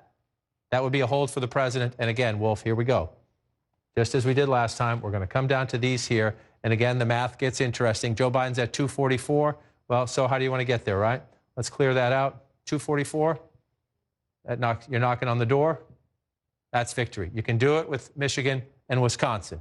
If you get Pennsylvania, then it's gravy, and you're up to 290. That would be the thing. So let's just play it out a little in a different way. If the president holds Pennsylvania, then you're at 270, 268. That means the president would have to take one of these away, right? And so which one is it? If you looked at the polling coming into the race, coming into the final weeks, the former vice president's lead was bigger in Michigan than it was in Wisconsin. So that would be the one if you're looking at the polls. If you don't believe any of the polls, because here we are again in a very close race, again, these are the states we're going to come down to at the moment. I'm just going to do them this way because we don't know. The president's leading right now, but there you go. 248, 244. Again, some of this isn't done yet, but that's about where we are. Pennsylvania, Michigan, Wisconsin. Who knew? We just have to be patient and wait for the authorities there to count the votes. It's not that complicated. It's not that complicated. It gets frustrating, especially now that this is so tight. You have partisans on both sides who are going to be very, very tight about this. You have the president tweeting. People are trying to steal the election. People are trying to count votes. There's no evidence anyone's trying to steal an election. The Trump campaign, the Republican Party has people here, has people here, has people there. So did Biden and the Democratic Party. If they see anything, trust me, they will raise their hands. That's why it happens. This is the process. It's a frustrating year. It's a frustrating in a different year. And you come over here and you look at it. It's frustrating because what have we lived through the last 8 months? The coronavirus. What does that mean? Safety at the polling places today. More in-person early voting. More mail-in voting, which means just complexities. As Senator Santorum was saying earlier, Pennsylvania almost had no early voting last time. They just really didn't do it. Pennsylvania was one of the states that was very slow to move to early voting and the like. And so you look at that and you think, okay, 66% in, the president's up 685,000 votes. Normally, that's you call the state, right? But we have so many votes missing. Again, Republicans are doing all this math. They think the president's going to eke out Pennsylvania again. Maybe he will. We'll know when they count the votes. We don't need to write the final chapter of the book until we get the votes. Up to 45% now in Allegheny County. That's interesting. We have had some bit of an increase there. Joe Biden at 202,000 votes. The president 134 and change. Again, though, we're told the turnout is up just about everywhere. 367,617 it took to win this county 4 years ago. Joe Biden at 202. So, somewhere there's still a couple 100,000 votes to be counted, we assume, in Allegheny County. Then you come to the east, which is where most of the votes are in the state of Pennsylvania. Let me, before I get to Montgomery, come into Philadelphia County. Again, 46%. Joe Biden with a healthy lead in Philadelphia County, Philadelphia City, and the suburbs around it. 74%, 276,000 votes. 4 years ago, Hillary Clinton had 584,000 votes. So we're missing votes. I don't mean missing as in nobody knows where they are. I mean missing as in nobody's counted them yet. And so we have to wait for this to play out. The same in Montgomery County here again. Hillary Clinton had 256,000 votes 4 years ago. Joe Biden has 196,000, so maybe they're a little closer there at 64%. We can go through them all. This is Bucks County right now. The President of the United States leading in Bucks County right now. If that stays red, that would be significant if we get to the final vote count. This is the more conservative of the caller counties around Philadelphia, 56.8% for the president, 42%. If you go back 4 years ago, Hillary Clinton carried it just barely. But again, she won with 167,000. The president had 164,000 4 years ago. You come back here, we're nowhere near that. We're less than half that in both cases. So in Pennsylvania, in Michigan, and Wisconsin, there are simply more votes to be counted. The president leads. You pull out to the national map. The president leads in all three at the moment. He should be happy to celebrate that for now, but you have to still count the votes. The former vice president leads in Arizona. That's potentially a Democratic flip, which would be significant as we get into the close math. And Wolf, it's frustrating for everybody because everybody wants to know. But here, 76%, 113,000 votes. Here, 60%, 288,000 votes. And you come down to the Commonwealth of Pennsylvania last. Again, it's a much bigger lead here, but it's also a bigger state. 20 electoral votes to be counted. If you're the president, looks good, but you also know there are a lot of votes to be counted. Nobody should be saying cheating. Nobody should be saying cheating. They should be saying count them. Let's be patient. Indeed. All right, we have another projection, two projections right now. Let's take a look. In Nebraska, the 2nd Congressional District, 1 electoral vote. CNN projects Joe Biden will win that 2nd Congressional District in Nebraska. The last time that happened was in 2008 for a Democrat. 1 electoral vote that Biden will win in that 2nd Congressional District in Nebraska. The other 4 out of 5 electoral votes of Nebraska, Donald Trump, the president, will win. He will win 4 electoral votes out of Nebraska. Joe Biden will win 1. Let's take a look at the Electoral College map where it stands right now. Look at how close it is. Biden now has 220 electoral votes. Trump has 210 electoral votes, 270, of course, the magic number needed to win the presidency. Let's get a key race alert right now, see where things stand in these states. In Arizona right now, 79% of the estimated vote is in. Biden still maintains his lead, a lead of almost 162,000 votes, 52.5%. to 46.1% for Trump, 11 electoral votes in Arizona. In Nevada right now, still very early, only 7% of the estimated vote has been counted. Trump maintains a lead, 35,000 over Biden, 67.8% to 29.5%. So that 1 electoral vote that Biden won in Nebraska potentially could be very significant. It could be. When you have a race that shapes up to be this close, every one counts. So you'll take it if you get it. At the moment, it's the only flip on the map, right? If you're looking at the 2016 map, at the moment, it's the only flip. We do have anticipation. Joe Biden has to get to the finish line. He's leading there right now. That would be 11. That's a 1. That would be. So then you're moving the math there. And if you assume, again, if you assume Joe Biden holds this, it gets him closer to the finish line. But again, let's do this from the perspective of 2016. And you come here. And so what are we going to do? First, we're going to start here. And we're going to open this up. And we're going to take one away, right? That's what just happened. President of the United States just lost that one. So you take that away. And so that's the only takeaway so far. It gets the president down, right? And so then you come over here and you say, all right, can you take this away, right? If that goes away, then you get the president down to 294. Right now, the president is leading in Maine and Nebraska. Do it by congressional district. The president's leading here right now. Democrats think they can get that, but let's leave it with the president right now. He's leading the vote right there. So where does this leave you if nothing else changes, right? We're still waiting for some of these states, but we now have Florida. We now have Texas back in the Republican fold. We have Ohio back in the Republican fold. So if you look at this map right now, where does it leave you? Well, the president is leading in the vote count here, but we're not done, right? So we take these three off the board. You look at them right now, 248, 244. When you take these out of the equation, Wolf, this is a card game right now, 2 out of 3. Whoever wins 2 out of 3 is the next president of the United States. And you can pick the order, really, if you come through it. Someone does this and this. Joe Biden can do that. He's the president of the United States. Donald Trump can do this and this. He's the next president of the United States. Pick your two, any of these three right now. So they're all off the board. We just take them off, 1, 2, 3, because we have votes to count. But essentially, unless we're stunned by something out in the other states, and that's just most unlikely. Nevada, we have to watch Nevada. The president has a lead in the early vote, I believe, in Nevada. That often happens. Republicans go ahead early. We have to see what happens. It's possible, so we'll keep an eye on it. But if Nevada stays, a Clinton state, if that stays there, we come down to Pennsylvania, Michigan, Wisconsin, shocker, and 2 out of 3 gets you there. And we'll see how it goes. And again, you can do the math either way, right? What if Joe Biden wins the 2 smaller ones in terms of the electoral votes? That's enough. That gets him to exactly 270 if nothing else changes on the map, right? If the president, if it's Donald Trump, the president of the United States, he could do it for here and here as well. So it takes 2 out of 3. Obviously, Pennsylvania has 20. It's bigger, but in an odd way, you still, whatever you do, if you get Pennsylvania, you still need one of those. If you get both of these, you don't need Pennsylvania. That's the math we're in, and that's math that's going to carry us into the morning, most likely, as they continue to count these votes. We've been saying for weeks that blue wall is going to be critical. It turns out to be absolutely critical. We got a key race alert right now. All right, let's take a look at the 2nd Congressional District of Maine. 1 electoral vote at stake. 46% of the estimated vote is now in. Trump maintains his lead over Biden by 18,000 plus votes, 52.1% to 44.4%. John, that 2nd Congressional District, 1 more electoral votes, but Trump's still maintaining his lead. Less than half of the vote is in. Right, less than half of the vote is in. Democrats thought they were going to get this. Democrats thought they were going to carry the state of Maine. I just want to look and see what we know in the vote total over here. Forgive me to walking over here. You just want to look at the map. Again, Maine takes a long time to fill in because of the way they do the townships, 51 to 45. 58% of the vote in. Democrats thought they were, let's see, we're not done yet. Democrats thought they would have a bigger lead in Maine, and they thought it would be enough to get them that congressional district. That's certainly what they thought. But again, I just got to say this again. The president went to Maine. A lot of people said, why is he doing that?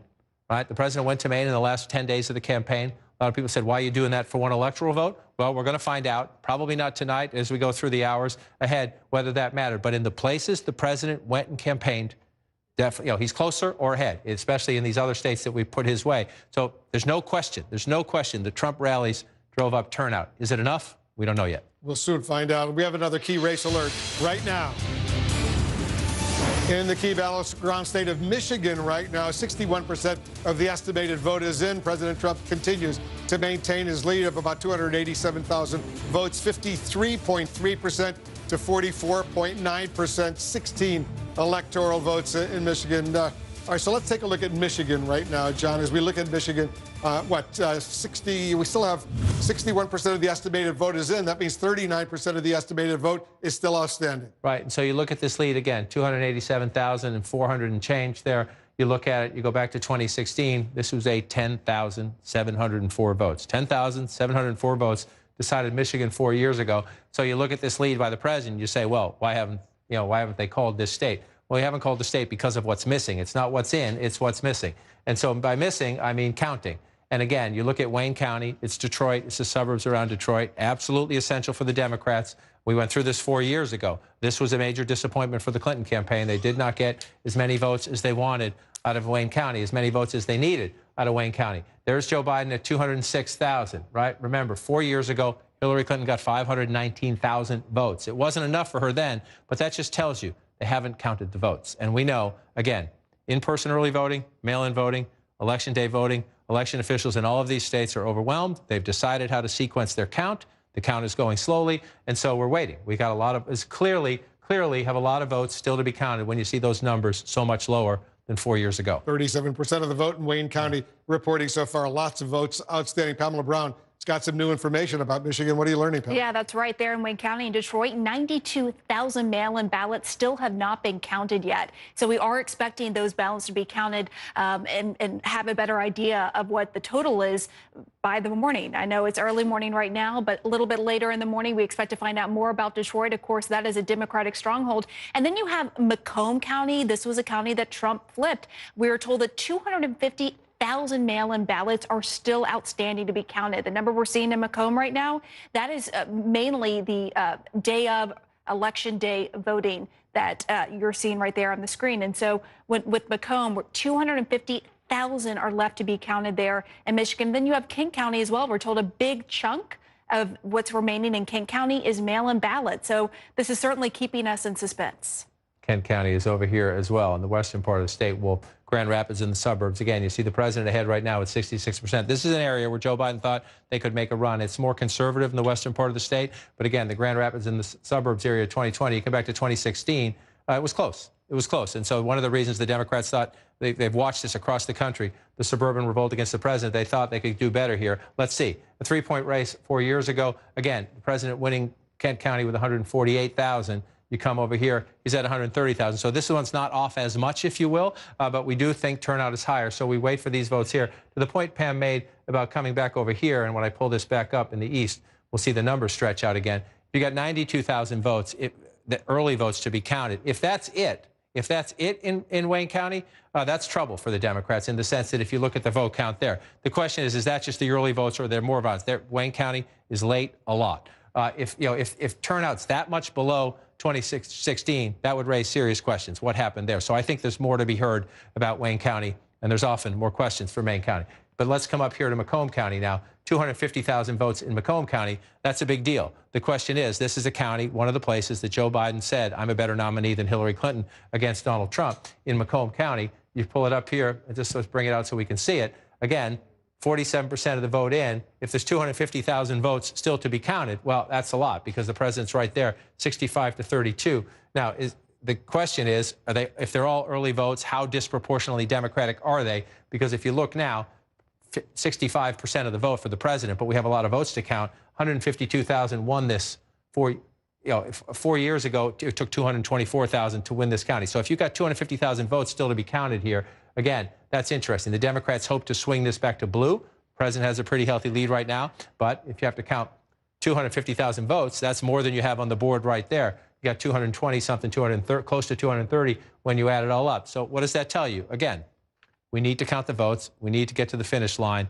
And when we have a better sense of the total universe, so you have some here, and some here, we need to find out what's the total universe. Once you know the total universe, then you can figure out Joe Biden needs what percentage of the leftover votes. We have another projection right now. CNN projects President Trump will win the state of Montana, beats Biden in Montana, 3 electoral votes in Montana. Trump wins in Montana. Let's take a look at the map right now. 270 needed to win. Biden right now has 220 we've projected. Trump has 213. 270, once again, the key number. Let's get a key race alert where things stand right now in Pennsylvania. 66% of the estimated vote is now in. Trump maintains a pretty significant lead, very impressive lead, almost 700,000 vote lead over Biden right now in Pennsylvania. 696,000, 56.6% for Trump, 42% for Biden, 20 electoral votes. Pennsylvania, John, it's looking, at least right now, before we go to you, Pamela Brown, you're getting some more information about Pennsylvania. Yeah, we're finding out just how many outstanding mail-in ballots are left to be counted there in Pennsylvania. To give you an idea, just in the southeast part of Pennsylvania, there are at least 646,302 mail-in ballots. And that is not including all of what's left to count there in southeast Pennsylvania. In Philadelphia, I'm told there's still around 300,000 ballots left to count there. Now, there is a press conference going on in Philadelphia. We hope to get an update soon. But that is a large amount left to be counted there, assuming that number has not changed since I was last told. That, of course, is a Democratic stronghold. That is where Democrats are focused on. And then overall in the state, I'm told by one official in Pennsylvania, it could be around a couple million mail-in ballots that they are still waiting to count. We know 9 counties aren't going to start counting until later on this morning. And then, of course, these larger counties, it's just going to take a while to find out what the results are because of those mail-in ballots that they just started processing the morning of the election. They just started opening up those ballots, and it takes a while to process these mail-in ballots. There are several steps to it, and that is why we were having to wait. That is why we are left at the edge of our seats as we look at Pennsylvania. Yeah, that's an important point. You know, John, 67% of the estimated vote is in, so 67% now. So what, 43%? It's increasing. There's still a lot of votes out there. A lot of votes. And just a quick question for Pam. You say 646,302 in southeastern Pennsylvania. Does that include the 300,000 in Philadelphia, or is that a plus? No, that does not. So this is what it includes. So it's including Allegheny, Bucks, Chester County, Delaware County, and Montgomery at least. Still a lot of votes. 33%, I should say. 33% of the estimated votes still outstanding in Pennsylvania. So the Democrats cling on to some hope. We got another key race alert.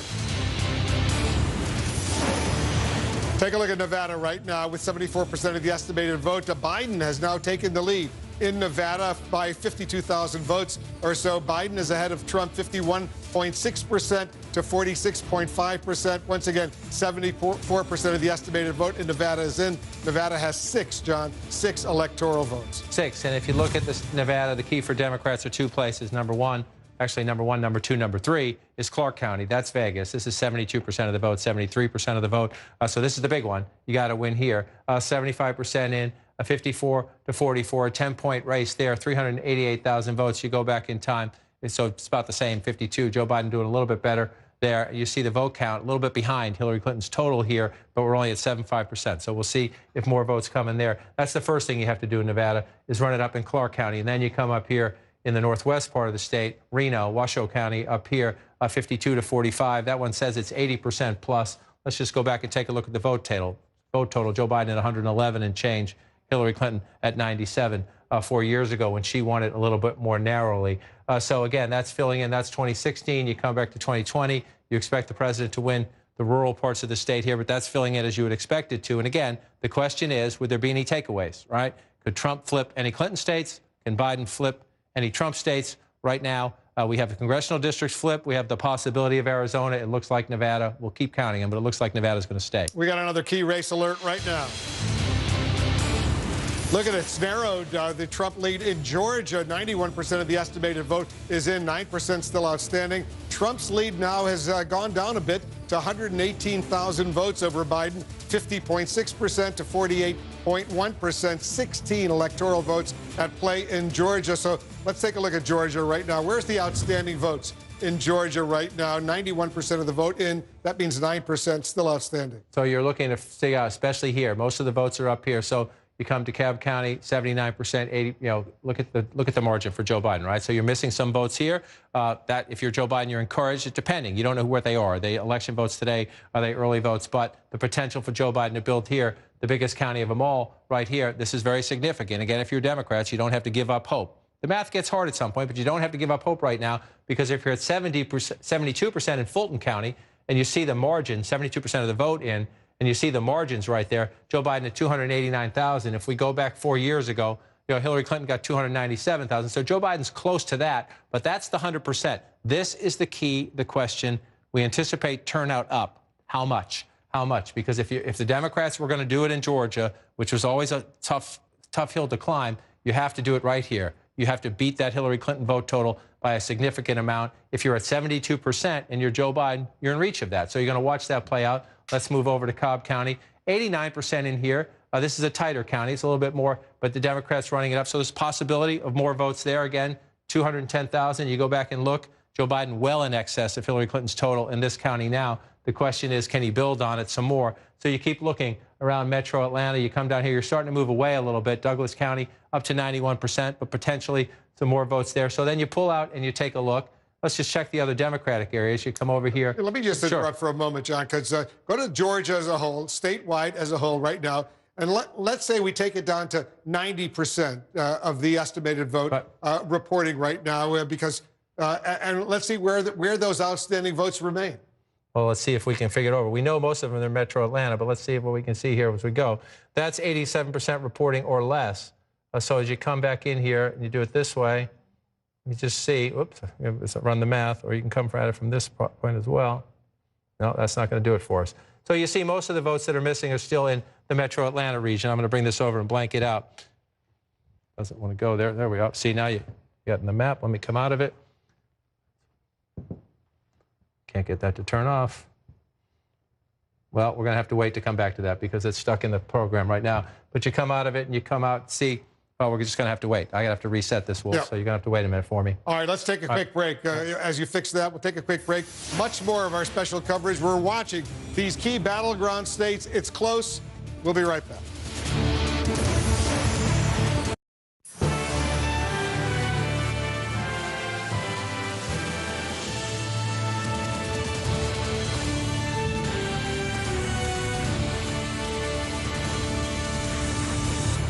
Welcome back. Let's take a close look at where the Electoral College count stands right now. 270 needed to win the presidency. Right now, Biden has 220. Trump has 213. We're watching this very, very closely. Let's get a key race alert right now.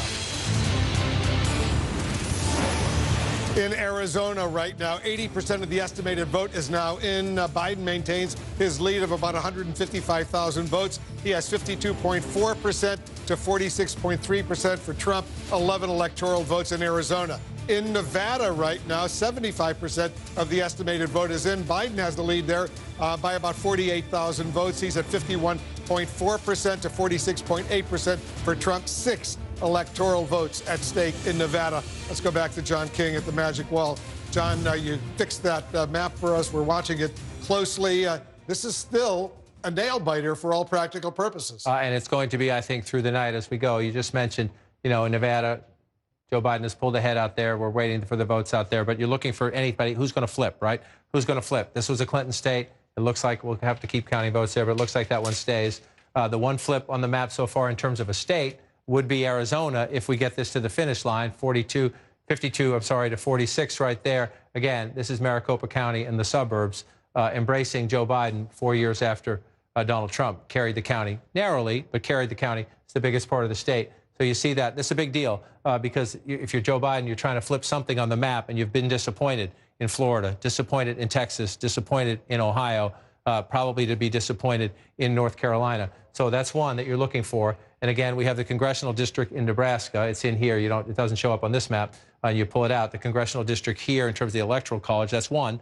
You get to Joe Biden there as you're looking to pick it up. So then you come back over here. This one's interesting. We were just talking about it when we had the little glitch. It's interesting because Donald Trump opened up an early lead, and we said, let's wait, especially because here, Atlanta and the suburbs, and the blue ring, it's more blue now than it used to be in years past because Democrats are doing better in the suburbs. But you also see it in other places as well. We come down here to Columbus. We're at 89% here. But you see Joe Biden's lead here, so we're still counting some votes here. If you're the Democrats, you're thinking, where might votes come in for us? Let's come over here to Savannah and see here. You're up to 80% here. So there could be a few more there, but you're getting close as you go up. The bulk of the votes in the state anyway, I'm going to just check on Richmond County here, 86%. So there might be a few more, but it's not a big number. And so the bulk of the votes for Democrats anyway, the bulk of votes in the state are here. And you come to Fulton, get rid of this so it's not distracting, 72%. So that's more votes to be counted. More votes to be counted, which means you want to be patient here. This is by far, it's about 10% of the vote statewide. And then you just walk your way through these suburbs. DeKalb County, it's 80%, so we have more votes to count. But again, look at the margin here, right? So if you're counting more votes and they stay anywhere close to this percentage, that's a chance for Joe Biden to run up votes in big numbers. You move over here to Gwinnett County, up to 95% here, so maybe a little bit more, but not a lot of math here. You come back across, we checked on Fulton, and we come to the west, look at Cobb, come down here, and look at Douglas. These are places, again, Joe Biden's winning big here. It's not as big of a county, but there's potentially. So you're looking now 118,000. That looks like a big lead, but let's count them. Let's be patient. It's a closer race. You come back, look at 2016. The Clinton campaign thought they could get this last time. She had 1.8 million votes at 46% here, but you come up here to 2020 and you see, and we'll see how it plays out, and we'll watch it go. You're watching the rest of the map again, waiting, waiting, and waiting. You move out here to the west. I just want to check on this again. Still at 80%. We're waiting to see if the numbers come up more. Up to 77% in Nevada. It's close. It's close. You want to look at Clark County here. 10 points here and change. 75% though. So you're looking at more votes here. The question is, does Joe Biden keep that margin? If he does, if the rest of the votes come in at anywhere close to that rate, that should be a big enough cushion there, but you have to wait to count them and see. Then check up here, 82%. So we're getting close up here. It looks like that map, it's filling in a way that the Democrats wanted to fill it in. You just need to wait to see if the margins hold. Let's just check in the rural areas. 76%, just not as many votes. You come in here, see, even if the president gets a few more votes out of these places, they're pretty small, but we'll keep counting them. And then you come back. Let's just move back here to the east. Just check on a few places. North Carolina. This one has tightened some. It has tightened some, but you're still looking at 76,000 vote lead for the president there, 51 to 49. And then you come back out. And again, I just want to check to see if we've had any movement since last we were here. It's not. 699,000 votes. What you're waiting for is to see the percentage jump up here. We're still at 48%. And we went through this in 2016 in Philadelphia, in Detroit, in Milwaukee, right? The map was trending Trump's way late. Democrats were saying, be patient, be patient, be patient. We'll get our votes. In 2016, they didn't get them. They didn't get them. Let's just be honest about that. But this is a different election in terms of a lot of votes will not be counted tonight. And so because of that, we're going to have to be patient. We're waiting for votes here. We're waiting for a decent chunk of votes here in Montgomery County. You move down here in Delaware County. We're waiting for a decent chunk, about 40% of the vote here. Let me just check down here. I went across the line again. I like to do that. You go over the state line. Let me just come right in here at Delaware County. Again, we got some math to do. And again, a lot of it's here in the southeast, but as Pam Brown told us, we also have some to wait for in Allegheny County. Again, so the question is it enough? Is it enough? Joe Biden's running it up here, 55%, 43, so 12-point race out here. You look at this again, we're told turnout is up just about everywhere. He's at 251, almost 252,000. You come back, Hillary Clinton had a sizably bigger vote 4 years ago, which tells you we'd all like to know, but we got to wait and watch them count. It's just the way it is. All right, stand by. We're waiting once again for President Trump to speak. We expect him to be speaking fairly soon. We're watching some of the nail biters going on in Arizona and Georgia, some of the other states. We'll be right back.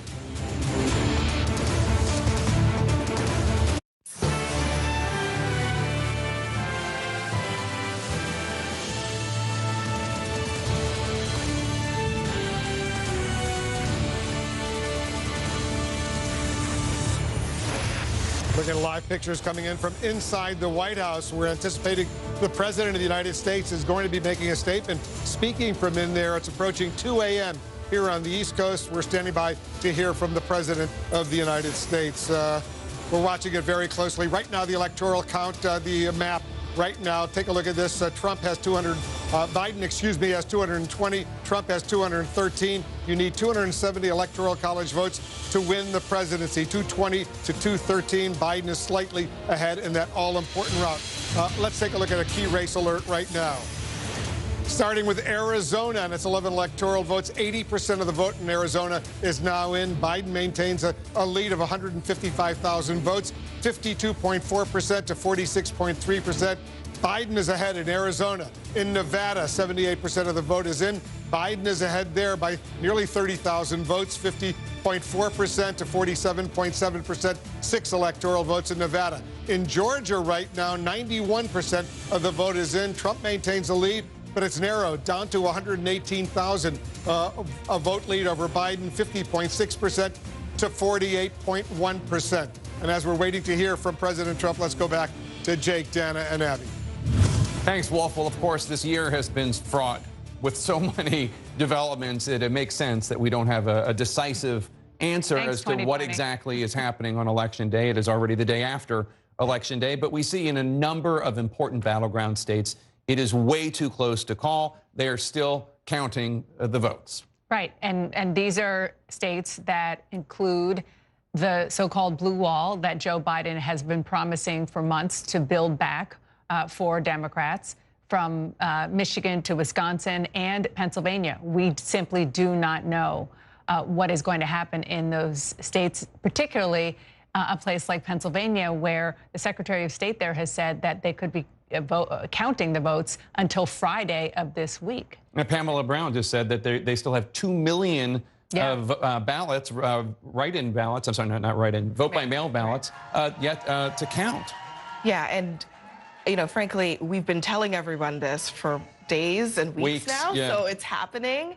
And hopefully we prepared everyone at home to be patient and just to wait for this to happen. I think what we're about to witness as we wait for President Trump to come out is really important. It's a very important moment for him. He is the incumbent president of the United States. He gets to set the tone for how this goes for the rest of the country. Will he give us the unfiltered Trump that we saw earlier on Twitter, or will he give us something more restrained and more thought through that allows the American people to remain in a state of calm while we wait for these ballots to be counted? Or will we get something that is trying to declare victory where there is no victory to be declared yet? I think that's the important question. I think you're being very charitable by suggesting we don't know what he's going to do based on what he said. It's a question of will he read a teleprompter or will he just riff? I mean, I think there's a big difference between a teleprompter Donald Trump and a riffing Donald. Okay, fair enough. And we obviously always hope for the best when it comes to his behavior and whether or not he rises to the moment. But he has already gone on Twitter and said falsely, misleadingly, potentially dangerously, as Dana noted, that Democrats are trying to steal the election. And there is no evidence of anyone trying to steal the election. There is evidence of election workers in Georgia, Pennsylvania, Michigan, Wisconsin, Nevada, Arizona, counting the votes. I'm not suggesting that there will be some kind of new Donald Trump tonight by any stretch of the imagination. What I am saying is I wonder if there are people in that White House who recognize the historical importance of what he is about to do. Will he try to declare victory on election night when votes have not been counted, which has not been done? So as you know, and I think that would be a completely different situation. As you know, because you covered the Trump White House, the answer is yes, there are people who understand the historical importance, but the question is whether those people are going to get to the either want to get to the president at this point to try to get him to tone it down, certainly as it relates to his earlier tweet, or whether it's even a lost cause for this president, because he has been saying what he said in his tweet earlier every single chance he got on the stump. Right, He's been saying it for weeks. So it doesn't, even if he sticks to teleprompter today and it was written by one of the few guardrails left in that White House, I mean, he's already said what he has said. He has already put the lie out there among his supporters, is all I'm saying. Hope springs eternal. And I hope you're right. I completely agree with you. I do think that the night of an election, when both candidates come out and they say their piece, these are things that history will remember. I think people recognize that in this White House. The tweets are the tweets, but history will remember this moment. You're exactly We'll see right. what he does. The wise thing for President Trump to do is to write something that is actually, frankly, similar to what Joe Biden did. Joe Biden came out and said, I think I'm going to win. It's probably okay for President Trump to say, I think I'm going to win. And he might. But for him to say, I won and this is being stolen from me would be a historically, it would be a tectonic type of event, I think, in American politics. And you mentioned history, and I think it's important right now to point out that in most cases, historically, the American people didn't know who won the presidency that night. It has taken time to count votes. And that is something that I've seen historians reminding us of going back into election after election. And that's not going to change if and when the president says something different. I mean, it's just not. And let's remember, this is the 6th presidential race that I've covered. And the first two, 2000, 2004, we did not know who won that night. There you go. We did not know. Now, it has Let's happened. hope it's not 36 days. No, we but do. It could be. But it could be. We don't know. There are lots of write-in and mail-in ballots that are being counted in several states. And just like the Trump campaign, the White House don't want us to prematurely call Arizona or Nevada. Right. The Biden people don't want us to prematurely call any of the other states. Let's bring in Jim Acosta, who is at the White House. And Jim, the president's already a little late based on what we were told and when he was going to come out. What are you anticipating he's going to say? Yeah, I mean, Jake, just to give you a sense of the mood inside the Trump campaign, they are white hot over this call on another network for Arizona for Joe Biden. They have been clamoring for the other networks to not call Arizona for Joe Biden. That is part of what is driving some of the president's anger, and I think we'll see some of that expressed when he comes out in a few moments. He is going to try to make the case, as he did on Twitter, that just counting the votes in some of these battleground states, leftover battleground states, somehow deprives him of a victory or cheats him out of a victory. Let's keep in mind, counting the votes in these remaining states is not a victory for Democrats. It's a victory for democracy. And so I think to some extent, you know, there needs to be a Surgeon General's warning on what the president says here as he comes out, because he is going to express, I think, in front of the cameras, precisely what he was just saying a few moments ago in those tweets, which is he feels that this election is being stolen from him, when in fact it's not being stolen from anybody. It's just the natural process of counting votes. And so, you know, some of this I think is being driven by just some extreme tension inside Trump campaign headquarters right now. They thought things were moving along well tonight. They saw some of these margins and a lot of these states not matching what was out in those polls over the last several weeks, and so they thought they were beating the polls as they did in 2016. And then when some of these results were coming in, Arizona being called by another network, that did not come into their plans.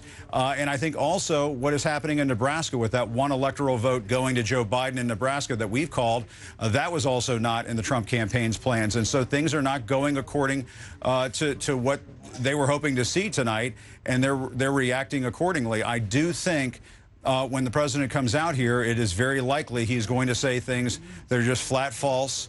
He's going to be making claims about voter fraud and so on. And we just have to remind our viewers, Jake, and as you have so many times, there is no evidence of widespread voter fraud in this country. And just because the president says something doesn't make it so. He doesn't get to declare who the president of the United States is. The voters get to do that. Election authorities get to do that across the country, Jake. That's right. Jim Acosta at the White House. Thanks so much. And we're still waiting for President Trump to come out and give his statement. We're not exactly sure what he's going to say. He has been saying things, Abby, about the election being stolen from him that are false, that Twitter and Facebook have labeled as false because he put them out on social media first. We don't have the capability of doing that like in pop-up video on VH1 immediately next to his face. Abby, we'll explain what VH1 is later. But at the same time, it is important, as Jim notes, that if the president comes out and says that the election's being stolen from him, that he has won, that is not true. That is not accurate. Now, it may be that the president ends up winning fair and square once all the votes are counted. We don't know. It's certainly a much closer race than a lot of other people predicted. And you pointed out earlier that the complete hypocrisy where literally in the same breath they're saying, please count all the votes in Arizona, don't call that race early. But they're also saying in Pennsylvania, they're saying in Pennsylvania, well, if you keep counting after tonight, then you're stealing the election. It doesn't make any sense. Both the votes in Arizona and the votes in Pennsylvania are just as legitimate. They need to be counted, but we need to be prepared, obviously, for the president to make all kinds of outlandish claims. There are a lot of things that are outstanding on this board, including Georgia, which is a live contest right now. That state is close. There's a lot of outstanding vote, and the Democrats still think they have a chance there. Yeah, and in fact, let's take a look at what's outstanding. If there's anybody just tuning in right now at 2:08 a.m., we're still waiting for the final results from Georgia and North Carolina. Those look to be states that President Trump is leaning towards victory, but they have not been called, and there remain outstanding votes. Obviously, the blue wall states that Hillary Clinton lost in 2016 that Joe Biden wants to return and rebuild, those are states, Wisconsin, Pennsylvania, Michigan, where not only are there outstanding votes, there are many outstanding votes that were vote by mail, that are disproportionately thought to be Democratic from Democratic-leaning counties. So we are still waiting to hear what those states have. We're told that there's more than 2 million outstanding ballots in Pennsylvania alone, which would obviously be quite significant. And then out west, we have Nevada and Arizona. President Trump and his campaign taking the exact opposite tack there. Those are states where President Trump is behind, and another network called Arizona. We have not called Arizona, but the Trump campaign, as Abby points out, completely hypocritically is saying, don't call Arizona. They haven't counted all the votes, and is saying the exact opposite when it comes to the blue wall states of Pennsylvania, Michigan, and Wisconsin. Right. And if we do, in fact, hear the president saying things about counting votes after Election Day, isn't real or it's fraudulent or whatever he's going to say. It's important to note that just because a vote is counted after Election Day doesn't mean that the vote came in after Election Day. Never mind that some states actually allow votes to come in after Election Day. Including plenty of Republican states like Ohio and Mississippi. And Plenty. But let's just take that aside for the moment. What we are largely going to see these swing states do is count votes that came in as part of early voting and absentee voting, period. They came in on time. And, I'm sure there will be lots of votes that will be contested. The lawyers are already chomping at the bit. But that is the most important part of the story to remember before we listen to the president. Yeah, counting every vote is a fundamental democratic principle. It's part of what is important when it comes to democracy in this country. It's one of the reasons why states bend over backwards to make sure that as many valid ballots from legal voters can count as much as possible. And the idea that this president is seeking to openly disenfranchise people, tens of thousands of whom no doubt voted for him, is just remarkable. And it's something that even Republicans like Ben Ginsburg, a Republican lawyer who has been involved in voter fraud-related issues for the Republican Party for many years, basically has said is completely undemocratic. The idea that you can just say, just because votes are coming from a more Democratic-leaning part of the country, they shouldn't be counted, is really beyond the pale, and it has no historical precedent for a president of the United States in particular to make that kind of argument before an election has actually been completed. Well, but he's been saying it for a long time. I mean, he was saying that early voting in Pennsylvania is not acceptable, right? While early voting in Florida is acceptable. Obviously, each state has its own rules and differences, but I mean, that is how he has been waging this campaign when it comes to counting the votes. But again, as Jim Acosta pointed out, and we've pointed out, it's not up to him. And he doesn't get to say who won or who lost. It's up to the individual states as to which candidate gets awarded the electors from that state. No, that's exactly right. And, when you look and listen to what Donald Trump is saying, it is pretty clear that he knew kind of going into this that this would be a possibility, which is why we heard from Joe Biden in his campaign leading into Election Day, the answer to what we could see right now is win decisively. And the Biden campaign has not won decisively. So that is out the window. And now we have to deal with whatever we're going to see. And that is patience and time counting votes in these key states. Well, we should say the Biden campaign has not won early, but we don't know yet if it will be decisively. Because just because we don't know what the outcome is in these states doesn't mean that it's not going to be a decisive victory for one candidate really or important point, another. Abby. It's just not an early call. I think what I meant, Julia, that's such a good point. And I think what they were meaning is early and decisively, so to overcome the psychological early victory. If they could have flipped Florida, we would be having a completely different conversation right now at almost 2 o'clock. 2:13 in the morning. Yeah.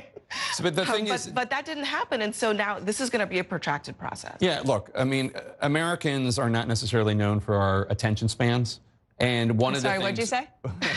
And one of the things that I think a lot of people were hoping for was an early, decisive outcome, whether for Trump or for Biden, that there would be some sort of closure so everybody could know who the president was and go to bed by midnight, and that would be the end of that. But the truth is, this isn't an hour-and-a-half thriller where you find out who did it and then it's all over within an hour and a half. This is like a Netflix 10-part miniseries. And this is the year 2020. Yeah, nothing is easy this year. And this is a divided country. That's not a newsflash. We know that. It is a very divided country, and that is bearing out in the results that we're starting to see tonight. Yeah, including by the fact that we haven't talked about this too much this evening, but we still don't know who's going to control the Senate. I mean, it looks as though, potentially, Republicans could possibly hold control of the Senate, even while possibly a Democrat is elected to the White House. Although, again, I don't know that either of those are going to be the outcome, but it could happen. Yeah, I mean, look, I think a lot of people thought they knew what was going to happen tonight at the presidential level, even at the Senate level, and things are turning out to be a lot more complicated. We're waiting on things that I don't know that we really knew we would be waiting on at this point. States like Georgia and Arizona. Certainly the Biden campaign hoped that those states would be within their reach, but this is an unpredictable environment that we're in, and part of that has to do with the fact that 4 years ago, Donald Trump changed the landscape in a really important way, and we're still figuring out what that looks like all over the country, not just in the upper Midwest, but in parts of the South. What does it mean for the turnout among non-white voters? And what does it mean for turnout among white voters? I think we're just living through a big change in this country, and we're not quite there yet, which is why tonight is a little bit hard to That's an excellent point, because one of the things that we are witnessing is a realignment. A political realignment that is, happens in this country. For instance, Virginia used to be, when I was young, a battleground state, and now it almost automatically goes to Democrats. On the other hand, we've seen Republicans make inroads with Latino voters in Florida and Texas and other places. A lot of those votes are still being tabulated, et cetera. But in terms of the margins, that we didn't anticipate would happen necessarily, although certainly people were sounding the alarms about Joe Biden and Latino voters. But there is an alignment, a realignment going on, and so it takes a little while sometimes when that's happening, and the votes are so close in each state to tabulate all the ballots. And Arizona and Georgia are the prime examples of that tonight. Arizona, we have been talking about the dramatic demographic shift in that state. And Georgia, same thing. I mean, Georgia was so incredibly red. 2 years ago, there was that razor-thin gubernatorial race. And now we have 2 Senate races in Georgia, and the presidential is seeing a battlefield in Georgia. And we really don't know how it's going to turn out because of the outstanding votes in the major population center of Atlanta. We just don't know. And those are, it's people moving in, it's the populations being more diverse and younger. Well, one thing's for sure. I mean, we are still talking about Michigan, Wisconsin, and Pennsylvania 4 years later. And it could very well be that those states remain battlegrounds. I think Democrats probably had hoped that after tonight, that if Joe Biden could win them back, it would be in such a decisive manner that it would kind of take it off the board for Republicans in the future. I don't necessarily think that's going to happen tonight. I think those are going to continue to be states that are fought over, which is a big change. I mean, they really haven't been up for grabs for a long time, which is why 2016 was such a big deal. Yeah, I mean, Wisconsin, Pennsylvania, and Michigan have always been battleground states, but they're usually the kind of battleground states that Republicans 2 weeks before the election pull out of and start competing and focusing just on Florida or Virginia, et cetera. But now they truly are battleground states. Donald Trump has upended that. He tore down the blue wall that Democrats used to rely upon. Joe Biden trying to rebuild it. We don't know what's going to happen. They have literally millions of ballots that remain needing to be counted. And they're going through that, and they're doing that the best they can.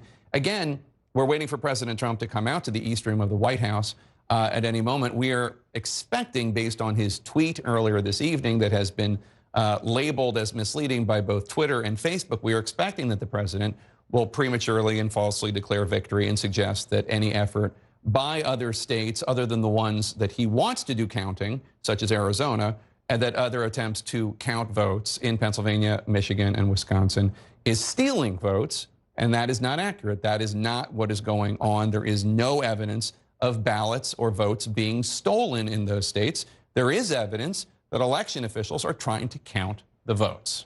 You do have to wonder what's taking the president so long. I was just going to say that. It is a long 4 minutes. It is a little bit of a, it's interesting because he seemed so sure when he tweeted what he tweeted a couple of, at this point, maybe an hour and a half ago, maybe 2 hours ago. He seemed so sure then. I just wonder, what is the delay in coming out and saying what he needs to say? Joe Biden has already said what he needs to say, which is that he thinks this is headed in his direction. If the president feels the same, it should be easy to come out and say that, but we're still waiting. And again, he has a good positive story to say, which is this is a lot closer than the pundits predicted. We think that we feel good about these states. Let's bring Jim Acosta in back. Jim, what is the holdup? We were told by the president's team that he was going to be out a long time ago. Yeah. I think only one person can answer that question, and maybe the president's going to come out in a few moments. I just noticed Mark Meadows, Don Jr. just walking out as I'm looking at the bottom of the screen, Ivanka Trump, Jake, other members of the Trump family. So it sounds like this is going to happen soon. But I think the president wants to put the best face on this. And quite honestly, I was with the president 4 years ago around this time as we were all watching this. Donald Trump is not in the same place he was 4 years ago. He is hanging on to his political life right now. And no matter what the president says here in a few moments, projecting that he's going to win this race, we expect him to say that, he is just not out of the woods yet, not by a long shot. No, and he... Latest news conference I've ever had. Thank you. Entire family and Vice President Pence, Mrs. Pence, for being with us all through this. And the results tonight have been phenomenal, and we are getting ready. I mean, literally, we were just all such a success. The citizens of this country have come out in record numbers. This is a record. There's never been anything like it. To support our incredible movement, we won states that we weren't expected to win. Florida, we didn't win it. We won it by a lot. And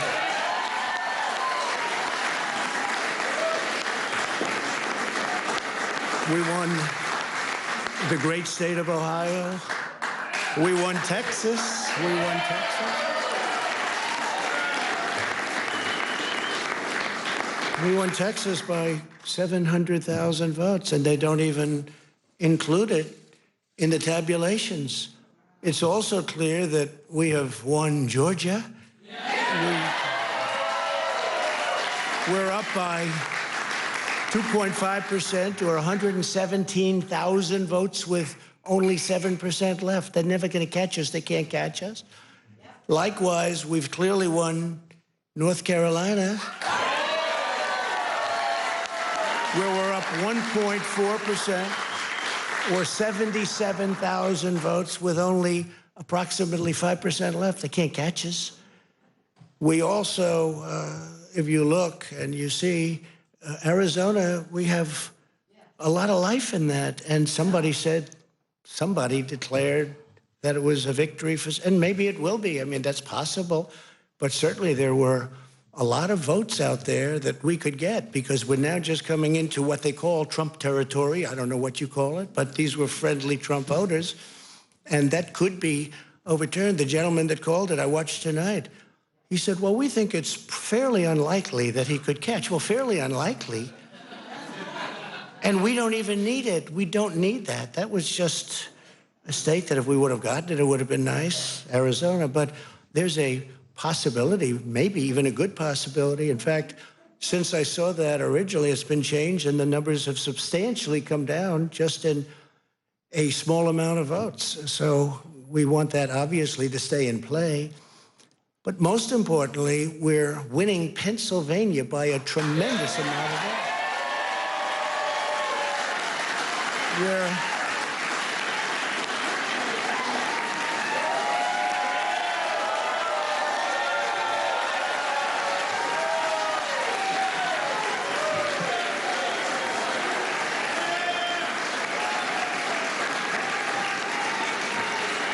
We're up 600. Think of this. Think of this. Think of this. We're up 690,000 votes in Pennsylvania. 690,000. These aren't even close. It's not like, oh, it's close. With 64% of the vote in, it's going to be almost impossible to catch. And we're coming into good Pennsylvania areas where they happen to like your president. I mean, it's like very good. So we'll probably expand that. We're winning Michigan, but I'll tell you, I looked at the numbers. I said, whoa. I said, wow, that's a lot. By almost 300,000 votes, and 65% of the vote is in. And we're winning Wisconsin, so we're winning. We don't need all of them. We need, because when you add Texas in, which wasn't added, I spoke with the really wonderful governor of Texas just a little while ago, and Greg Abbott, he said, congratulations. He called me to congratulate me on winning Texas. I mean, we won Texas. I don't think they finished quite the tabulation, but there's no way. And it was almost complete, but he congratulated me. Then he said, by the way, what's going on? I've never seen anything like this. Can I tell you what? Nobody has. So we won by 107,000 votes with 81% of the vote. That's Michigan. So when you take those 3 states in particular, and you take all of the others, I mean, we have so many, we had such a big night. You just take a look at all of these states that we've won tonight, and then you take a look at the kind of margins that we've won them by, and all of a sudden, it's not like we're up 12 votes and we have 60% left. We won states, and all of a sudden, I said, what happened to the election? It's off. And we have all these announcers saying, what happened? And then they said, oh, because you know what happened? They knew they couldn't win. So they said, let's go to court. And did I predict this, Newt? Did I say this? I've been saying this from the day I heard they were going to send out tens of millions of ballots. I said exactly, because either they were going to win, or if they didn't win, they'll take us to court. So Florida was a tremendous victory. 377,000. Texas, as we said. Ohio, think of this. Ohio, a tremendous state, a big state. I love Ohio. We won by 8.1%, 461,000. Think of it. Almost 500,000 votes. North Carolina, big victory with North Carolina. And so we won there. We lead by 76,000 votes with almost nothing left. A sad moment, and we will win this, and as far as I'm concerned, we already have won it.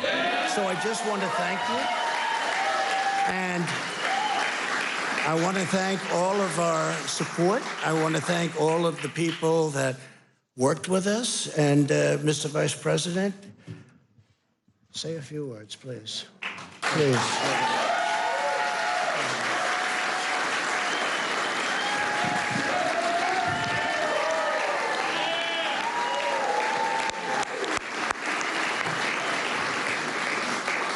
Thank you, Mr. President. I want to join you in thanking more than 60 million Americans who have already cast their vote for 4 more years for President Donald Trump in the White House. And while the votes continue to be counted, we're going to remain vigilant, as the President said. The right to vote has been at the center of our democracy since the founding of this nation, and we're going to protect the integrity of the vote. But I really believe with all of my heart, with the extraordinary margins, Mr. President, that you've inspired in the states that you just described, and the way that you launched this movement across the country to make America great again, I truly do believe, as you do, that we are on the road to victory, and we will make America great again. Thank you, Mr. President. Thank you very much, everybody.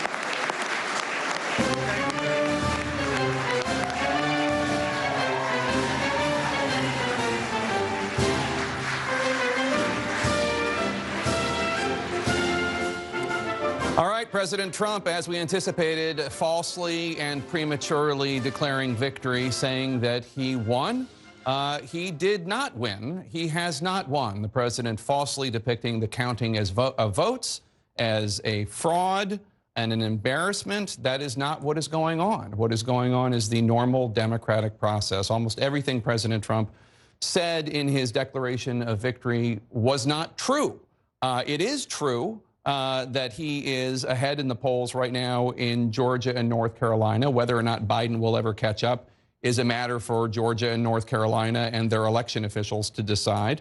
It is not true that he is winning Pennsylvania or winning Michigan or winning Wisconsin. They are still counting votes. They have literally millions of vote-by-mail ballots that those 3 states are counting. It may well be that President Trump ends up winning this election. That might be once the ballots are counted. But what President Trump just said was undemocratic and false and premature. It is not accurate to say that he won. We do not know who won this election. And I have to say, Dana, it's not a surprise, but still, years into this presidency, I find it shockingly disappointing that he still would continue to erode faith that the American people have in institutions. What is going on right now is a clean and fair election, and there is no evidence to the contrary. I know we expected him to say something like that, but hearing the President of the United States in the middle of an election, where they're counting votes all over the country, to say what he said from the White House is just not something that I don't think any of us really expected to see and hear in our lifetime. That is not what democratically elected presidents or candidates for the presidency say. That's what authoritarians say. And when he said that that people are going to be disenfranchised, the only person right now at this stage of the game who is trying to disenfranchise voters is Donald Trump, because he is saying the voters whose votes have not yet been counted in the states that he doesn't want them to be counted in don't count. Yeah, I mean, I think we should really underline what he's saying. He kept saying, I want the voting to stop. That's not what he's saying. He's really saying he doesn't want the votes that have already been cast to be counted. There is no justification for it. It's shocking, and it's really beyond the pale. I mean, he called it a fraud to count ballots in the United States of America. It's undemocratic. It's completely ridiculous. But I mean, notice that Vice President Mike Pence came up just a few minutes afterward and tried to paper over what the president had just said, which is that he does not want the votes that are still outstanding in states that he had not won to be counted. You can't paper over that when it comes from the mouth of the president of the United States from the White House. You know, Vice President Pence tried to say something that is a more traditional idea of we are grateful for the people who have voted for us. We want to be vigilant to make sure that the ballots are all counted, and we're confident that we're going to be victorious in the end, as if President Trump had not said what he just said, which was a premature and false declaration of victory. And once again, let me say, it may well be that President Trump ends up being reelected. And if he is, it will be because of the fair and assiduous and diligent counting of ballots in states like Arizona and Nevada, where he wants the counting to continue because Biden is ahead, and states where he does not want the counting, not the voting. The voting's done, but the counting to continue, where he is ahead because they have not brought in and counted all the millions of vote-by-mail ballots, by the way, that were cast vote-by-mail because we're in the middle of a pandemic that the administration has not been able to get a control over. Let me bring in Jim Acosta. And Jim, you know, we all were hoping that the president would not go there and lie and falsely and prematurely declare victory. So again, as always, it's not a surprise, but it is shocking. Absolutely. And Jake, I think our founding fathers are probably rolling in their graves right now. They did not envision a president of the United States delegitimizing an American election, and that is what the president just did a few moments ago. It's historic, and it's historically awful.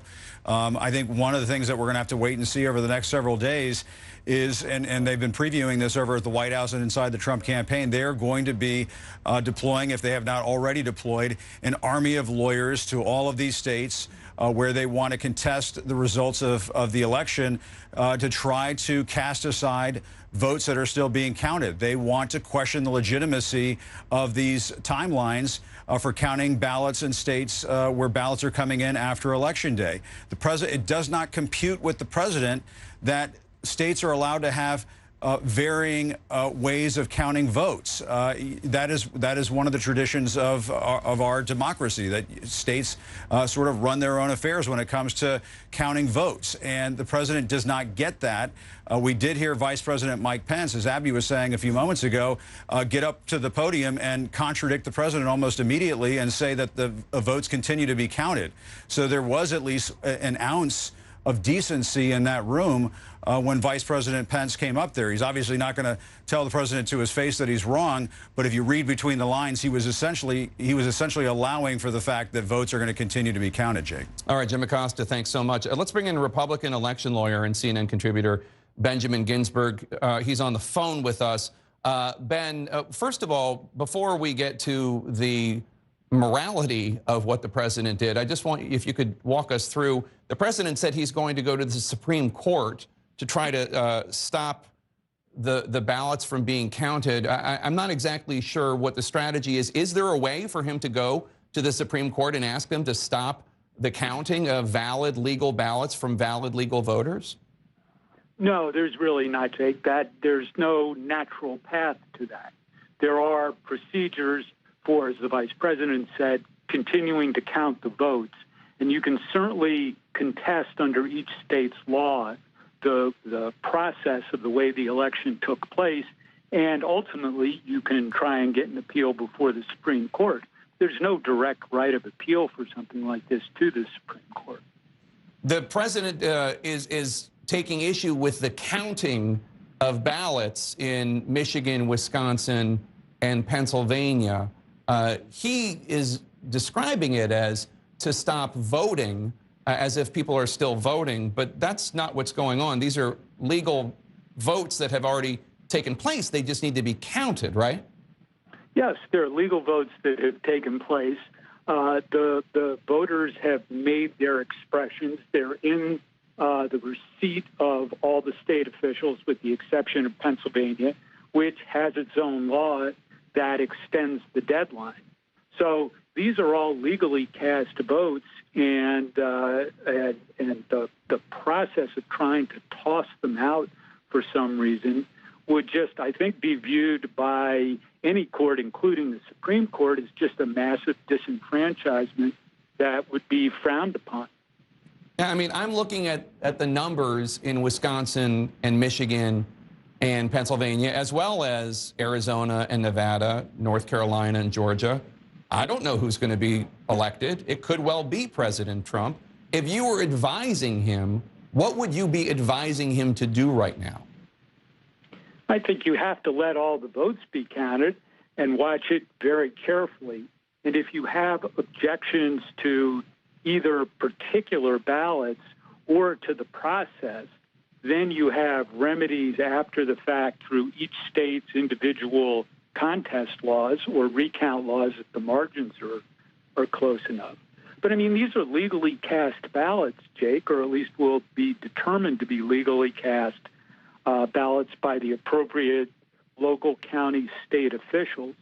And for a president to say we're going to disenfranchise those legally cast ballots really is extraordinary. It's also extraordinary just because, I mean, beyond the undemocratic part of this and beyond the immoral or amoral part of this, I don't know one election lawyer that would be telling President Trump to do something like this, given the fact that he could very well win still. Well, it is conceivable that he has found some, but I don't know how it could be successful and how, to a large extent, they'll be able to justify it in law to just bypass the state procedures and to disenfranchise people who legally cast their ballots under state law. Now, Ben, I'm old enough to remember when there was a big election fight in Florida.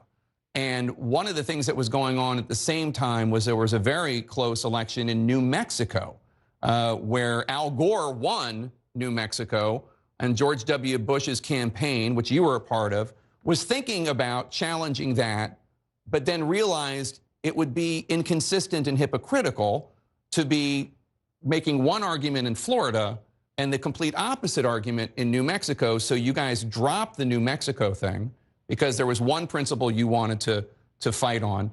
Here we have President Trump in the course of one speech talking about how mad he is because Fox called Arizona for Joe Biden, and at the same time, in the same breath, arguing the exact opposite, that we shouldn't be counting on votes coming in and still being counted by election officials in Michigan, Pennsylvania, and Wisconsin? Yeah, it was not really a consistent position. And one of the things about being in a recount or a contested election is that you do have to maintain some consistency. But inevitably, the consistency begins with recognizing the right to vote in this country and how each individual voter has a right. Now, there may be rules for the way ballots themselves need to be verified, and there may be instances when the margins of elections are breathtakingly close and fall within a state's required recount, but that's very different from what we heard tonight. Ben, you've been a respected Republican lawyer, election lawyer for decades. I think you go back to Indiana's Bloody Eighth, which is an obscure reference and only political super nerds will recognize. But have you ever seen anything like this before from a president of the United States? No, not even close. And what's your take on it? What's your take on the president, the Republican president of the United States, coming out and, in your view, as you already said, attempting to disenfranchise hundreds of thousands, if not millions, of American voters? Well, it's a distressing moment for me as a longtime Republican to see a call to disenfranchise so many people. In the Republican Party, and I think really everyone who was on the ballot for the Senate or the House or a local office today recognizes the value of individuals' votes and how what we do is try and preserve them and honor them. And so what the president said tonight is not only unprecedented, and it not only lacks any basis in the law, it really is a disservice to all the other men and women who are on the ballots as Republicans today. All right, Ben Ginsburg, thank you so much for your time and expertise. We really appreciate it, and get some sleep. I'm sure we're going to be calling upon your services quite a bit in the next few days, weeks, months, who knows how long. Thank you so much. And Abby, I mean, Ben Ginsburg, a very respected Republican lawyer, shocked, distressed about the fact that an American president is openly seeking to disenfranchise American voters. And in the words of John Bolton, President Trump's former national security advisor, commit a fraud or a con on voters. Yeah, and you heard Ben Ginsburg just call it unprecedented. I think it is unprecedented. And if we were watching this in another country right now, we would be shocked by what is going on. I think this would be setting off alarm bells. I'm sure it is setting off alarm bells all over the world. The President of the United States just said at almost, at 2 o'clock in the morning on the night of an election that he wants to stop counting the votes in certain parts of the country, but not in other parts of the country, because he thinks he's already won because all the votes because he thinks he's won. I mean, that's something that anywhere else in the world would be a sign of a democracy that is in peril. I think it's a sign that our democracy is in peril. What is going to happen tomorrow?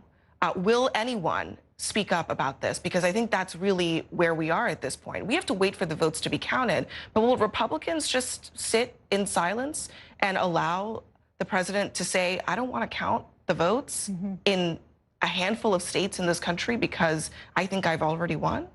Abby, as you're talking, I'm thinking, you're talking about the world, about the fact that American observers are sent around the world to observe democracies in action. And one of the things that they try to do is to prevent exactly the kind of thing that President Trump was just calling for. I mean, it's hard to wrap your mind around. I just want to underscore what we talked about earlier, which is that there are a lot of people out there who believe everything the president says. And that is why this is potentially dangerous. Absolutely. And I hope, we all hope it's not. This is a norm-busting, institution-busting president. He ran that way 4 years ago, and even though he's president of the United States, he ran that way this campaign cycle. And this hopefully is not one of the ramifications of the erosion, thanks to him, of institutions, not just the media and others, but those that we all need. Basic democratic institutions. I'm wondering what former Senator Rick Santorum, a Republican senator from Pennsylvania who One ran 3 times in the Commonwealth of Pennsylvania statewide and won 2 out of 3. I'm wondering what you make of what we just heard from the president. I was very distressed by what I heard the president say. You know, the president is prone, as we all know, to bluster and to fits of pique of being upset about how he's being treated. But look, I don't have any problem. I think Joe Biden said similar things, saying, you know, I think I won. I mean, that's fine. You think you won. That's great. But the idea of saying that using the word fraud, that there's fraud being committed by people counting votes, I think is wrong. I understand he sees votes potentially being shifted around in some places. But look, the reality is that what's happening. I can tell you in Pennsylvania, what's happening is, you know, they're counting the absentee and mail-in ballots right now, and some counties have stopped counting. Why have they stopped counting? Because it's 2:48 in the morning. That's why they stopped counting, because people get tired. When they're tired, they make mistakes, and you stop counting, and then you take it up the next morning when people are fresh and everybody has a chance to sort of make sure they're not making any mistakes. They're not stopping counting because they're trying to fix anything or create any sort of fraud. There's plenty of people there, as you know, poll watchers and others who are watching the counting. I know in the city of Philadelphia, for example, I think there's actually cameras on the people who are actually doing the counting. So look, I understand the president's frustration because some of the states weren't called, you know, as early as he'd like. But at the same time, he complained about one of the states being called earlier, like Arizona. So I understand the president feels like you know, it's a grievance against him, and somehow or another this is another example of the media not treating him fairly. I would just say I could not disagree more in this case. I think, for example, CNN has been quite responsible in being very slow to declare winners. I think that's the right thing to do. We have to make sure that you don't do what I think may be a mistake in Arizona. I've talked to some people in Arizona, and they're not confident that state has been decided yet. And you know, we need to be cautious. There are plenty of votes out there in all the states, all the blue wall states that are up there, Wisconsin, Michigan, and Pennsylvania, that could flip it. I think it's highly unlikely in Pennsylvania, as I know it well, but it's still possible. And as long as it's still possible, you have to take your time and count the votes.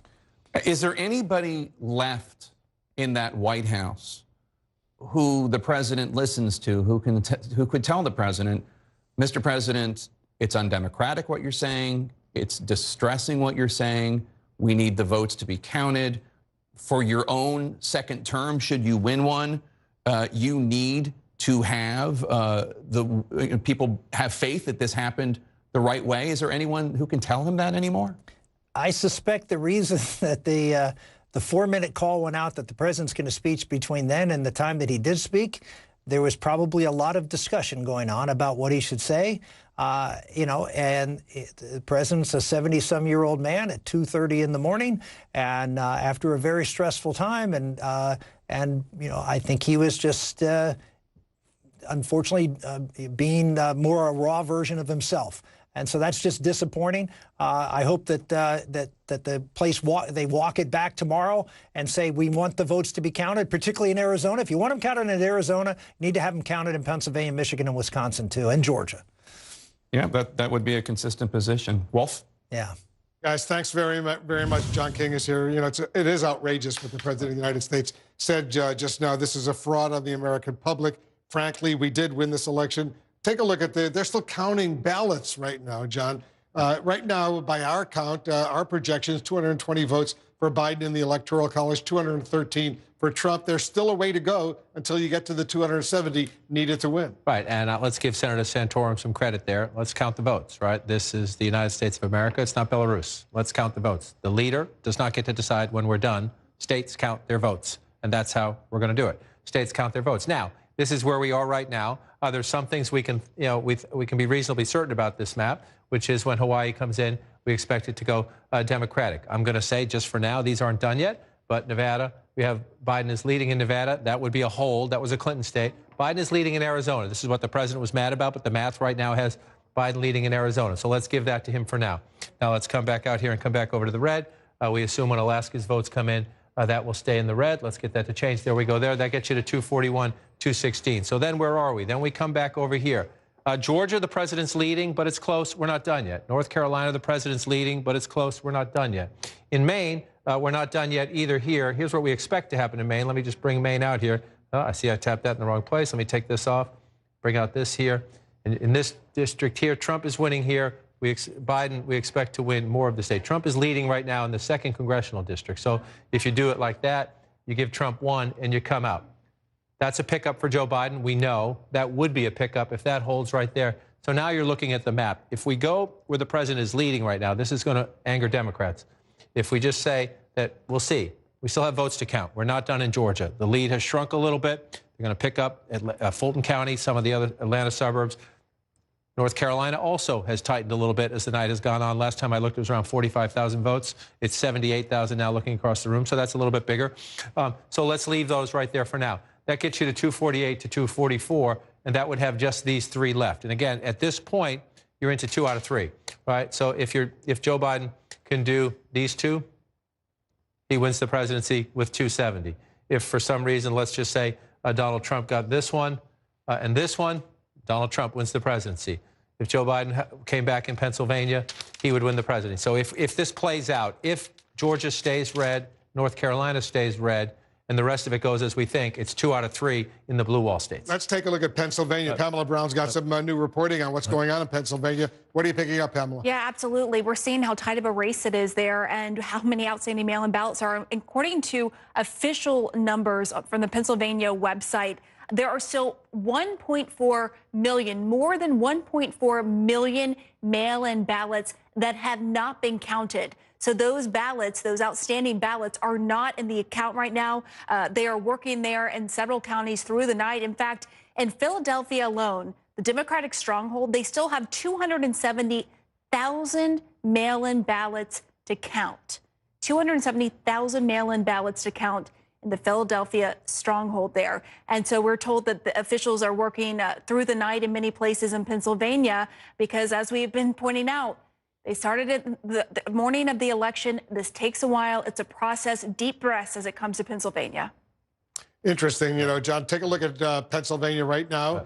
They're still counting votes. It's not over with by any means. No, it's not over, but the math is pretty steep. And so here's what's interesting. We need to watch and we need to be transparent. If they have 1.4 million left and the president's up by 673,000 votes and change, Joe Biden's going to have to win ballpark 75% of these votes. Now, right now, he's not doing that statewide, but these are mail-in votes. These are mail-in votes, and we do know that he was disproportionately winning. Democrats were disproportionately winning the mail-in vote. The question is, can he win it somewhere in the ballpark of 75%? We say 1.4 million. It's a rough number because we're getting the numbers from county to county. But if it's in this ballpark, and that's the president's lead right now, Joe Biden's going to have to win somewhere in the area close to 75% of those ballots to catch up. Can he do that? We're going to have to see and count. That's a steep hill. Remember 4 years ago, we were in Michigan, we were in Wisconsin, Hillary Clinton was behind. Democrats kept saying the votes were there. In this case, mathematically, that's possible. We're going to watch when they count these votes. Joe Biden is going to his execution among those mail-in ballots, his return rate among those mail-in ballots is going to be off the charts. Now, we do know